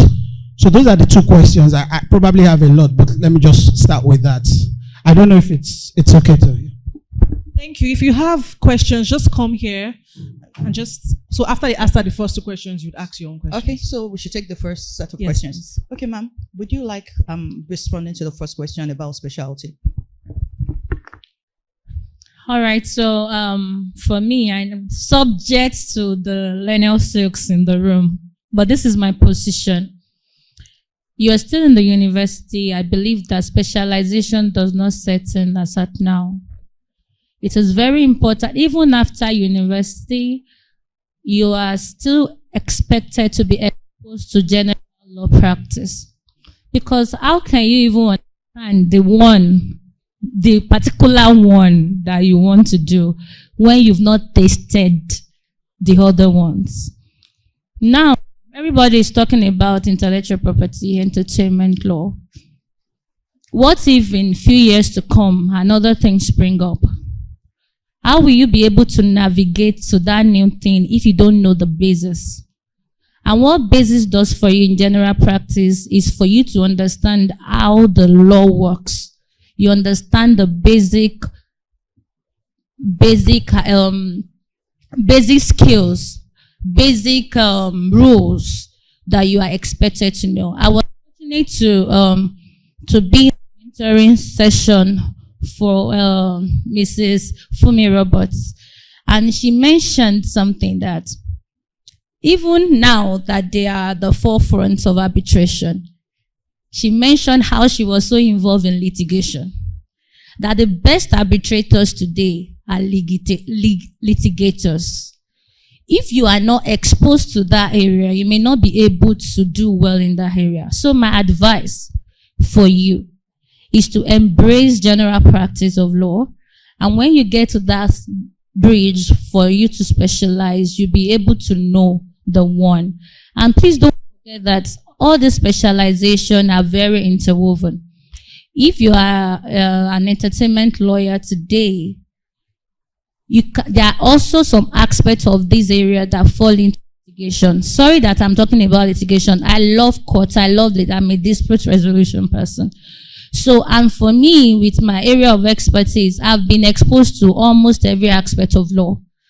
Cut across oil and gas, maritime, intellectual property, entertainment law, and even the ones that is not even related to law. Do you understand? When it comes to business advisory.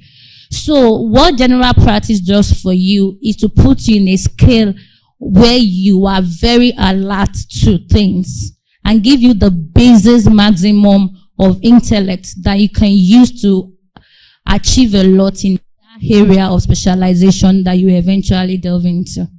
Thank you. Okay, thank you, ma'am. So we'll take the question for Lenin Silk, sir. Okay. Let me try to flip back for just a minute before I address the twin questions which my learned friend asked, which is the question around crushing point and also the question around the challenges setting up the Lagos Multi-Adult House. But before I do that, in the course of the session which we had before, there was a presentation about the fact of being broke. And the statement was that thou shalt not be broke. You will be broke.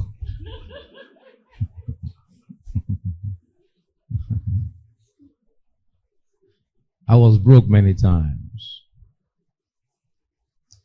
There were times there was no money to do anything. There were times when it was difficult to pay salaries of staff. At the time the firm started, there was a lady called Margaret who was my secretary. There were times I couldn't pay her salary. There were times it was difficult for me to pay rent. There were times it was difficult to change my shirts. There were times I could not go on dates for dinner. Valentine is tomorrow. I'm scared. I can't even afford flowers. So, if anybody gives you the impression that it's all going to be smooth sailing, then you don't belong in this room. You don't belong in this setting. You've got to be willing to embrace it. What you should be careful about is two things. Number one, don't sweat it. It mustn't show. Let me explain. Law practice is, in California, they say you have to fake it till you make it. Law practice or the business world is, I'm not sure the numbers, maybe 70% panache, 70% voice, 70-80% presentation, 80% your outlook and the way you present yourself, the way you totally put yourself together. It's about being neat and being articulate. But the sweat must never show. But you know what? You're broke. But nobody must know how broke you are. The client must never know how broke you are. Don't be afraid of being broke. Don't let that worry you. Don't fret over it. It's about your response to when you're broke. About your response to it. How do you know that? So, what broke world? I've been broke many, many times. And there are times I'm doing some projects in which I'm throwing money at them. But like I said to you before, there's nothing I have been part of or have done in my life. And I've had to bootstrap many things. And because I've had to bootstrap many things, those things have not been started on the premise of the fact that I got a stash of money lying down somewhere to get them done. So if you're waiting for that money to be made or to be available, it's not going to happen. Now, 90% of relationships, I think they are created on the premise of the hope that this guy seems okay. I think he should be reasonable. He can be a good mentor to my kids. I think he will make it. Is that he will make it, not that he's made it now. So in that regard, I would like us to have a very different kind of mindset to this money matters or to being broke. You will be broke. No, I'm not cursing you. Please, don't misunderstand me. But you've got to break it to make it. Really, you have to be willing to go for broke and throw everything you have at what you believe in. And that means everything. But don't worry, you will come back. It might take time, but you've got to wait for it. You will come back. But don't panic. Clients must never see your sweat. Don't look how broke you are. Walk into the room with confidence. Walk into that setting with definitive assurance as to what you're all about. The real worth is you, is not in your pocket. The biggest poverty that you should worry about is the poverty of your mind and not the poverty of your pocket.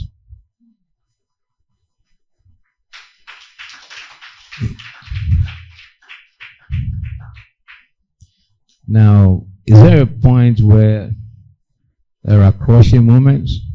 Many. Always. But I don't understand the word crushing.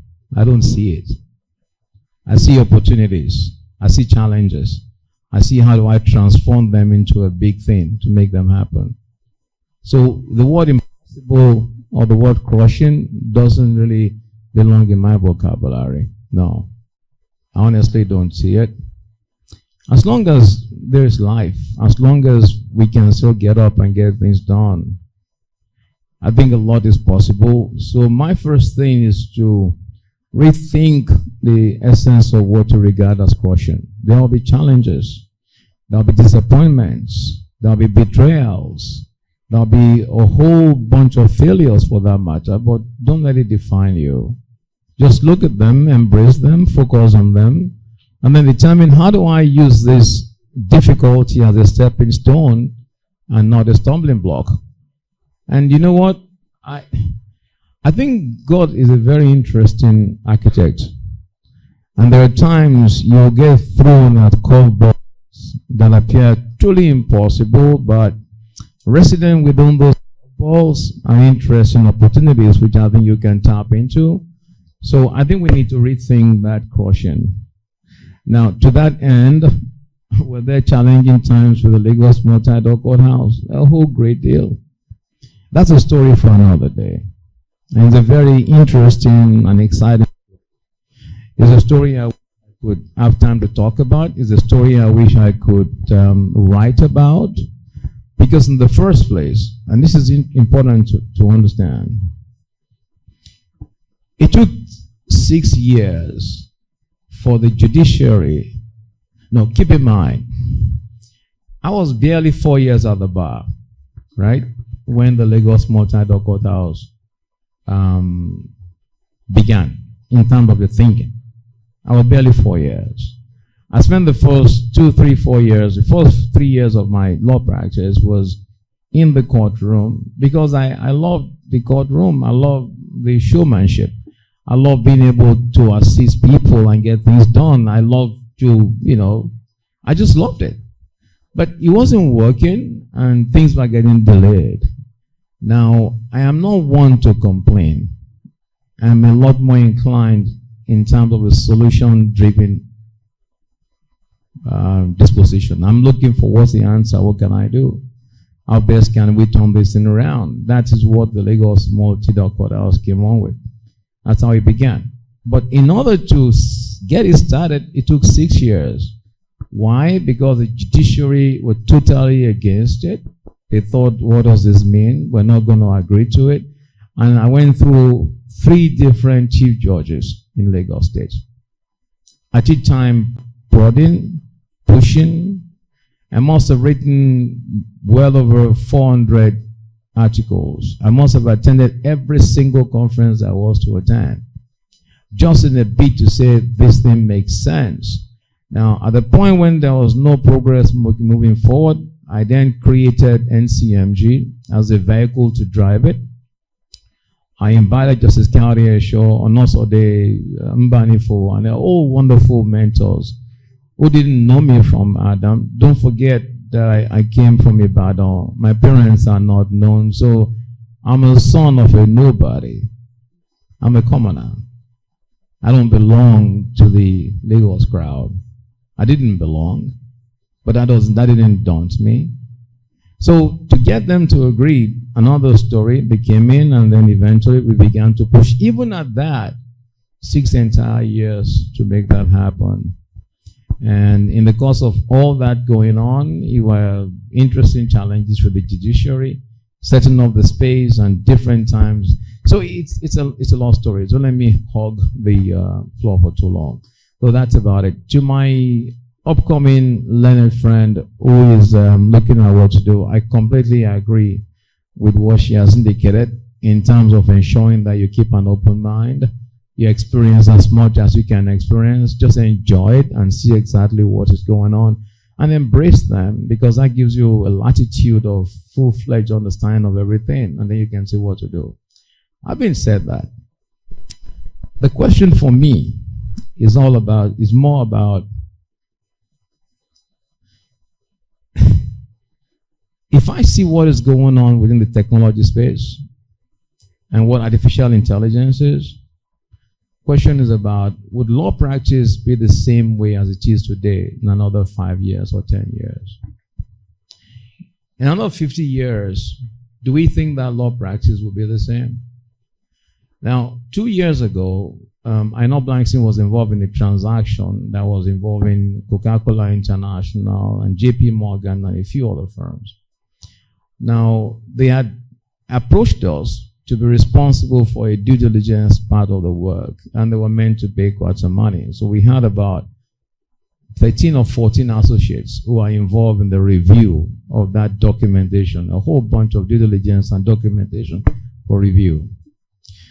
Halfway into the transaction, I'll tell you what happened.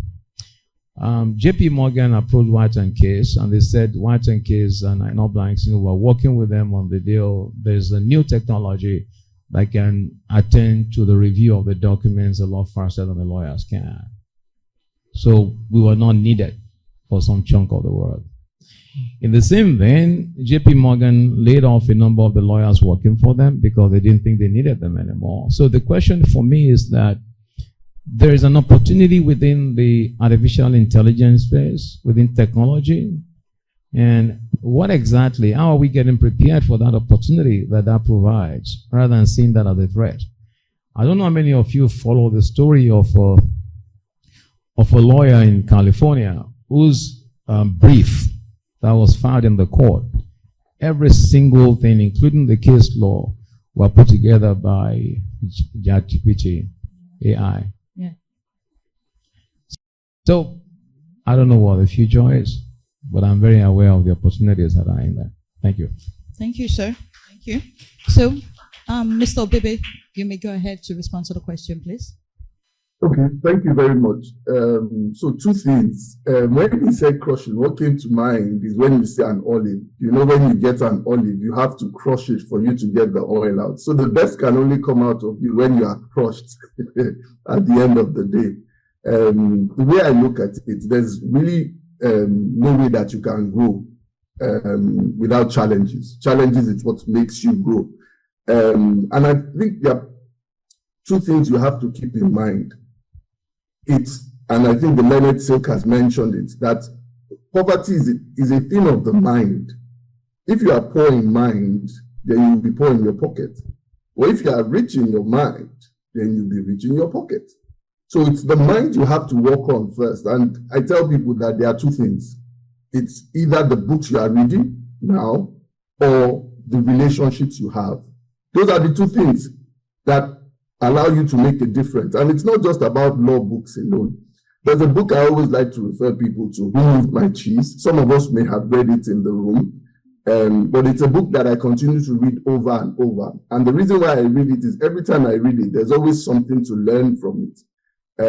It's a very interesting story, but it talks about changes. And there's nothing in this life that you can't escape change.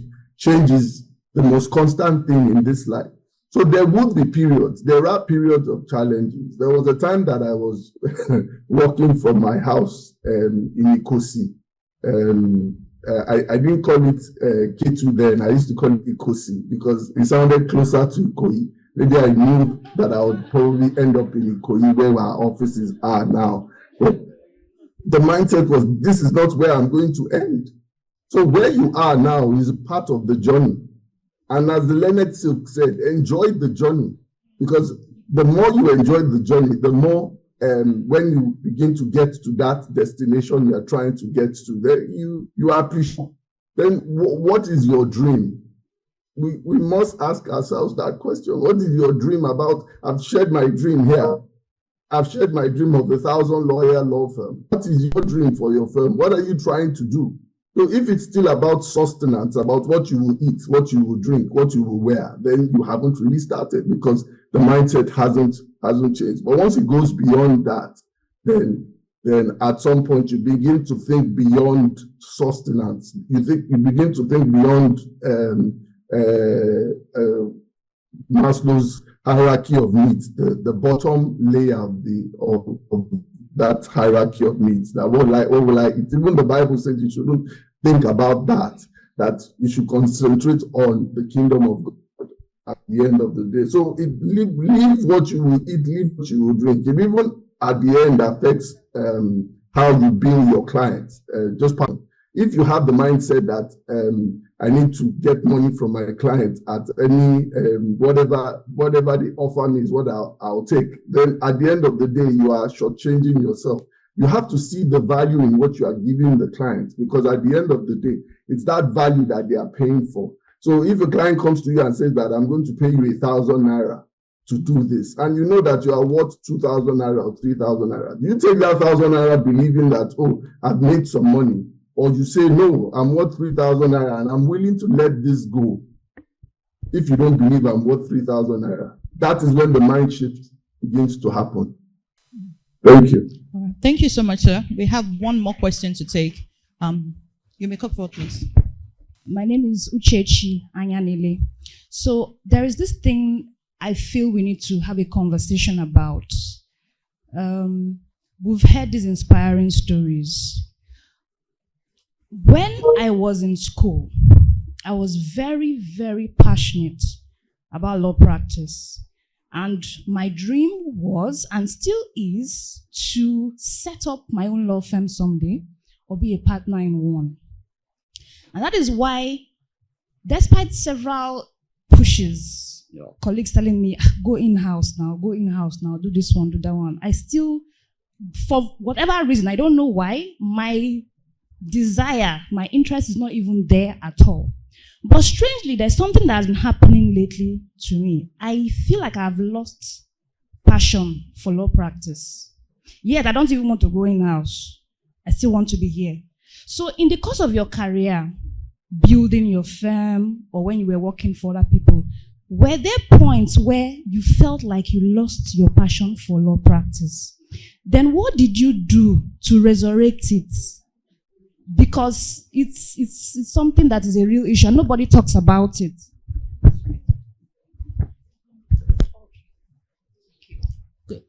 Good afternoon, everyone. So just a little background to my question.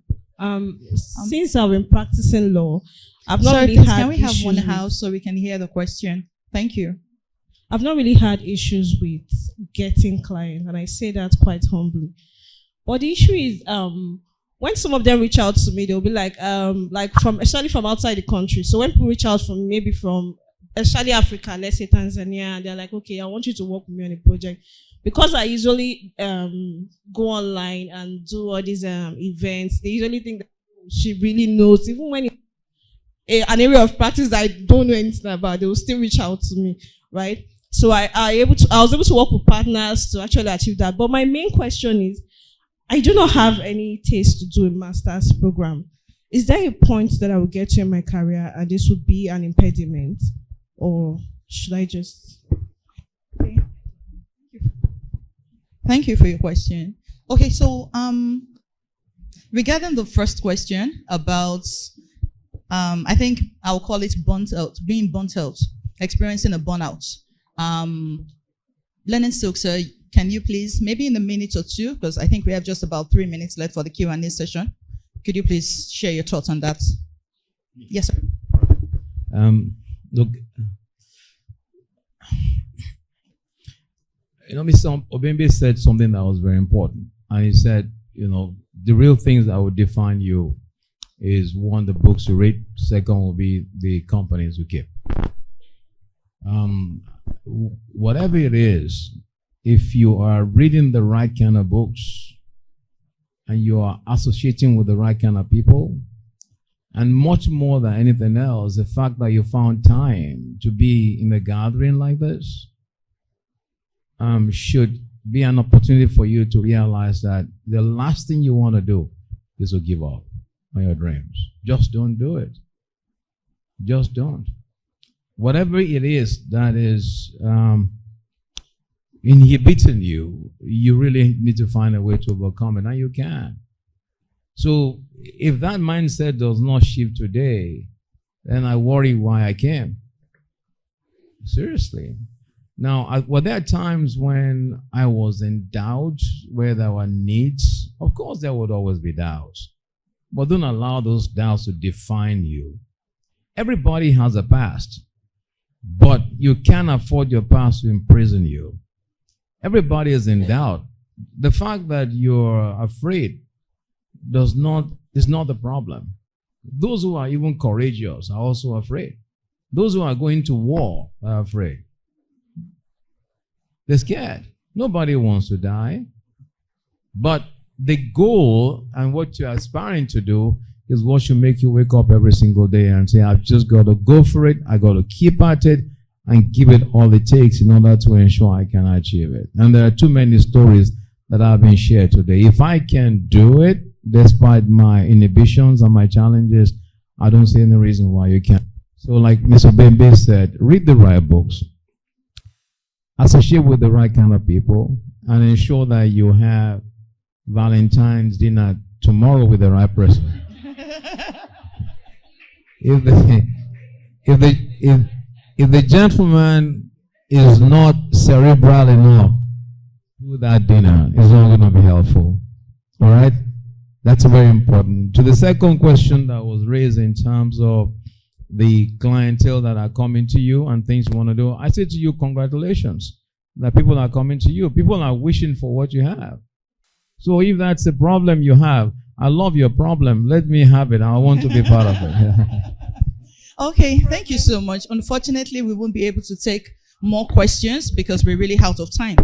I'll round off this session. Sorry, please, can we reduce the side talks, please? Thank you. Okay, I'll round off this session by saying this. From all that's been said during when they were sharing their stories and even this question and answer session, one thing is key. It is very important for each and every one of us to do a detailed self-review. Understanding who we are, where we're at, and where we're going to is very important in the journey. There's an adage I heard recently and it stayed with me, that if you do not know the way home, every road will look like the road home. So what that literally means is that you will be on the journey, moving, but you're literally not going in the right direction that you should go. So the self-review is very important, and through that you will discover self, and then we can reawaken ourselves regarding some things we need to make adjustment to. But in doing that, we should also realize that we work and function in an industry, and just like Lennon Silk said earlier, the industry is evolving. So many things are coming in. So we have to be abreast about all this discovery, all these initiatives and innovations to ask yourself, how do I fit in? What is expected of me? And this will definitely influence what you're developing yourself on, and you will definitely be relevant in your respective places of work. Thank you. Thank you so much for your time.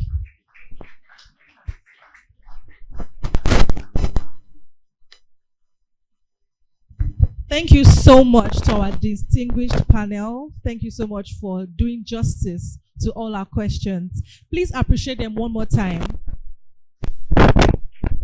We are so grateful. So very quickly, we are going to talk about the Strictly Law Biz community, but not from me. We have prepared a video just to show you, and in the next few minutes, we'll be sharing with you testimonials from the SLB community members.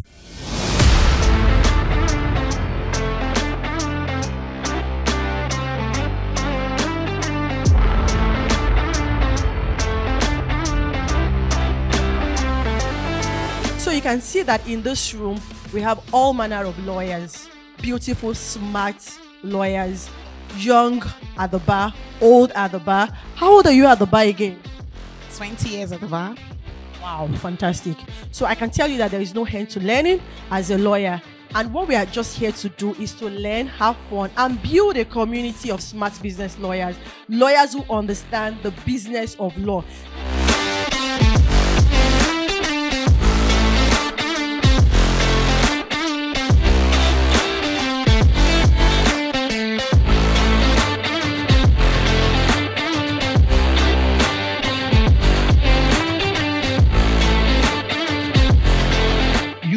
Might have the best solutions in the world. If your customer cannot perceive that you look qualified enough for the opportunity you already qualified for, you won't get the gig. You will give the next person that looks like it. If a soldier comes in here wearing a kaftan and slaps somebody, all the men here will gather him. He doesn't look like a soldier, so we'll beat him up before we even know he's a soldier. But if a soldier comes in here with his full regalia, dagger, gun, everything, and slaps somebody, most of us will even need that and start begging, "Hey, sir, please, sir, I feel less, sir." What changed? Appearance.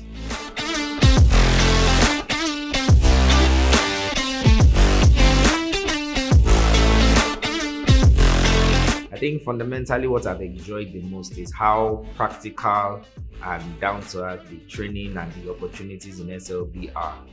It has been an immersive 360 degrees experience. Trust me, this is full business school experience. It was really experiential, opened my eyes to a whole lot of things that have to do with marketing.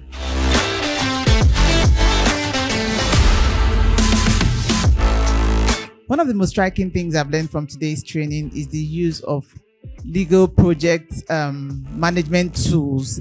That for me is a very big learning today, and amongst many other things.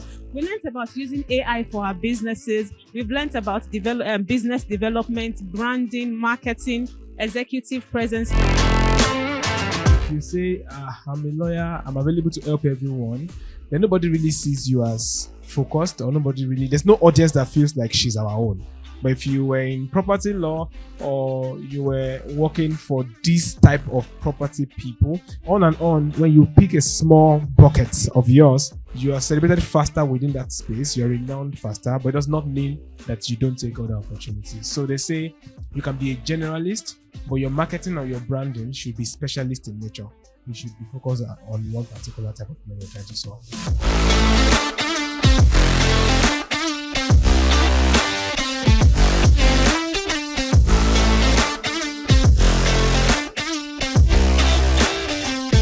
I will advise as many lawyers to actually upskill and upgrade and join Strictly Law Practice Academy. Let me say it this way, Omoyami, subscribe.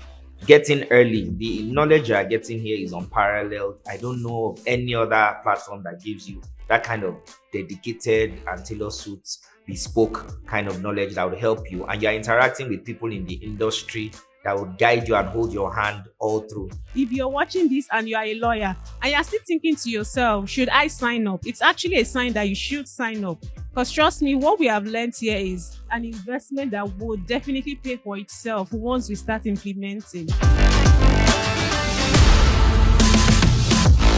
What we do in marketing is deliver value. We ensure that those values are created and then we bring that value to bear. But let me double click on something where the value moves. If they are selling 1 gram of that Gary in that market for 10 naira. There's tendency that they will sell this one for 50 naira. And then tendency is that they will sell this one for what, 200 naira, 100 naira. That is how value shifts from commodity. The question is, your business, are you in the commodity space? Or are you in the product space? Or do you have an identity? That's the question you need to ask yourself.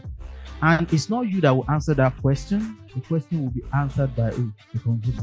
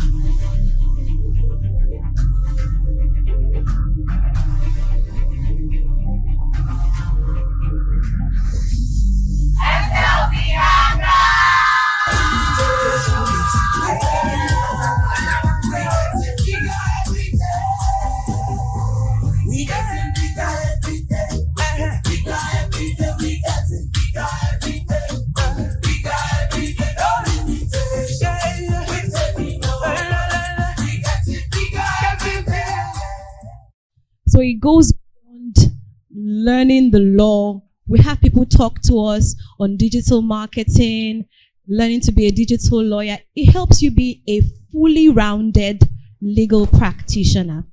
Not only do we have in-house presentations in the community as well, we have facilitators that come in every 2 months to speak to us. And the way we do it, you know how NYSC camp was, that very early in the morning, they wake you up, they take you on drills on the parade ground. How many of us remember that experience? So very early in the morning like that, we wake up and we have impactful sessions. We've had sessions on executive presence. We've had sessions on AI and legal practice. So many sessions. This is what I would call a tip of the iceberg. And we're not just big on you building your practice. We're big on building relationships as well. Within that community, I can tell you for a fact that we go out for one another. We go all out for one another. We attend one another's weddings. We attend events that you do. It's not just you. It's actually a community in every sense of the word. So this morning, I believe the link will be up shortly on the screen. I'm inviting you to join the SLB community, the Strictly Law Business community, and that will definitely help you on your journey to building a profitable law practice. Now, not only do we have the community, you saw the first video, we have the academy as well. Connotes is school in every sense of the word. We know that as lawyers, as legal practitioners, we must be committed to continuous learning. And so we have the academy that I think about twice or thrice a year organizes sessions to help us learn integral things to build our legal practice. I'm saying again to you, you should be here because after shifting mindset, we've heard a lot today. Come into a community that would help you then do the practical aspect of things. Thank you very much. So how many of us have I been able to convert? How many of you are going to be dancing with me in the next hangout? As you can tell, I like to dance, right? How many of us are going to be dancing with me in the next hangout? Amazing. So let's have the link up, please. I'm happy to welcome my learned friends, my learned seniors to this profitable community. Right now, we're going to be having a presentation from Prindex. Please make welcome Tolu Bawa Allah. A round of applause for Tolu Bawa Allah. Please keep clapping gets to the front. Please keep clapping till he gets to the front. Thank you very much. Good afternoon, ladies and gentlemen. I'm going to stand on all existing protocols. Tolu is my name, and I am an architect. I'm not a lawyer. That's why I'm not wearing the color black. I'm here with my members, Sheyi, Edna, Dotun, and two other guys at the back there. We're going to be sharing some information with you at the end of my presentation. So, what is an architect doing in the midst of lawyers? Very simple question. Apart from the fact that I've been following the SLB family for 3 years now, and I appreciate very much what the convener is doing in terms of teaching lawyers how to improve on their law business. There's a strategy behind why we're here. If we look at how transactions are trending, right, in our space. I'm an architect, I'm into real estate development. I'm sure that a couple of you might have had real estate development transactions, and everybody would have this saying that there's quite a lot of, malpractice, fraudulent going on in that space. So at Prindex Properties, what we decided to do was, okay, we are professionals, right? I'm an architect, the co-founder is an architect. We have engineers, estate surveyors, and marketers, and lawyers as well as part of our company. We're trying to make a positive impact in the real estate space. How can we achieve this? So we thought, okay, let's come to the lawyers. Let's bring what we do to lawyers. Let's enlighten you about what we do, about the products we have and the projects that are ongoing. So we spoke to Busola, who is also a friend of the house, and she was gracious enough to have us be part of this event today. Please, a round of applause for her once again, please. Right, please, can I have the slides up now? I'll give you a quick background about Prindex Properties. So we've been in business for almost 20 years. We are predominantly real estate developers, and what we do is we try to build investment apartments for our investors and other, intending real estate, aspiring real estate investors. So one big strategy why we're here is because a lot of people, whenever they think real estate, they think about big money. And if they're going to spend any money, the first thing that comes to mind is, oh, let me speak to my lawyer about this. What would my lawyer have to say? Is it worth the while? Am I taking the right decision in terms of the project location, in terms of the value I am getting? Hence why we thought it best to speak to lawyers first, so that we can leverage the relationships you have with your own clients to bring our products and our projects to them. Now, particularly, what we want to share with you today is a project that is coming up further down the Lekki axis. It's somewhere around Abijo GRA. Now, where is Abijo? You would see it on the Google map when it comes up. But essentially, it is between the LBS and Corona School. So it is before, Shangotedo is before Abijo, and Abijo is before HFP, where we have Mayfair Gardens. So if you're trying to locate it, you would go past LBS. Before you get to Mayfair Gardens, Abijo is to your right as you're going down the Ekpe Expressway. And what we have is a very compact estate of about 30 plots of land. In terms of features and benefits, what we're going to do is to make sure that we deliver on, first, the perimeter fence of the estate. Our slides are on now. So please, can you go back to the first slide? Yeah. Okay, the second one. Yes, so as I was saying, That's Shogotedo right up there. And then we have Corona schools on this side. So essentially where we are is somewhere down there as you veer off the express. A major landmark to use to find this place, Rain Oil Filling Station by the express.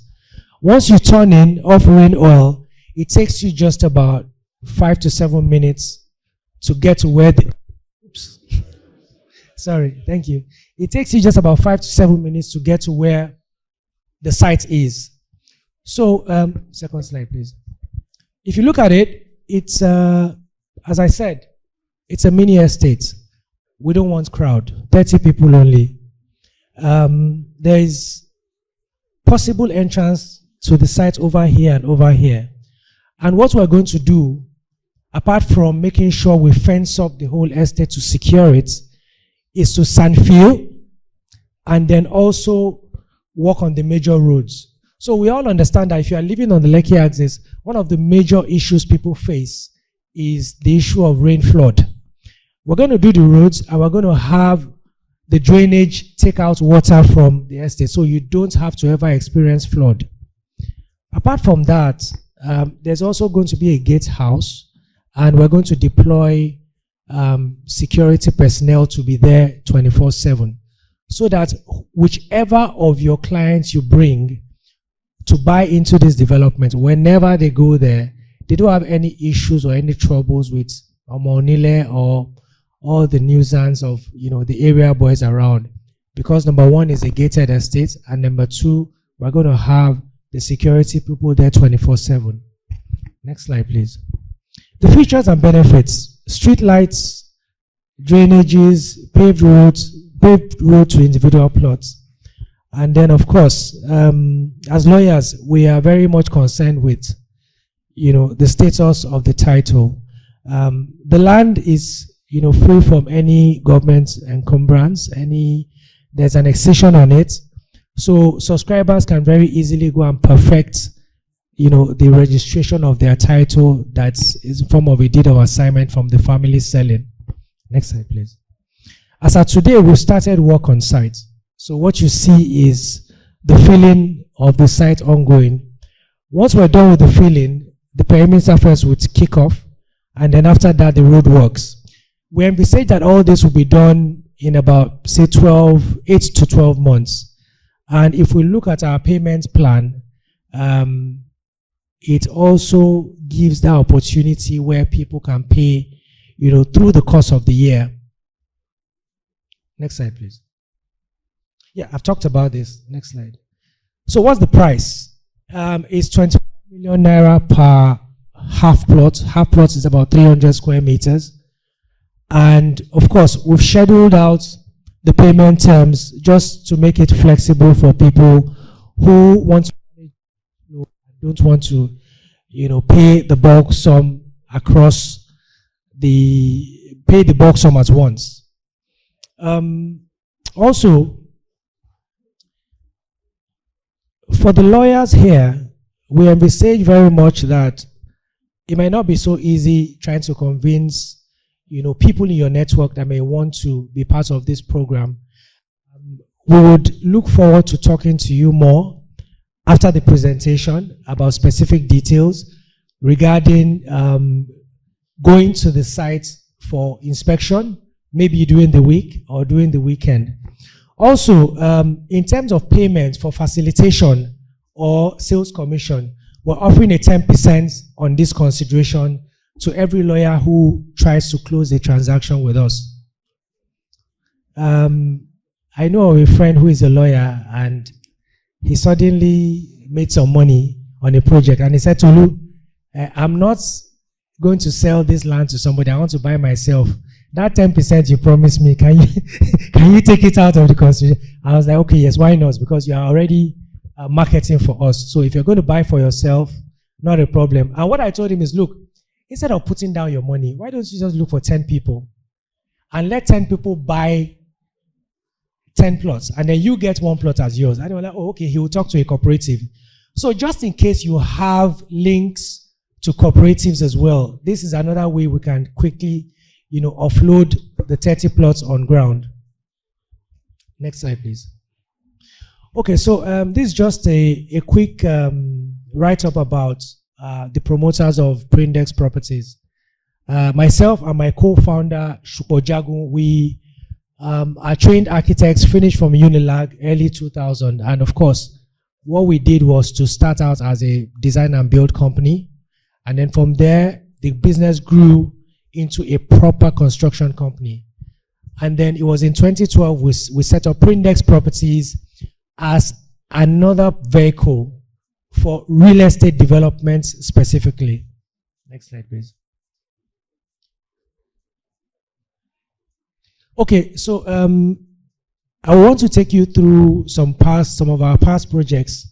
You can slide on. This is somewhere in Yaba. It's a block of apartments that we did, a block of 12 apartments. The project was completed in 2022. As I said, our business model is very different. So we target real estate investors and we sell apartments to them. And once that's done, we stay back to take on the property management responsibilities, meaning that year after year, what they expect is rental income from these properties we've built for them. Slide, please. This was our first project in Yaba as well. Block of 18 apartments, two bedrooms.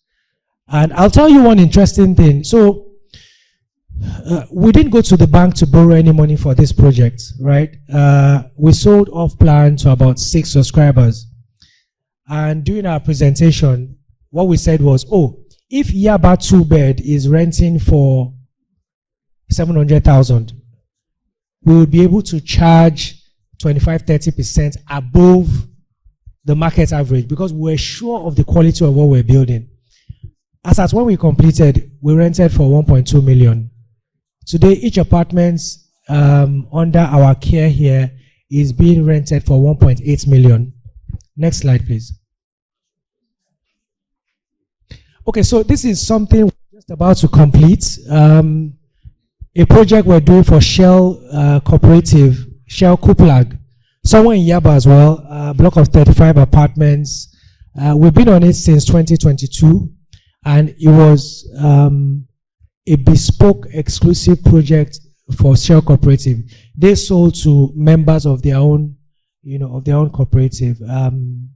It's been an interesting project. It's been difficult as well because the dollar has shifted, and in construction, about 80% of whatever we deploy is dollar-based. So to go back and negotiate with them as per consideration. But so far, it's been so good. And by the end of this month of February, God willing, we're going to be launching that project. Next slide, please. Next one. Yes, this particular one is somewhere in Surulere, a block of 6 apartments. Busola was also part of this project with us, and I want to thank her especially for her contributions towards making this project a successful one. It's a small one. It's the smallest project we have, just about a block of 6, 2 bedrooms, somewhere in Surulere. Next slide, please. Okay, so just to also let you know that we run 2 companies. Prindex Properties is a real estate development company, and then Blue Line Urban Projects is the construction company. This was a project we did for Corona Schools, Agbara, their boys hostel, about a few years ago, just to also make you appreciate that we have construction capabilities. I just let know that there's a construction lawyer in the house. Maybe we can talk some business afterwards, sir.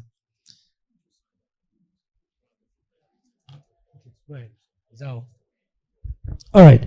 So that's all we have in terms of our past projects. Now, I just wanted to touch base based on today's theme. Just one more minute, please. Shifting mindset. I want to give some background into how lawyers can relate with real estate. So generally, right, when people hear about real estate, they say, oh, there's a lot of money to be made in real estate. But I have to make you understand that it's something you have to build gradually. I remember when I left school, University of Lagos, School of Architecture. I had a mentor, and he said, "Look, Tolu, you know these things are. People are not going to pay you the real value of your work as fees. So what you need to do is from day one, you must start buying land." So I'm putting that same formula out to you, that if you endeavor to buy one plot of land every year, let's say that there's a law graduate who is about 24, 25 years old right now, and he or she has just left school. You're buying one plot of land every year. By the time you're 50, you have 25 plots of land. If you sell one plot of land from age 50, just sell one every year, you can't go broke again. It's not possible. Just sell one. When you sell it, take the consideration, split it, take some money in your pocket and go and buy another one. You'd always be land rich. Now, a lot of people will come back to you to say, "Oh, how am I going to get land of 500,000? How am I going to get land of 1 million naira?" But the reality is that there's parcels of land around. If you go to the Emonile, there are still ways that people counter all the challenges around land there. You talk to the Bale, you see them every year, they know you. The day you want to sell the land, they'll sell for you, and you have your cash in your pocket. So I just thought it was important that I left that. And then at the end of the day, we all should aspire to own a piece of real estate. Even though we're living in rented apartments now, some of us may have our houses. There's a program we're coming up with for the SLB family, where each subscriber of the SLB family will drop 1 million naira every month. And you should be able to own either land in a good location or an apartment after a certain period of time. Once that proposal is firmed up, I'm sure the convener will share it with the whole house. At this point, I would like to take questions or clarifications. Thank you. Let's put our hands together for our representative from Prindex. Thank you so much, sir. So if you have questions, he will be around. You can just see him. Thank you, sir. You can just see him behind and make your further inquiries or ask your questions. So guys, how is it going? Thank you so much for staying behind. We've been here since 9 a.m. Some of us even came earlier. So please put your hands together for yourself. And I hope we are, getting value. I believe we are getting value. So the points we are at now is a very, very exciting point. The Bible says a laborer deserves his wages, right? And sometimes what you get is not just but you get recognition. And that's the point we are at right now. To celebrate different people in different categories who have given their best, who have made impact, who have added value in various aspects of the legal profession. So that's the point we are at right now before we wrap up this wonderful conference. So if you're excited, please let me see you put your hands together, please.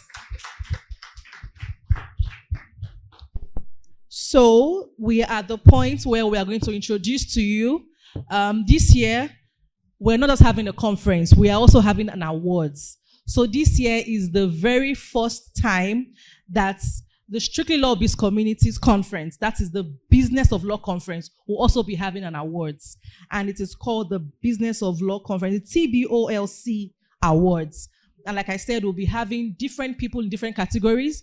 We have taken time, they were nominated, and we have a good, set of judges who have taken time to preside over this list and pick out the winners. So right about now, we're going to go into announcing nominees and then, announcing the winners. So for our judges to present the awards. But before we do that, we must appreciate the judges that took their time to look at these nominations, shortlist, and finally help us decide those people that will be receiving the awards today. Can we please put our hands together as we recognize Mr. Feromi Kehinde, Legal ND Western. Please let's put our hands together. Thank you so much, sir. I'd also love to recognize Mrs. Modupe Olushoga, the CEO of StreamSource Con. She was our moderator earlier on. Thank you very much, ma'am. I'd also love to recognize Mrs. Shola Shoyele, the judiciary correspondent of Channels Television. A round of applause. Thank you very much, ma'am. We also have Mr. Tolokwe Aderemi, partner at Perchstone and Grays. A round of applause. Thank you very much. And the chair panel of judges, Mrs. Hilda Inkor, CEO HNC Professional Services. Please let us appreciate her. Thank you very much. Would love to invite Mrs. Inkor to give us a few words. Let us know how the screening process was. This is our INEC chairperson. So we want to know how it was making those decisions, the deliberations, and how we're eventually here today. So a round of applause once more for Mrs. Inkor.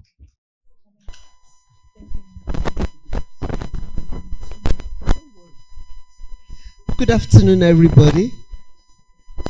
So, by my name and designation, you know I'm not a lawyer.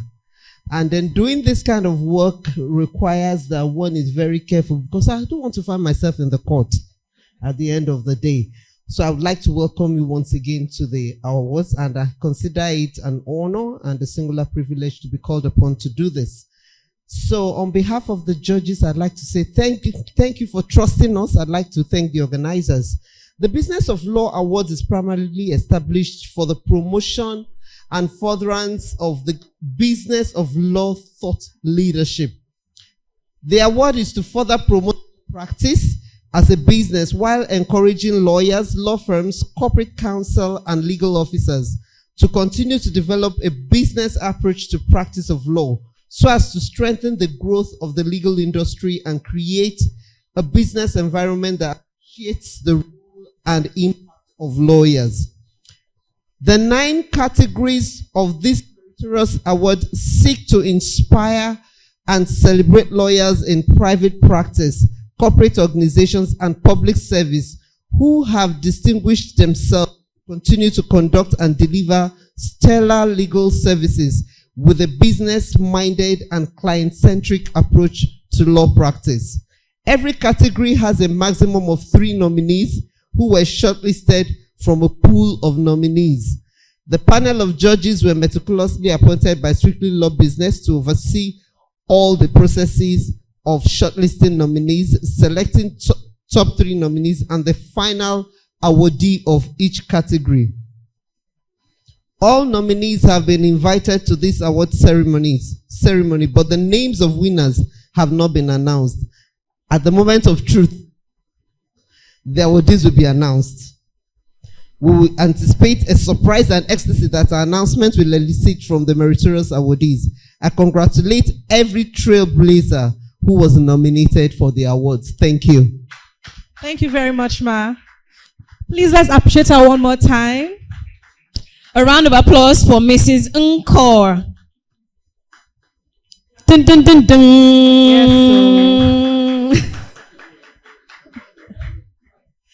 thank you very much for ensuring that happened. Yeah. We tried earlier, but it didn't happen. Once again, we are very grateful to our amiable judges who took out time to make sure that they select the best from the best. So the time we have all been waiting for is here. So if you are a nominee, I hope you are not outside. I hope you are not outside, because it's time to know. And I believe it goes without saying that even if you are not the winner, you are still a winner, like we all say. But it's the truth. All right. So the very first category that we will be announcing right about now is the category of the Trusted Business Advisor.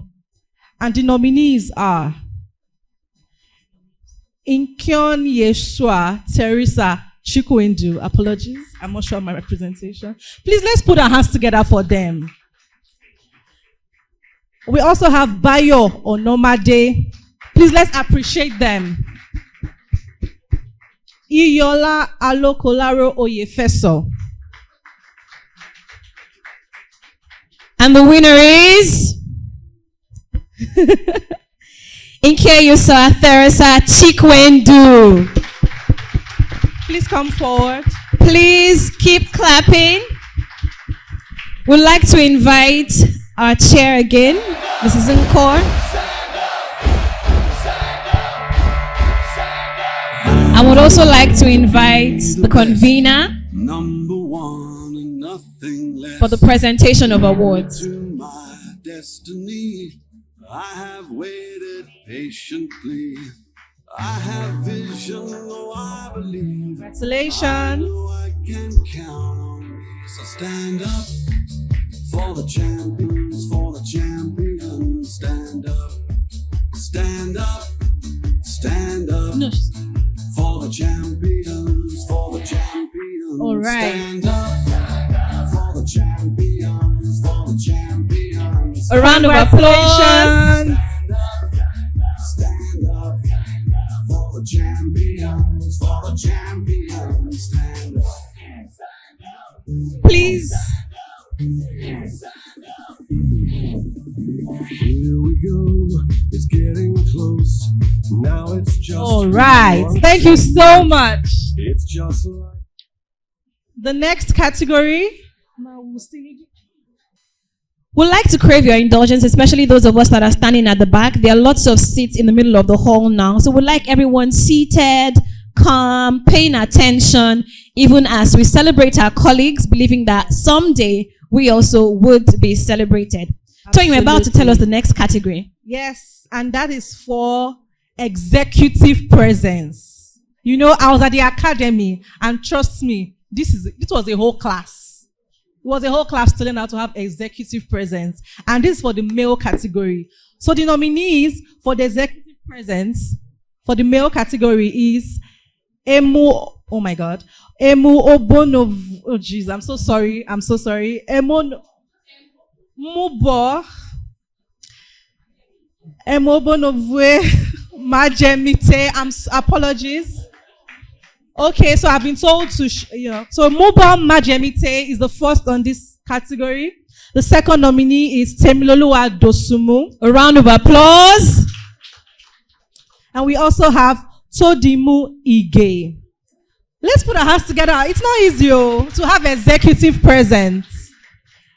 And the winner is, can anybody hazard a guess? Ladies and gentlemen, please put your hands together for Mubo. I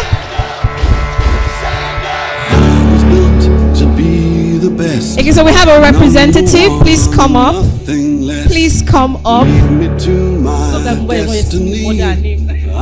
waited not only am I not male, I'm female, but that's Mobo. I know I can count on me. So stand up for the champions, for the champions. Stand up, stand up, stand up for the champions, for the champions. Stand up for the champions, for the champions. We really appreciate you, Mrs. Uko, for helping us with those award categories. A round of applause for our chair, the panel of judges, as she takes her seat. Thank you so much, Ma.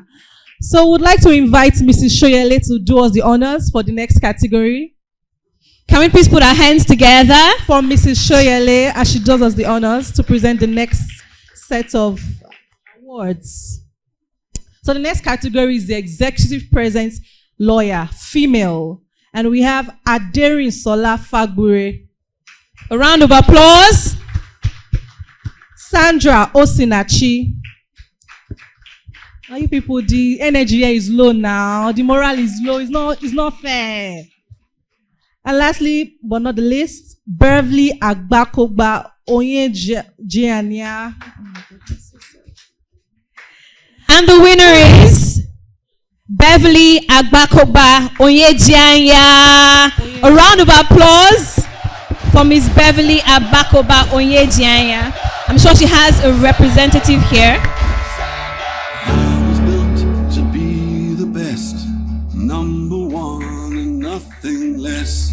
Lead me to my destiny. I have waited patiently. Please extend our warm congratulations to Miss Beverly. I know I can count on me, so stand up for the champions, for the champions. Stand up, stand up, stand Thank you up so much. for the champions. The next category is for the best use of digital media for law practice. We keep talking about it, how we can leverage media for our law practice. And these people have proven themselves very strong in that area. And they are, again, the nominees, Todimu Ige. A round of applause. We also have Tosin Omotosho and Abimbola Olayuola. A round of applause, please. And the winner, best use of digital media for law practice is Tosin Omotosho. Well deserved. A round of applause. Well deserved. Stand up for the champions, for the champions. Stand up, stand up, stand up. She's on YouTube. She's on LinkedIn. She's on Instagram. Niger Property She's on Lawyer. Facebook. Niger Business Lawyer, please. A round of applause. A proud member, community member of the SLB. Congratulations.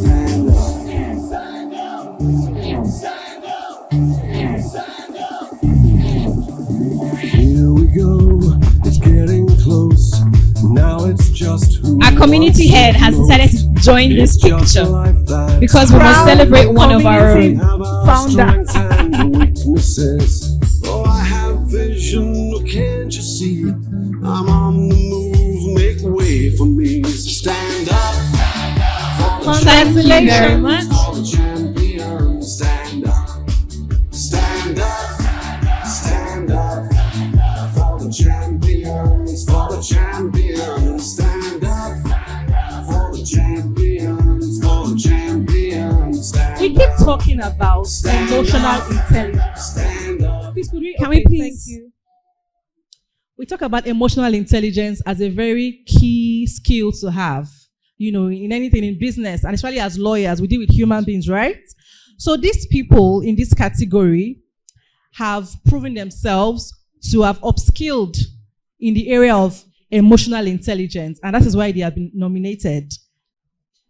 And before I call them up, we would like to call on another judge to please do us the honors of presenting this category. And Please put your hands together for Mr. Tolulope Aderemi. Thank you very much, sir.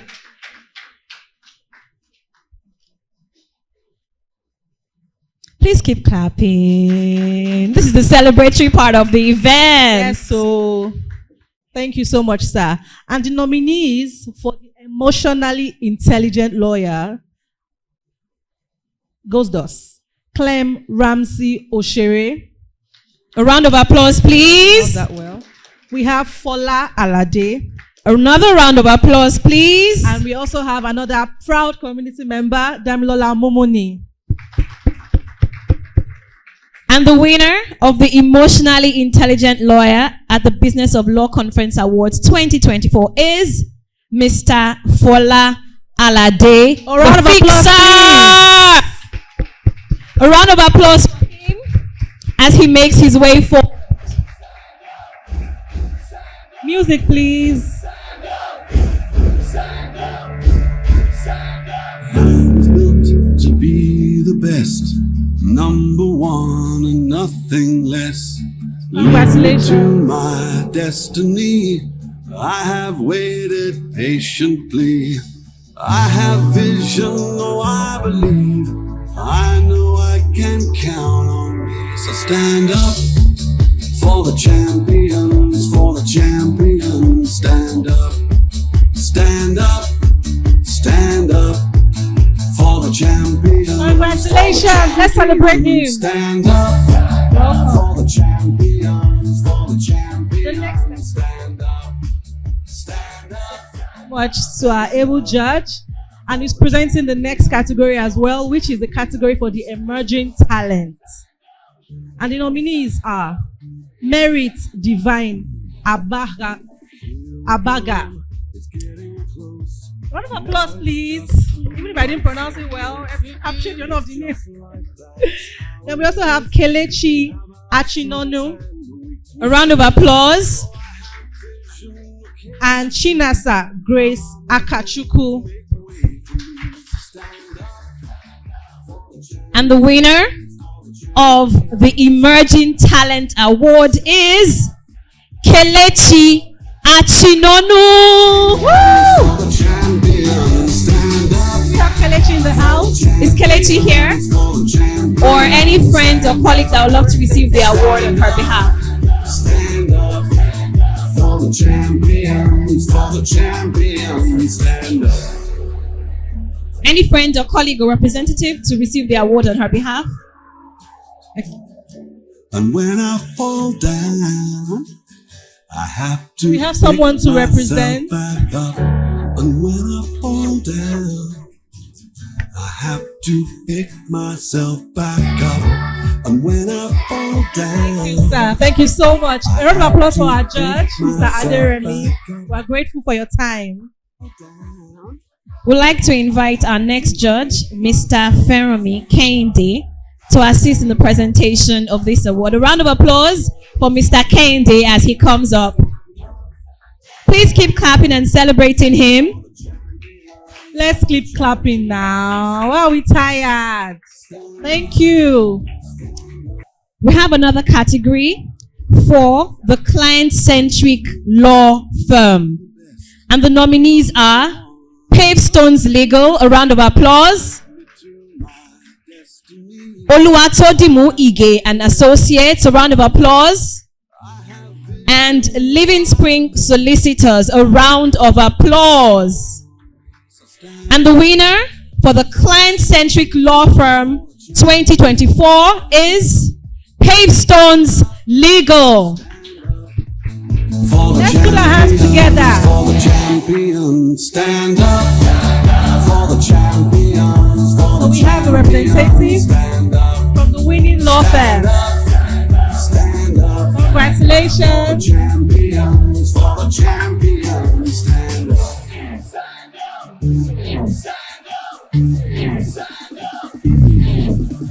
Here we go, it's getting close. Now it's just who wants it most. It's just like Congratulations. Thank you so much, Mr. Feromi Kehinde, for your time. Please, let's appreciate Mr. Feromi. Thank you so much. And congratulations once again to the nominees and winners so far. All right, the next category that we're presenting is the Business Oriented Legal Officer Award. And to present that award, we'd love to call up Mrs. Modupe Olushoga. A round of applause, please, for Mrs. Odupe Olushoga as she comes up. Please keep clapping, keep clapping.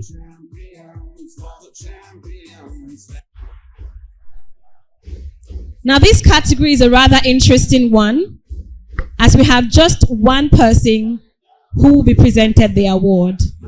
And the winner of the Business Oriented Legal Officer is Kelechi Obijiaku. A round of applause. Who is Obijiaku? Obijiaku. Oh, pardon me. So stand up for the champions. Congratulations. Champions, stand up. Okay, so we have the representative of the winner in this category. For the champions, stand up. For the champions, stand up. Stand up, stand up. For the champions. Thank you very much. So much. Great to you, our judge and our winner. This category we're about to call is what I will call in-house. Now it's just who wants it most. It's just like that's how it is. 'Cause we have All right. So, like I was saying, this one is in-house.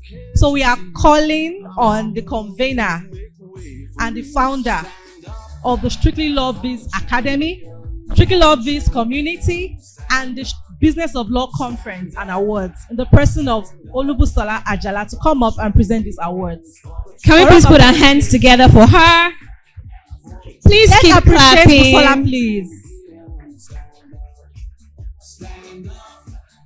Okay, so like I was saying, this award is for the community members, and we'll start with the most valuable learning presentation. In case you are wondering, like Damilola explained earlier, in the community we have learning sessions that is taken by different community members, and this happens every year in, year out, every month.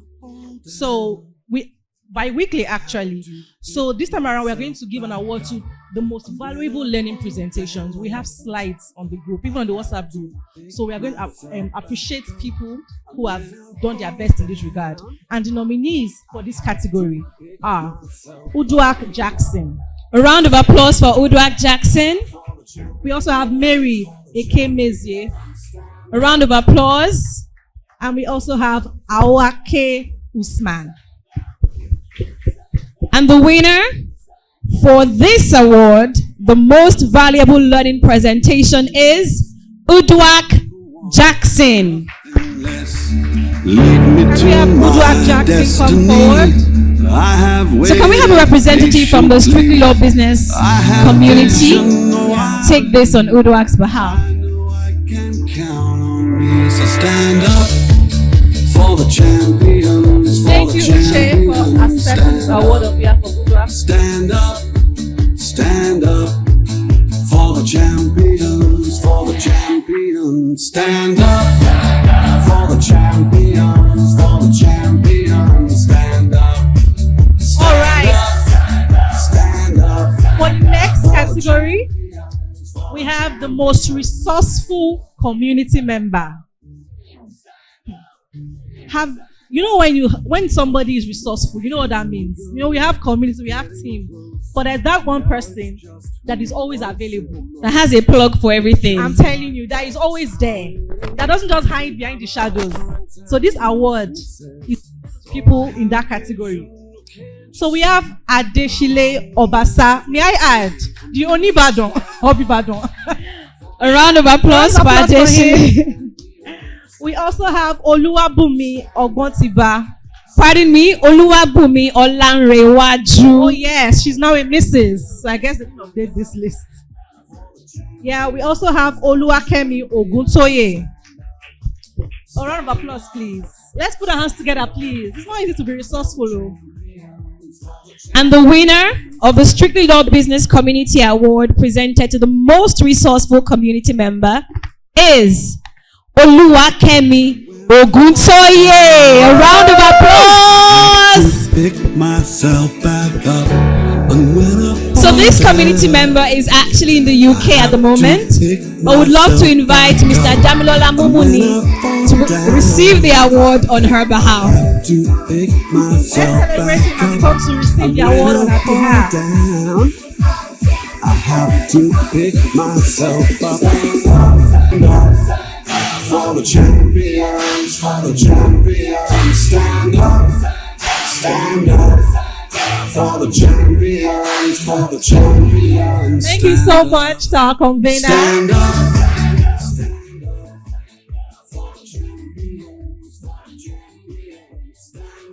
Now this last award is one that we are using to celebrate an icon who truly epitomizes what it means to understand the business of law.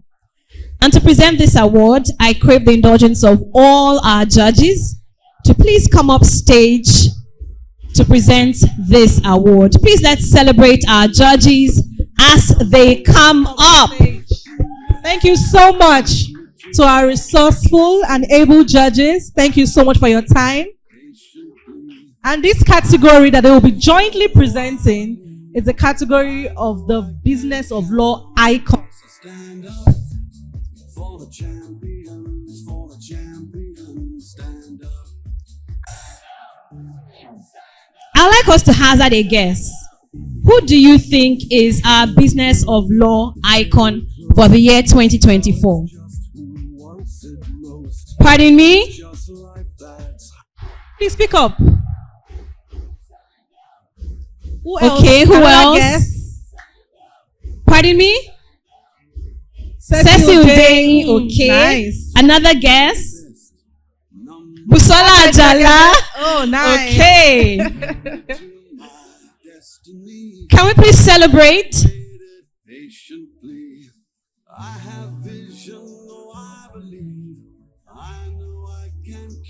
The principal partner, I don't want to say his name, so don't let me say his name. Okay, let me just tell you about him. He's a distinguished transaction lawyer with over 41 years experience in the legal profession. I don't know many of us are in our 40s yet. Notice I said us, right? He has garnered a wealth of experience in diverse areas of commercial law, cutting across various commercial transactions in the fields of energy and natural resources law, aviation law, building and construction law, banking and finance law, policy. He holds a Bachelor of Laws degree from the great University of Ife, now called Obafemi Awolowo University. Let me take a moment to pay allegiance from the greatest Bagba. Them day. He also has a Master of Laws degree from the London School of Economics and Political Science, LSE. Can we have the music reduced, please? Can we have the music reduced, please? He was called to the Nigerian bar in 1977, and he completed the Chief Executive Program offered at the Lagos Business School in 1998. Throughout his career till date, he has continued to be an active member of the Nigerian Bar Association, and he's served in numerous legal capacities. He's a member body of benches. He's a fellow of the Nigerian Institute of Advanced Legal Studies. He has been a director of Echo Electricity Distribution PLC. Please celebrate with me with a standing ovation, Mr. George Itomi! Destiny, I have waited patiently. I have vision, though I believe.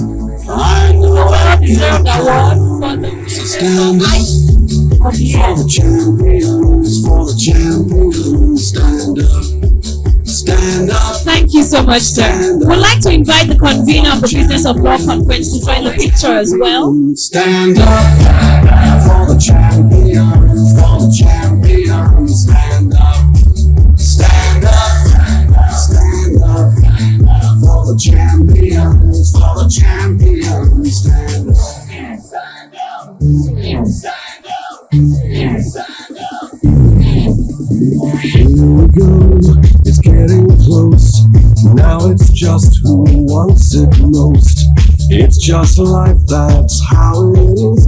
Cause we have our strengths and weaknesses. Oh, I have vision, can't you see? I'm on the move, make way for me. Sorry, people would also like to join this picture. All the champions, all the champions. Part of greatness. Please allow us. Thank you. We want to celebrate greatness because we would one day be great. Can we also invite every speaker that is still here? For the champions, stand up, stand up, stand up. For the champions, for the champions, stand up.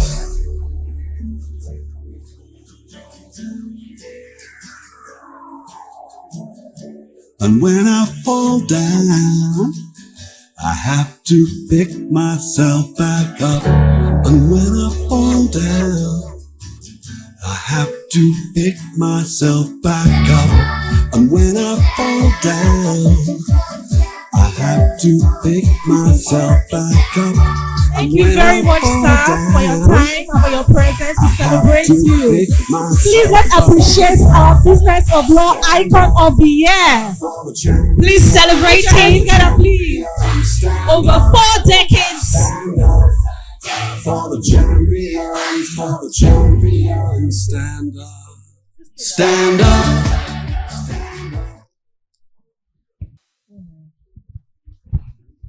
We'd love to take a remark from our Business of Law icon.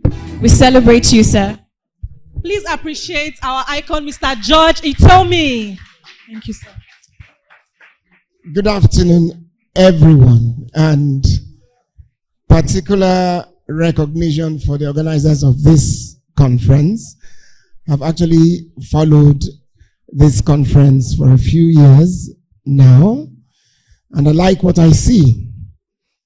Most of you would have woken up this morning to what appeared to be a disturbing news that Nigeria is signing on cross-border legal services with the UK. First of all, what this tells me and you is that change is on the doorstep. So it's important that we continue to up our game, and conferences like will answer to it. But just to put things in perspective, and I don't want any one of you to panic. By the way, I am the co-chair of the legal subgroup of this UK trade negotiations. So I'm on top of what's going on. What is being signed is the MOU. The MOU doesn't cover legal services alone.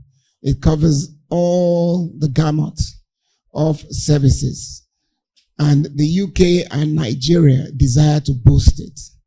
But as you know, the UK is strong on services and they want legal services on the table, which is okay. But the attitude we take is that, what's in it for us? What's in it for us? So this is just the MOU to express that intention. The details will be fleshed out. And by the way, those details, after they've been fleshed out, will then be captured in the Legal Practitioners Act. Because if it doesn't have the force of law, you can sign 200 million MOUs, it will go nowhere. And our LPA is still a work in progress.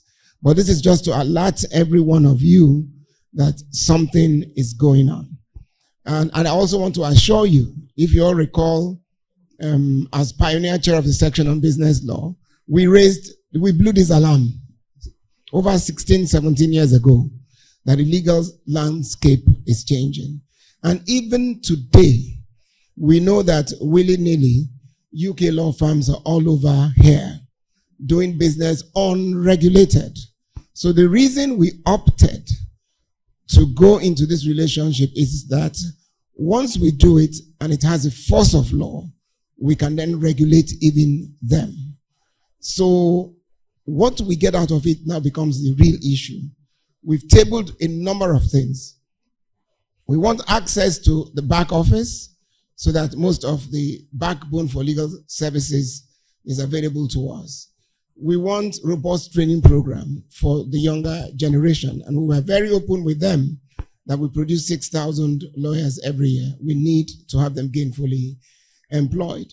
We ask for reciprocity. If you guys want to come here, albeit to practice English law, we should be able to go there and practice Nigerian law. So we also requested for reciprocity.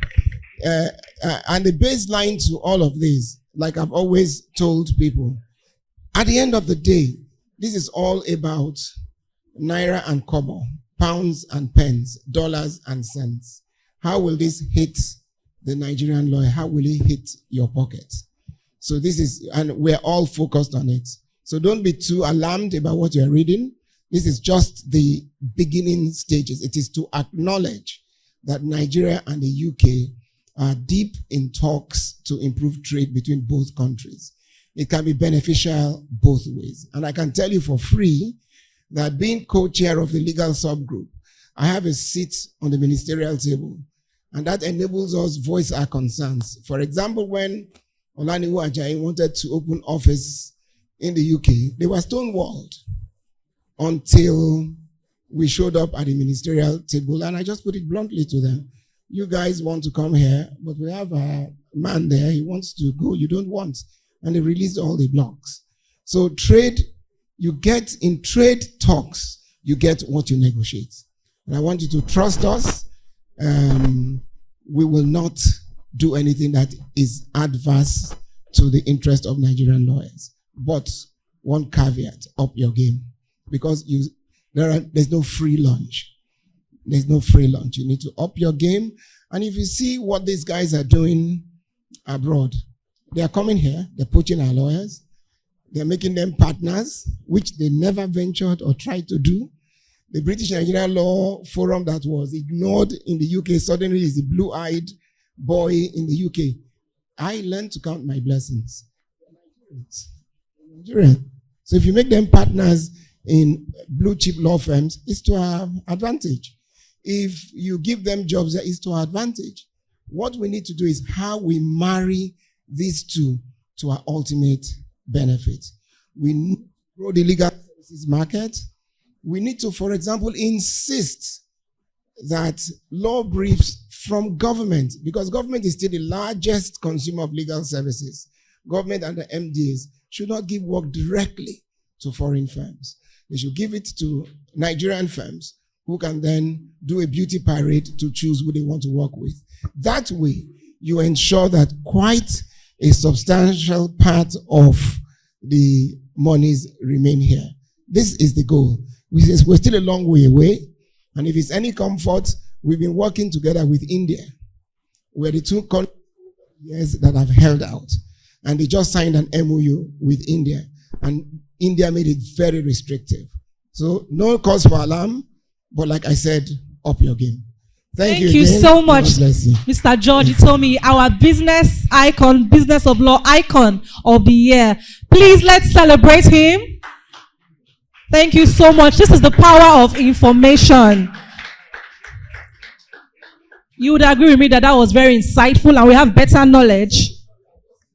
Okay, I just also wanted to mention something on a sad note.